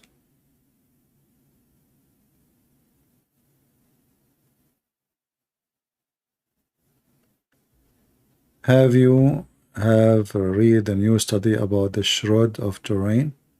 I'm not really interested in those studies because those studies can be true, can be false. My friend, all studies, people, they choose what to believe too, and they call it, to make it sound authentic. Let's say they are saying to you the shroud is true, or even a study saying it's not true. So the one who is a believer, he will take the study where it says is true, and the one he is not a believer, he will take the study where it says is not true. However, are we Christians because of that? No. Who care? Why even I should care for this? We don't believe in Jesus because there is an image of Jesus somewhere. If it exists or not, that will not change anything. And for me, I never and I will never believe in studies, because mostly studies is based on agenda. You know, the decency is very rare, you know, between those who make studies. Very rare. Like, you know, for how long they are teaching your kids about the Big Bang? They don't even agree it's a study. They call it a fact. The fact, when the fact it is a theory, is not a fact. And now they start discovering that all their theory is a fraud, is a stupid. They study how many years can take for a galaxy to exist. It turned to be all the numbers was wrong. Based on what? Based on a new study. And then later, another study will prove that the second study is false, not only the first one. And then the third, fourth study, fifth study, and seventh study, and then they keep, you know, upgrading their studies, because simply all those studies are a fabrication. All of them, they are based on theory, not in science. We send a telescope to the space, but did we really, can the telescope discover anything? No, pictures. Sometimes even pictures can be illusionate. Like as an example, the black hole, they teach always that those hole, it's a hole, it's empty. And now they are saying, no, it's not empty. So all this time we are teaching children that it is empty hole. Massive, empty, black, dark. It turned to be. So, I mean, don't be driven by faith, have nothing to do with the study of science. The one who tried to prove to you the image of Jesus, it is the image of Jesus, are scientists, right? I will never take what they say for granted, because never mentioned that Jesus, in order to prove himself to us, he will leave something like this. All the miracles Jesus did, and now we will believe because of an image on a tower? A human being, when he is weak in faith, he looks for anything. He's desperate to prove himself. The atheists do the same. The Christians do the same sometimes, because they have weak faith. And Muslims, they do the same. Your faith is your challenge. And most of people, they want to see. They don't want to believe without seeing. Even Jesus, he came to this earth, still don't want to believe. And then the one who believe, sometimes because they have paganism in their mind, they want something, literally something in their hand to make them believe. A Christian person, he believes without any of those things. God is good, my friend, for he did good, he said good, and he is good. Not because there is a good scientist trying to prove to me that my belief is true. That's not why we believe.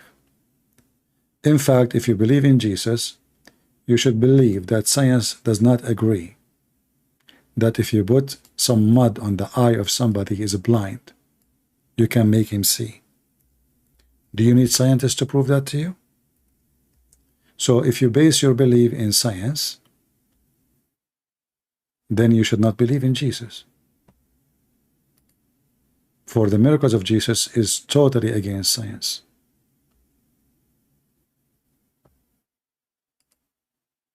A person is born of a virgin. You will believe or you will not believe.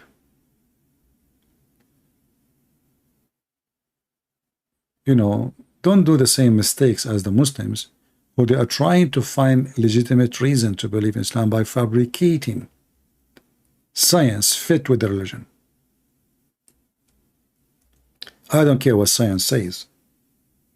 I believe God is above science. And the miracle of Jesus is even reported by historian, not scientist. Historian. Even the enemies of Jesus, if you go in the Talmud, you will see that the enemies of Jesus, they agreed that Jesus did a lot of miracles, claiming that he went to Egypt and he learned magic.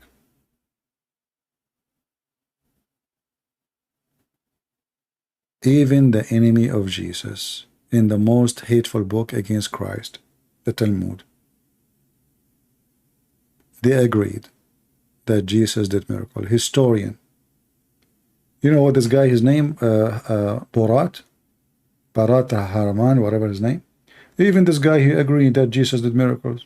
So how you say you're an atheist? How you deny him? Even he agreeing that he came from the grave. David Wood, he asked him, did the disciple, they saw Jesus after the crucifixion? He said, yeah, they saw something. Those are the enemies of Jesus.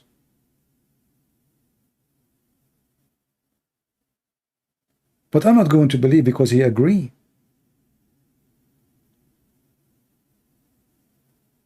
I call him Borat, man, not, he's like a Borat. He's silly and stupid.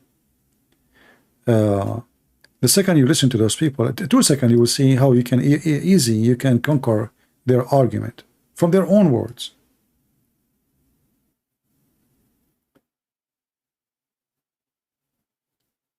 A Christian, he do not need science to prove Jesus to him, neither scientist.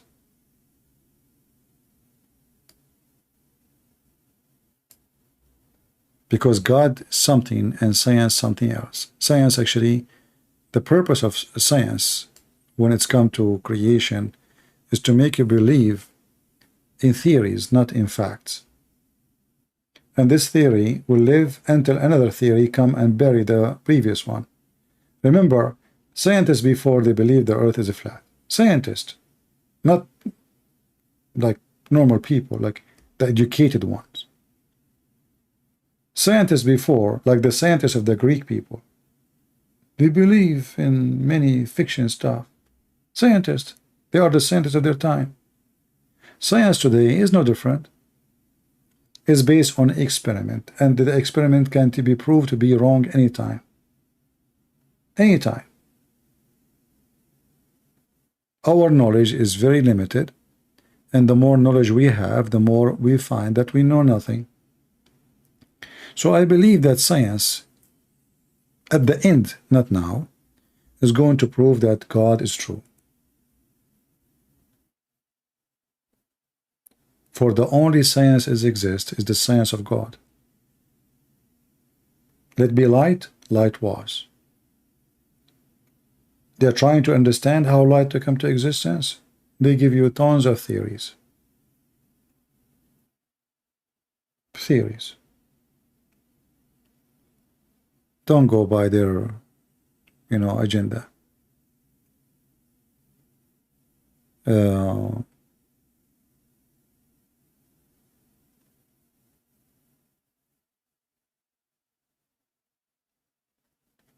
Anything else? Yeah, so avoid asking me those questions about, the new discovery, about the image of Jesus, etc. I don't care, really. I will not even go to see it, even if it's true.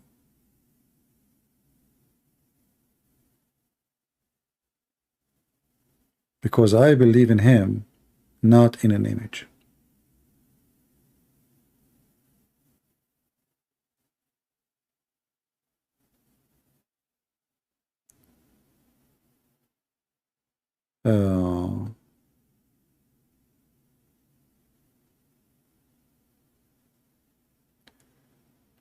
Do you think mankind will live for such long to prove God?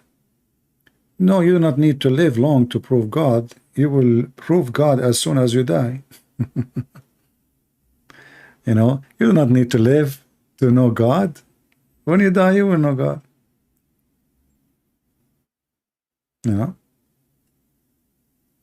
When you die, it doesn't take long. A human being can reject as he wish But as soon as he die, he find if God is true or not. Right? For sure, we don't believe in the punishment of the grave as the Muhammadan they say. No, but we believe that you are going to be, your body will die, but your spirit will not. And then your spirit will be able to recognize things you yourself did not recognize before, because now you are not trapped inside your body. Your spirit is free. And I believe the spirit is going to witness something we never witnessed before. And if your spirit is alive, that alone is proving that God is true. You are not dead. Your body is dead. So yes, as soon as you die, you will find out if God is true or not. Simply, if you are dead totally, you and your spirit does not exist, that means there is no God. Eternal life is to believe in the Son, that He is your Savior, and to worship the Father and the Son and the Holy Spirit. This is what Jesus, this is the eternal life. And if you go to John chapter 17, this is the eternal life. I have glorified you on the earth. I have finished the work which you have given me to do. And now, O Father, glorify me together with yourself, with the glory which I had with you before the world was. Right? And before that he mentioned, I believe in verse number 2, as you have given him the authority over the flesh, that he should give you eternal life. Should give eternal life to as many as you have given. And what is the eternal life then? And this is the eternal life, that they may know you, that you are the only true God, and Jesus Christ, who have you sent. Who is Jesus? Is the Son. When you believe, that is the eternal life, you receive it. Eternal life is not a beautiful speech. It is reality. Life for eternity. To know the Messiah, to know the Father, and to glorify the Son and the Father. When I asked this person who he called me, I mentioned to him this. I mentioned to him explain to me. You said we Christian, we change the meaning of the Bible. What the meaning of Jesus saying, the glory which we have together, which means the Son and the Father, I had with you before the world was. What does that mean? Jesus, he just said, he have a glory with the Father before all the world come to existence. The Muslims, they say we change the meaning of the Bible. Okay, give me the meaning. Who is this person who have a glory with God before the world, which means before all creation? So when the Muhammadan, they say, nowhere in the Bible it says that Jesus, he said, I'm God, worship me. That's a lie. A man, he have no glory. But Jesus, yet he is in the flesh of a man, he have the glory of God, for his glory before the existence of all creation.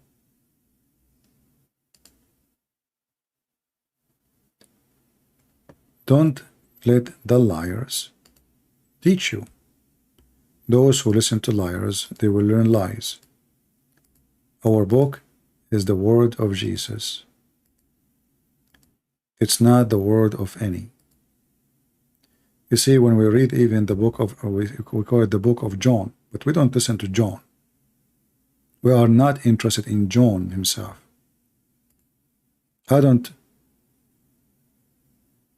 follow John. I follow Christ. John himself is a follower of Christ. So John, he wrote the book to tell us what happened, what he saw, what he witnessed. The important is Jesus. And that will give you the eternal life, nothing else. You know, the Muslim, they keep quoting for us chapter 17 as an example, but they forgot that even the word Yeshua is a proof who is Jesus. The name itself. And everything Jesus, he said. I mean, why the Son even, he says, glorify your Son. Glorify your Son. So may the Son may glorify you.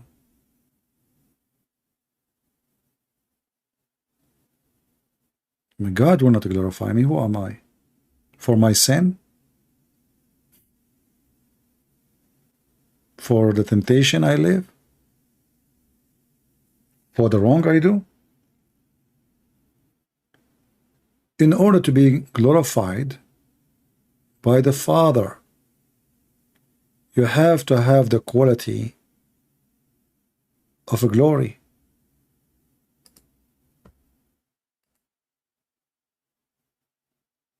Are you with me?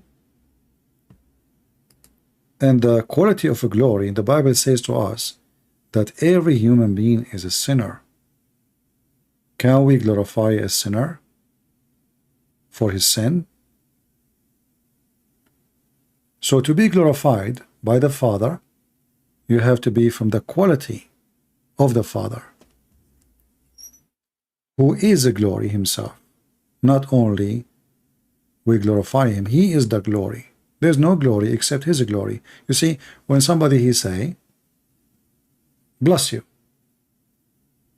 the fact I cannot bless you, I'm just making a short sentence saying, may God bless you. Blessing come from the Father. Blessing come from the Messiah, not from me, not from you. We can't even bless ourselves. We need the blessing of God. So if I am a person, God glorify me, then why I will be glorified? You see, the Bible speaks about David have a glory, but not the glory of Jesus, the glory of a king. Army, you know, massive kingdom, massive wealth. That is a glory of a man. God don't glorify you for that, because everything you have is nothing. You will not even take with you, not even one spoon of gold to the grave. If you take it there, the thieves will take it after you die. But the Messiah is glorified by the Father for the quality, for he is born of the Father. In the same time, the Messiah make it so clear that he exists. I had in union with you before the universe was. And this is from the Aramaic Bible. And then they say to you, well, Jesus said that you should know that you are the only true God. But why you don't want to quote the rest? And I am your son. And I am exist with the Father before the world. And I am from above, and you are from below.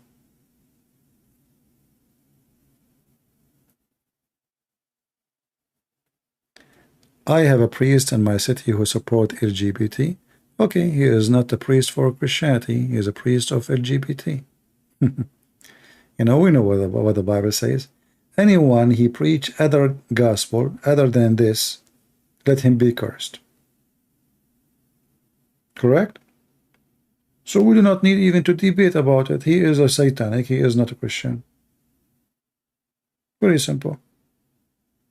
Never go to a church, promote anything against the Bible. If you go to any church, ask serious questions. Don't be silly. Okay, what time of the service? This is not a question. Ask the priest, what do you think about homosexuality? What do you think about Islam? What do you think about abortion? If he agrees with all those things, he is not the one to be in his church. This is the synagogue of the devil. Very simple. You do not need to argue and debate. Just clean your sandal from the dust of that building. This is not a church of God. They have a cross in the building, they have whatever. This is satanic place. All of them, by the way, because they are cowards. Those are fake priests. They don't dare to say what the Bible is saying. But all of us, we know. I mean, you want to put your head in the sand, says it doesn't say that, CP? Didn't God destroy cities for the same reason?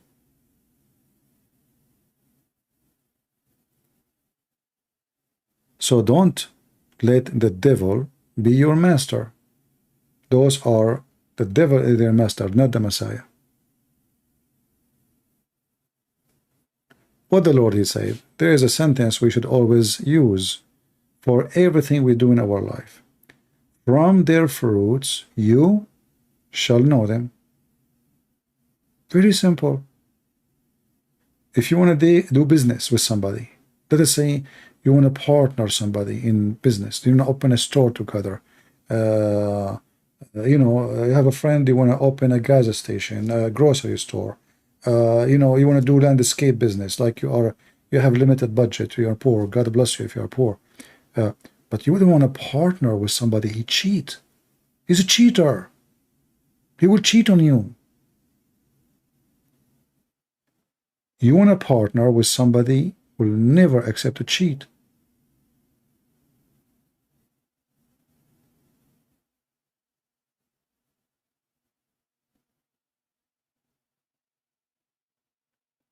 If you partner with a cheater and you know he's a cheater, then how you expect him to be decent in the partnership?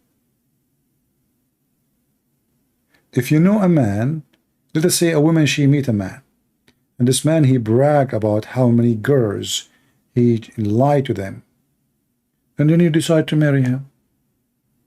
You must be mentally ill, stupid. This guy, he is even proud about his cheating. You marry a cheater, so why he will not cheat on you? And not only that, he told you already that he is proud to be a cheater. He thinks he's smart for doing that.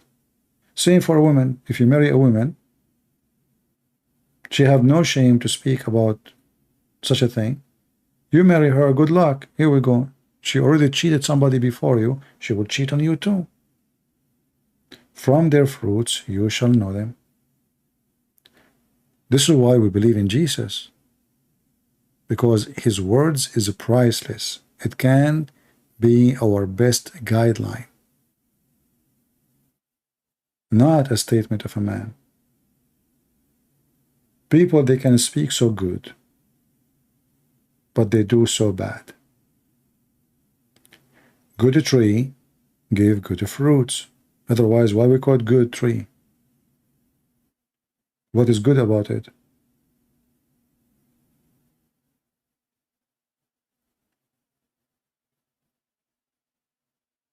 We have to be smart, peaceful like a dove, and you know, wise like a snake. You know, you watch carefully what's going around you, but don't be evil like a snake. Wise.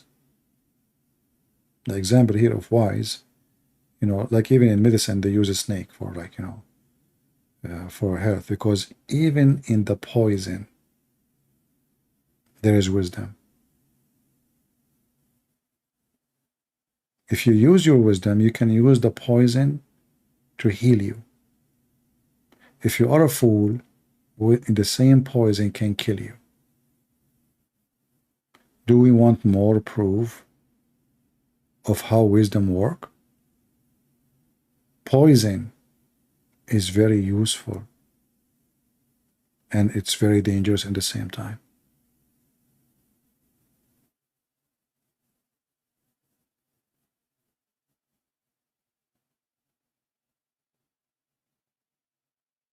So we don't refuse poison. We can use it for good. As an example, when I quote the Quran every day, this is a poison book, but I am immune against it. it doesn't hurt me. It helped me to make Muslims leave Islam. So I use the Quran and Muhammad words as a medicine, which is a poison, to make them leave. I show it to them, I read it to them, I explain it to them, and they leave Islam. I don't even quote the Bible unless they try to escape the topic, because I believe that it's not worth to put the word of God between the hands of somebody disrespected.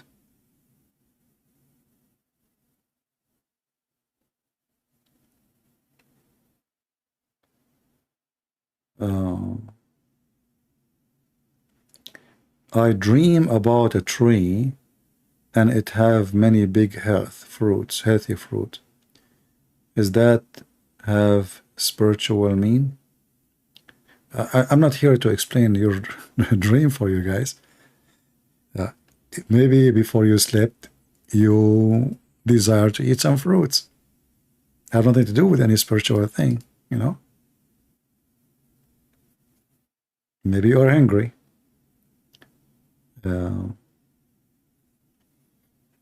Only you can tell what you feel. However, we as a Christian, we should be wise, and the most important decision of wisdom is to arm yourself with the word of the Messiah, not the word of the foolish men and women around us. They will destroy you, you know.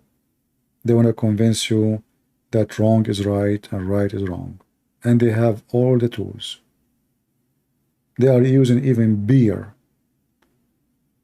I've been told by somebody that in California they have a day, it's called Get Out of Your Closet, to kids, and they make kids is talking about sex. Did you see your mom and your dad having sex in the bedroom? Tell us about it. Tell the kids. Look how evil those teachers are. So you have to be careful, even when you send your kids to school, who is teaching them, what they are teaching them, what they are saying to them. In fact, if I have kids, I will not send them to school. I will teach them at home. Such a program is approved in USA. I don't want to come back to teach my son or my daughter the filth they do. You better be sure that when you send your son to a school, who is the teacher, what they teach, what they stand for, what they believe. Otherwise, you just delivered your child to the devil.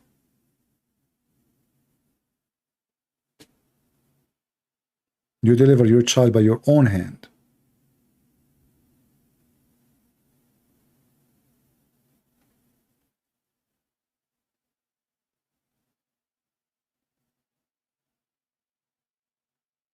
God created man to be a man, and God created women to be a woman. You are respected when you are a woman, not when you are acting like a man, saying for the man.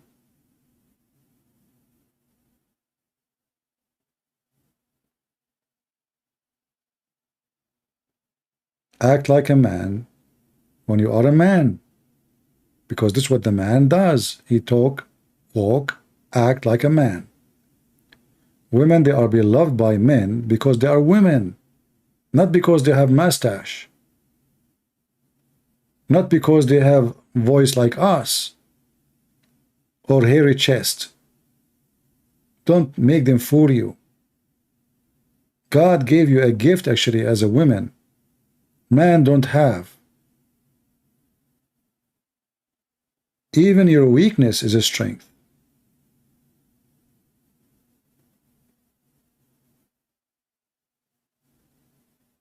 Women beauty, women kindness, women emotion, all those things can be a wonderful gift if the women knew how to use them.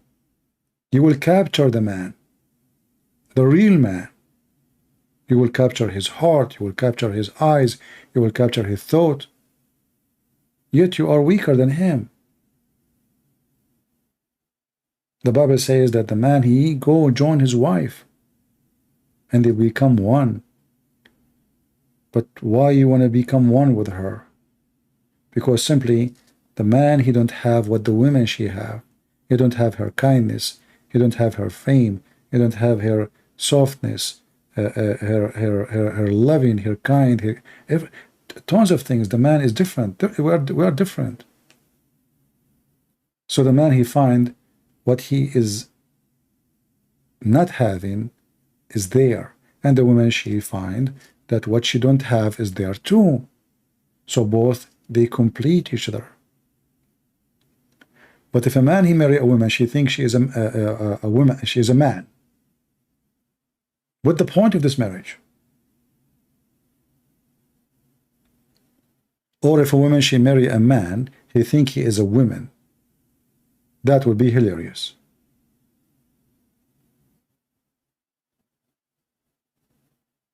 When God, he designed us, he designed us this way for a reason. And remember, God, he created Adam and Eve from one flesh. In fact, the Bible in the beginning called both Adam. Adam meaning human, actually, it doesn't mean even male. So Adam and Eve are the same flesh.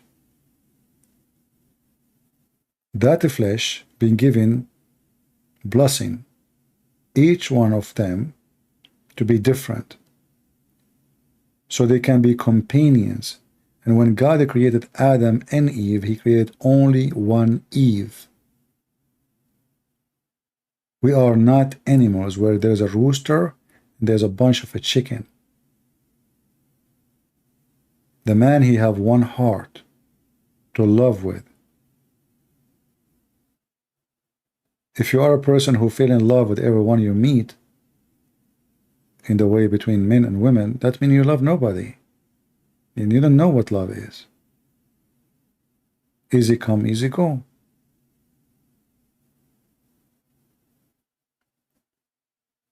Marry a believing woman and a believing man. Truly believer, not by name. Otherwise you will struggle and you will suffer horribly. Remember, all of us, we do sin. All of us, we are sinners. We are not saying we are perfect because I'm a man and you are a woman. No. But there is a reason for everything. Everything have a reason.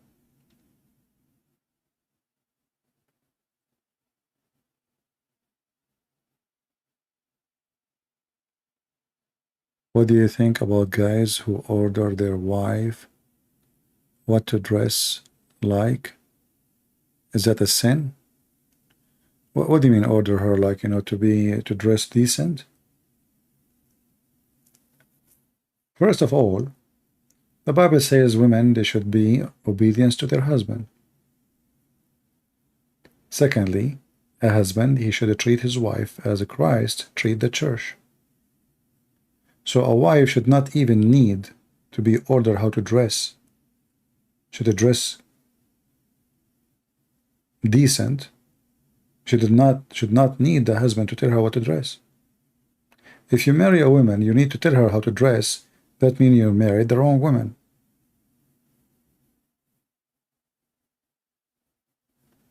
Same time, there's a dress code for both, not only for the women. Who said that the man can go naked? If a man, he go in the street and he open his t-shirt, all those bumps showing his chest, that doesn't sound like a decent man, right? So dress code goes for both. However, clothing is not a reason to believe a person is bad or not, but it is a sign of the personality, how you think, what you think, and how you make decision.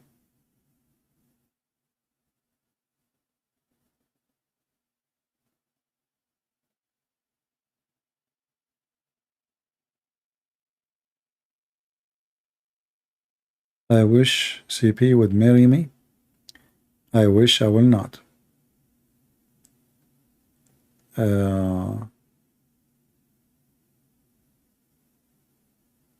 All right, any other question? Our video becomes so long now, I don't know what to do with it. So I will give you time to download those calls. Most times they call me, especially the Abdul, he called me in the beginning. And then we will take down this video. Anything else?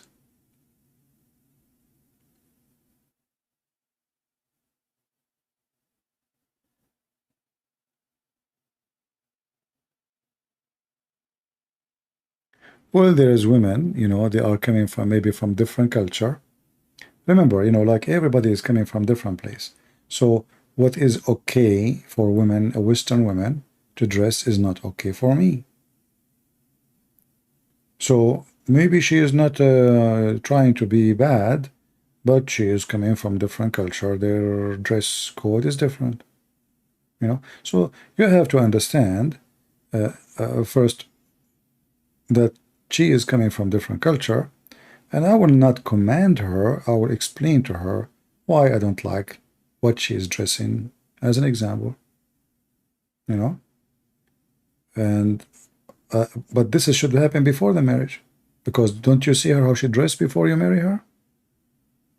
If you agree with the way she dressed before marriage, you lost your right to question the way she dressed after marriage, because this is how she dressed from the beginning, right? You were blind? You did not see how she dressed?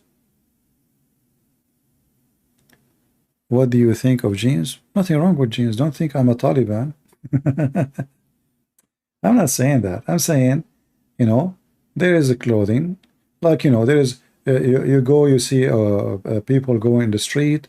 I mean, if you look in the videos on YouTube, you're disgusting. It's stupid, silly. You know, you lose respect for people when they dress like that, men and women. You know, showing too much skin, that means your brain is getting shorter.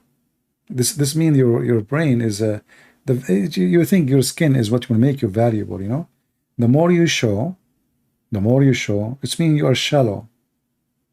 Why a woman, she want to wear a skirt? You can see her panty when she's standing. So what we will see when she sit down? And what you are trying to do exactly? What the point of this skirt? You tell me. Are you trying to make all the men look at you? Are you trying to look like available for everybody? What do you want? The same for the man. The man should dress in a certain way. Otherwise, you know, he will give a wrong impression of what his purpose, why he's there.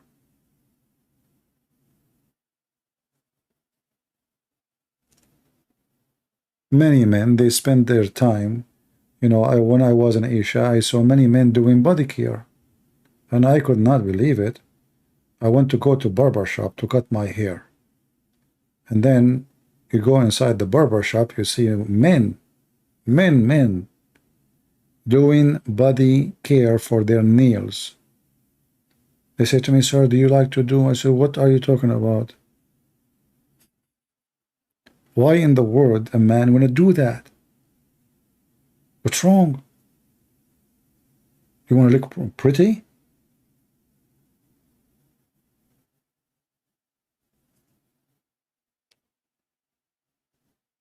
Actually, me myself, I don't even shave in the barber shop. I have a machine. But if you are traveling and you need to do so, but you have to do it. You know. But people, they do weird stuff. Like there is a day, I don't know what the holiday exactly. It's not. It's a pagan day. Obviously, it's like a Halloween. I forgot what the name. Men wearing panties. Do you look funny? No, you don't look funny. You look stupid. You know, women, they are wearing nothing see-through on the street. I mean, it's very. You need to ask yourself why you are doing that.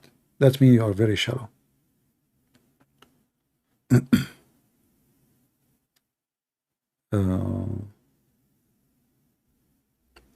See, Allah God is the only one. He is self-sufficient. Yeah, well, you know what? Allah is self-sufficient, but yet he cannot have a son unless he have a girlfriend. So look like the sufficient of your God does not function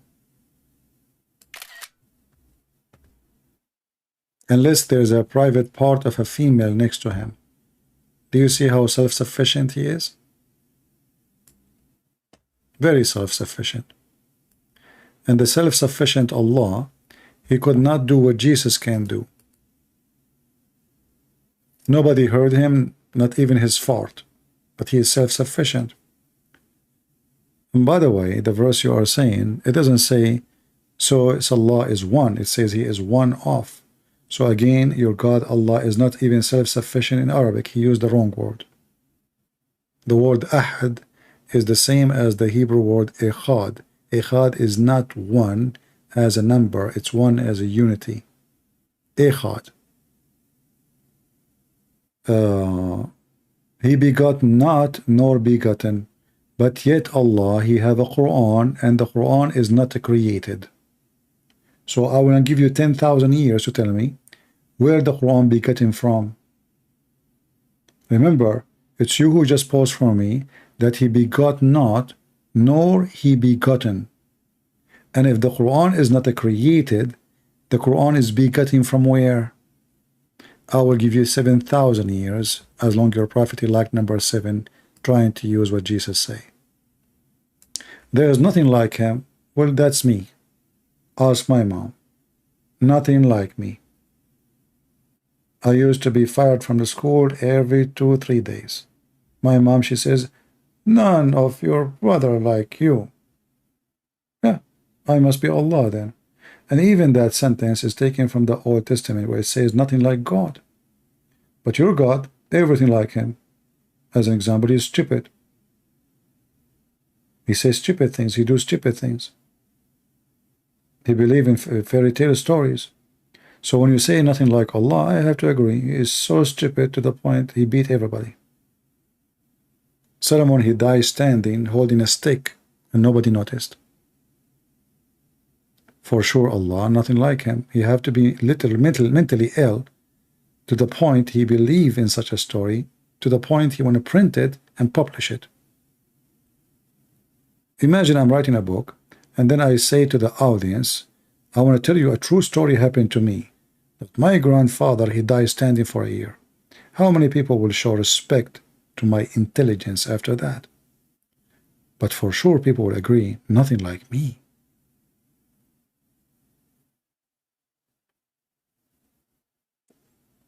Yeah. So this is all what you have? Nothing like Allah? And too many hearts? What those hearts for? Your God Allah is like a yo-yo. I never heard of a God he come in every day in the third part of the night. Yo-yo. Why? Because you want to listen to the prayer of the believers. Well, why Allah don't have a good reception from his heaven? So he decided to come like a yo-yo every day? Up and down, boing, boing, boing, boing? My God, you do not need to come every third part of the night. I can talk from here, he listen me, hear me there. What a stupid religion. The yo-yo God. And the funny, this is Quran word 112. Why you don't call me so you can read for me Quran 111 or 113? Do you want to die laughing?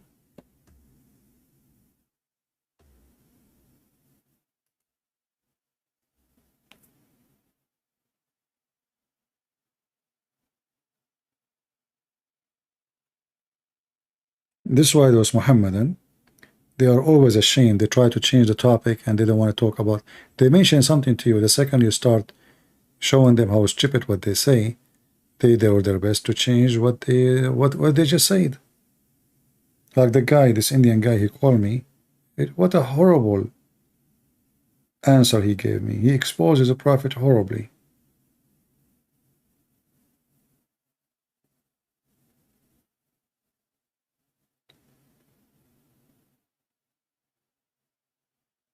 A Muslim, he glorified God he never saw, he never spoke to, even his prophet never saw, never spoke to.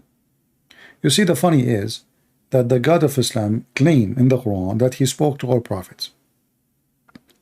And Muhammad is the most close prophet to Allah, according to Muslims.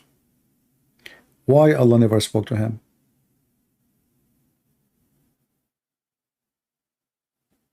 Any Muslim can tell me? The Quran mentioned that Allah, he spoke to Moses, he spoke to Abraham, he spoke to Isa, he spoke to everybody. Even he spoke to Shaitan. Allah never spoke to Muhammad. He sent a messenger to deliver a message to Muhammad.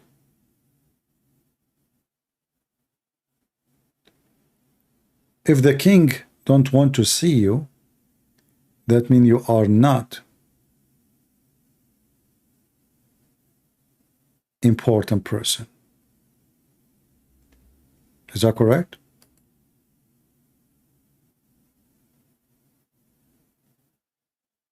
Yeah, Muhammad is one of the most 100% influence in the world in terrorism, sexualism, all kind of evilism. But the truth is, the one who wrote the book is an idiot. You should make it more clear that Muhammad is the most influenced person in killing and death and rape. Every Muslim believes that raping women, especially if she is his wife, is okay. Even they believe in having sex with women after they die. So Muhammad, for sure, he have a big influence in 1.6 according to Muslim idiot. However, the whole world is under the influence of Jesus. For the date, the computer, the watch, the salary, everything is by Jesus' name, by the birth of Jesus.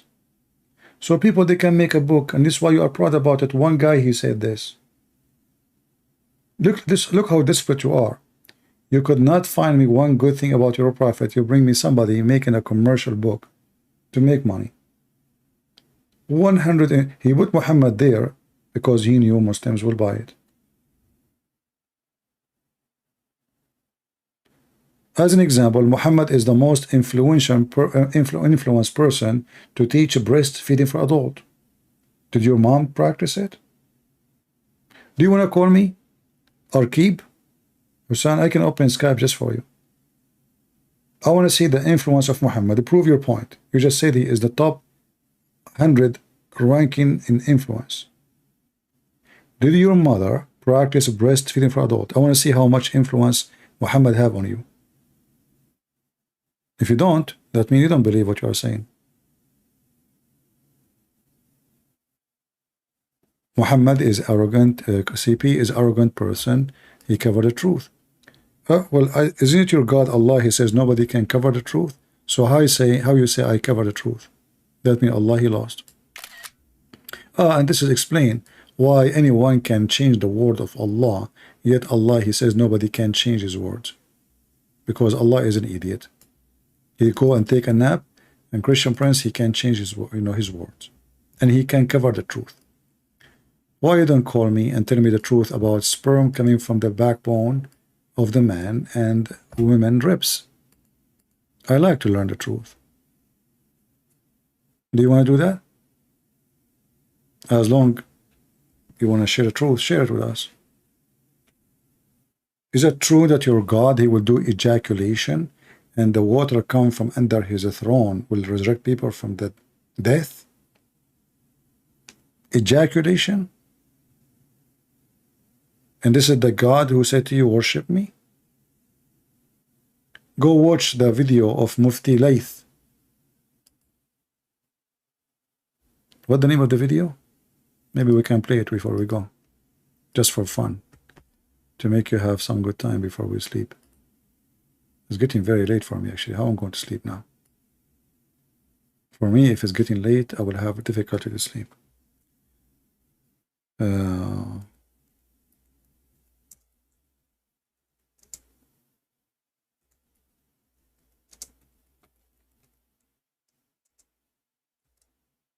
Even Mufti what's the name, Mufti Layth, The poor guy, he have to open an umbrella to cover his head from what your prophet said.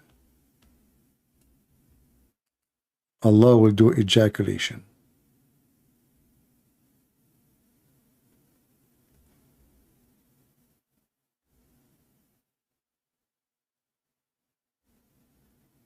Yeah, but what's the name of the video? Umbrella video? Abu Layth?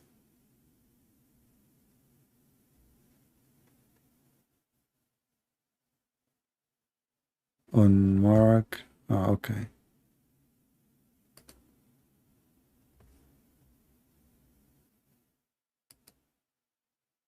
Yeah, but this is my video. You're posting my video. No, we don't want that. Anyway, you will bow before Allah? Well, I doubt that, because you have to prove for me first that Allah is exist. What kind of God he create himself from the sweat of a horses? You will bow down, you and your prophet, under the feet of Jesus, and you will be sent to hell with Muhammad if you don't do that. I assure you that Muhammad will be in hellfire in the day of judgment when he meet the Messiah. You see, even the filthy Muhammad, he admit that even when the Antichrist, he meet the Messiah, what will happen? Anyone remember? What will happen? The devil, when he see the Messiah, he will melt, the same as salt melt in water. That is the Messiah, my friend. Shaitan, he gave your prophet satanic verses.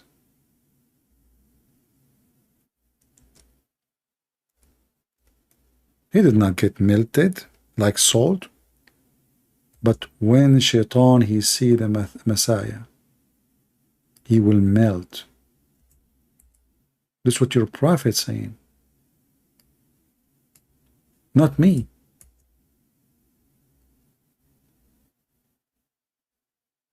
Can you explain to me why he will dissolve like salt in water? What is the power Jesus he have?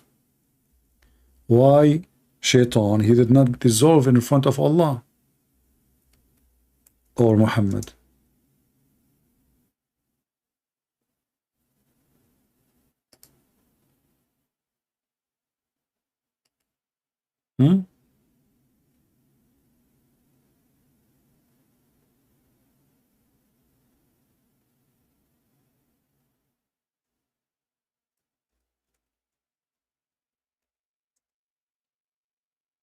They praise pagan God, the God of the black stone, the vagina.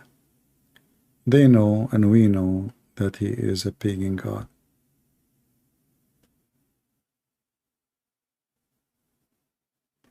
Why you don't call me archive? You know, here we go. I'm tired. It's very late. You now. This is the time you can beat me.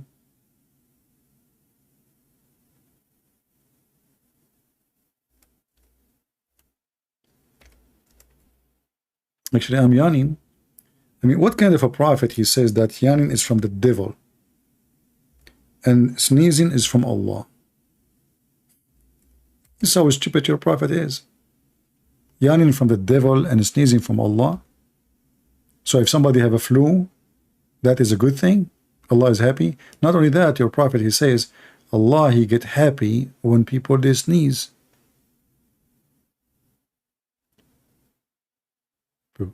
Why Allah will get happy when people sneeze?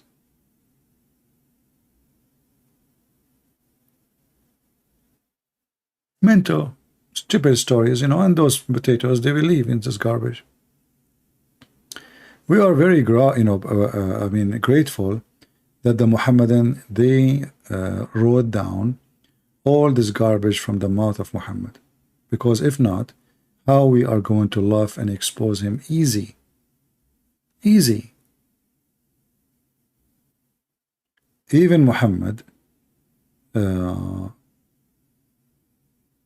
he made it clear that Allah and the Shaitan, they look the same.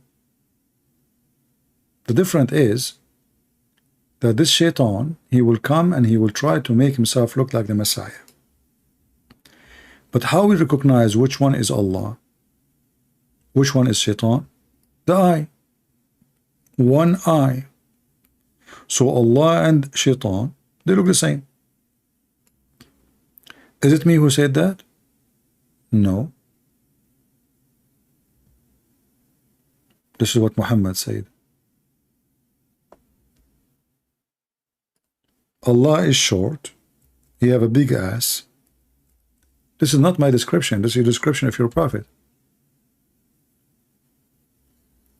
The only difference between him and the way shaitan he looked like is only one eye. And Muhammad was worried that the Muslims will be confused about who is Allah. Which one is Allah? Shaitan or Allah? Why? Because shaitan, he will come in the look of a man. He claimed to look like the Messiah as a look. And Muhammad is worried that the Muhammadan, they will think that this is Allah. But why they want to think he is Allah if he look like a man? I will leave that question to the Muhammadan. They cannot answer. Why don't you and your mood start Discord server and account? It's more popular.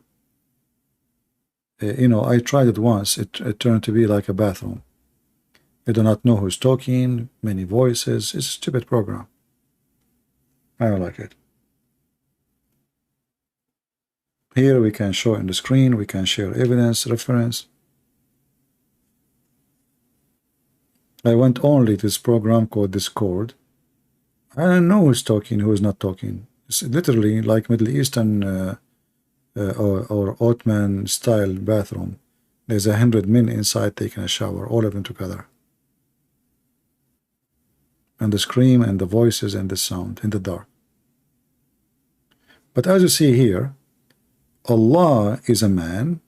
He look like the Antichrist. The only difference between Allah as a look and Antichrist is one eye. If you don't believe me, the proof in front of you. So the Muslim, they have big mouth. They keep talking, but they cannot really say anything serious. You know, like, okay, top ranking. Here we go. He keep repeating this. Yeah, look, this is the only thing he want to talk about. Muhammad top ranking. Okay, what about Hitler? His name is mentioned there too. Stupid. They cannot prove to us their prophet. They brought somebody. He wrote a book saying Muhammad have influence. Andrew Tate have influence. He called himself top G.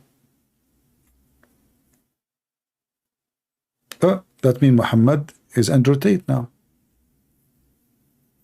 This guy, he have 3 million subscribers. Is his name there as a pimp in the book too? Your prophet is a pimp. Very silly, very stupid people. You know, they are bankrupt, truly bankrupt. You know, actually, in fact, instead of saying Allah is the biggest influence in the world, they are saying Muhammad. Pagan, you know, they are pagan. They worship a man. Shouldn't you say that Allah, the God, supposedly, is the one who have the real influence? You praise a man. Actually, his name is Muhammad. You praise his name, the praised one. Muslims are pagan. They worship a man. His name is Muhammad. His name is the praised one. If Muhammad is the praised one, who is praised to? Pagan.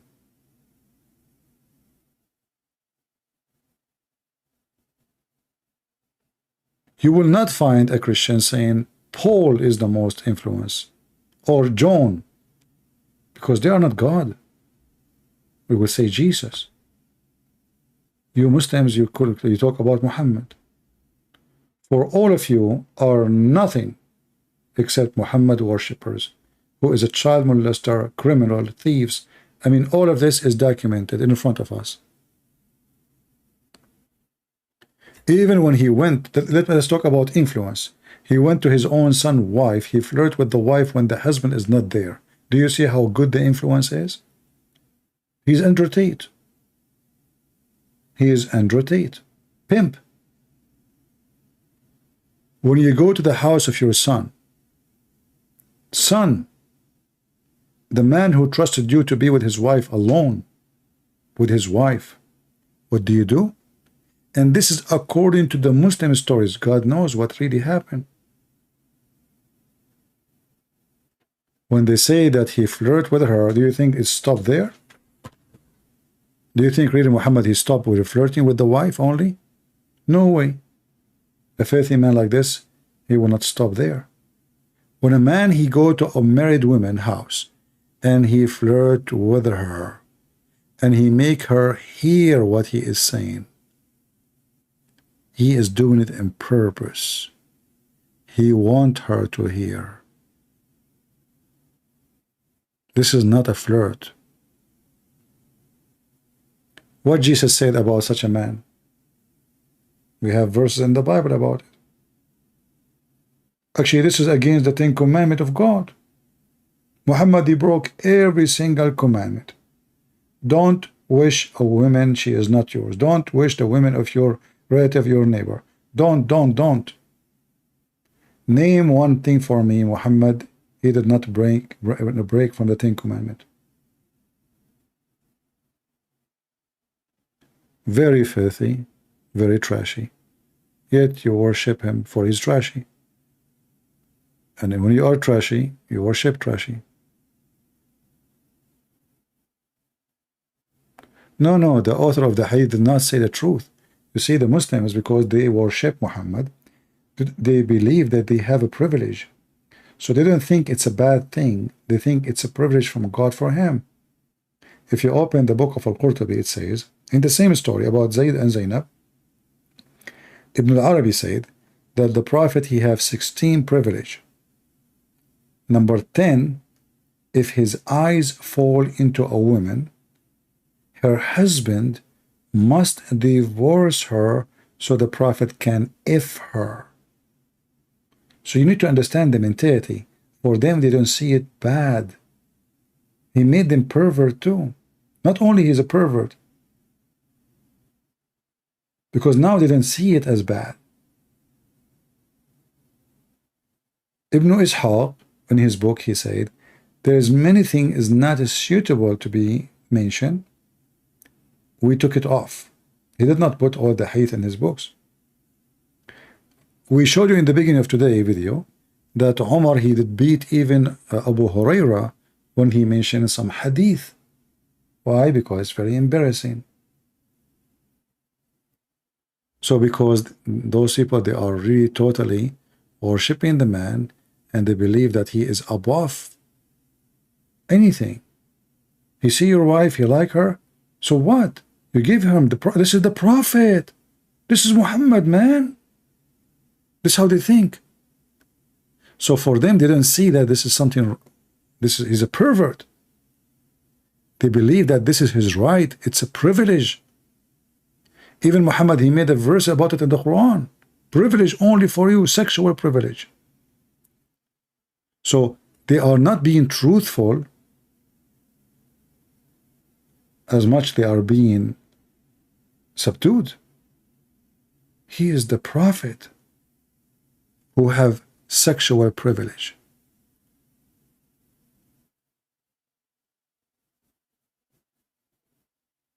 I spoke to many Muslims. I said, if the Prophet, I mentioned that story, if the Prophet come to your house and he like your wife, you will not mind. He said, I will be honored.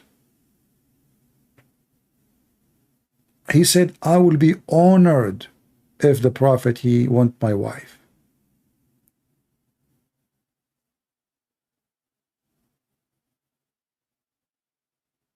They lose their manhood in the front of Muhammad. They are cowards. They don't dare to say, oh, shame, no way.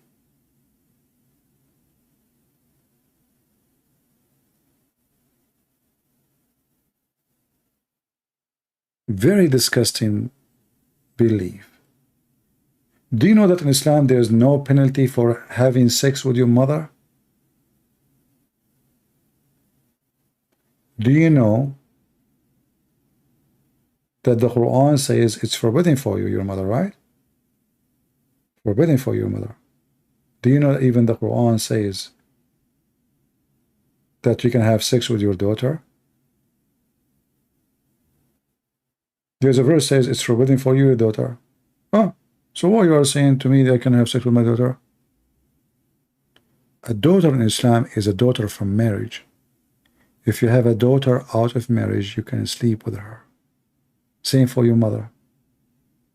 Your mother is not from marriage, is not your mother. You are just an animal. A brother, he can have sex with his sister if she is a sister out of marriage, for she is not his sister according to Islam.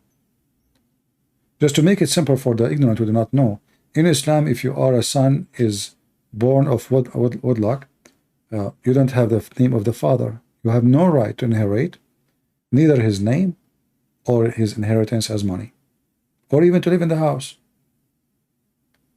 Why? Because according to Islam, you are not a son or a daughter.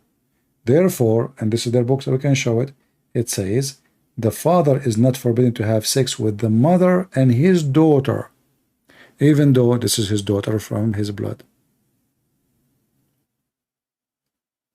This is how satanic this cult is. How far Satan can go. Right? In fact, the whole Quran, you see in the Bible, is speaking about a specific penalty for homosexuality. In the Quran, it says, hurt them, hurt them. That's it. Hurt them. You read the interpretation, beat them with sandals. It's not a big deal for Muhammad. Imagine if a person, he do fornication, if a young man, he fornicate with the women, we beat him. If a man sleep with a man, we beat him too. It's the same. And then Muhammad, when he did live with the Jews, he noticed that he is really a pervert. So he decided to do something about it. He said, according to the Muslims, he said, the one who do this, kill him. But it's not in the Quran.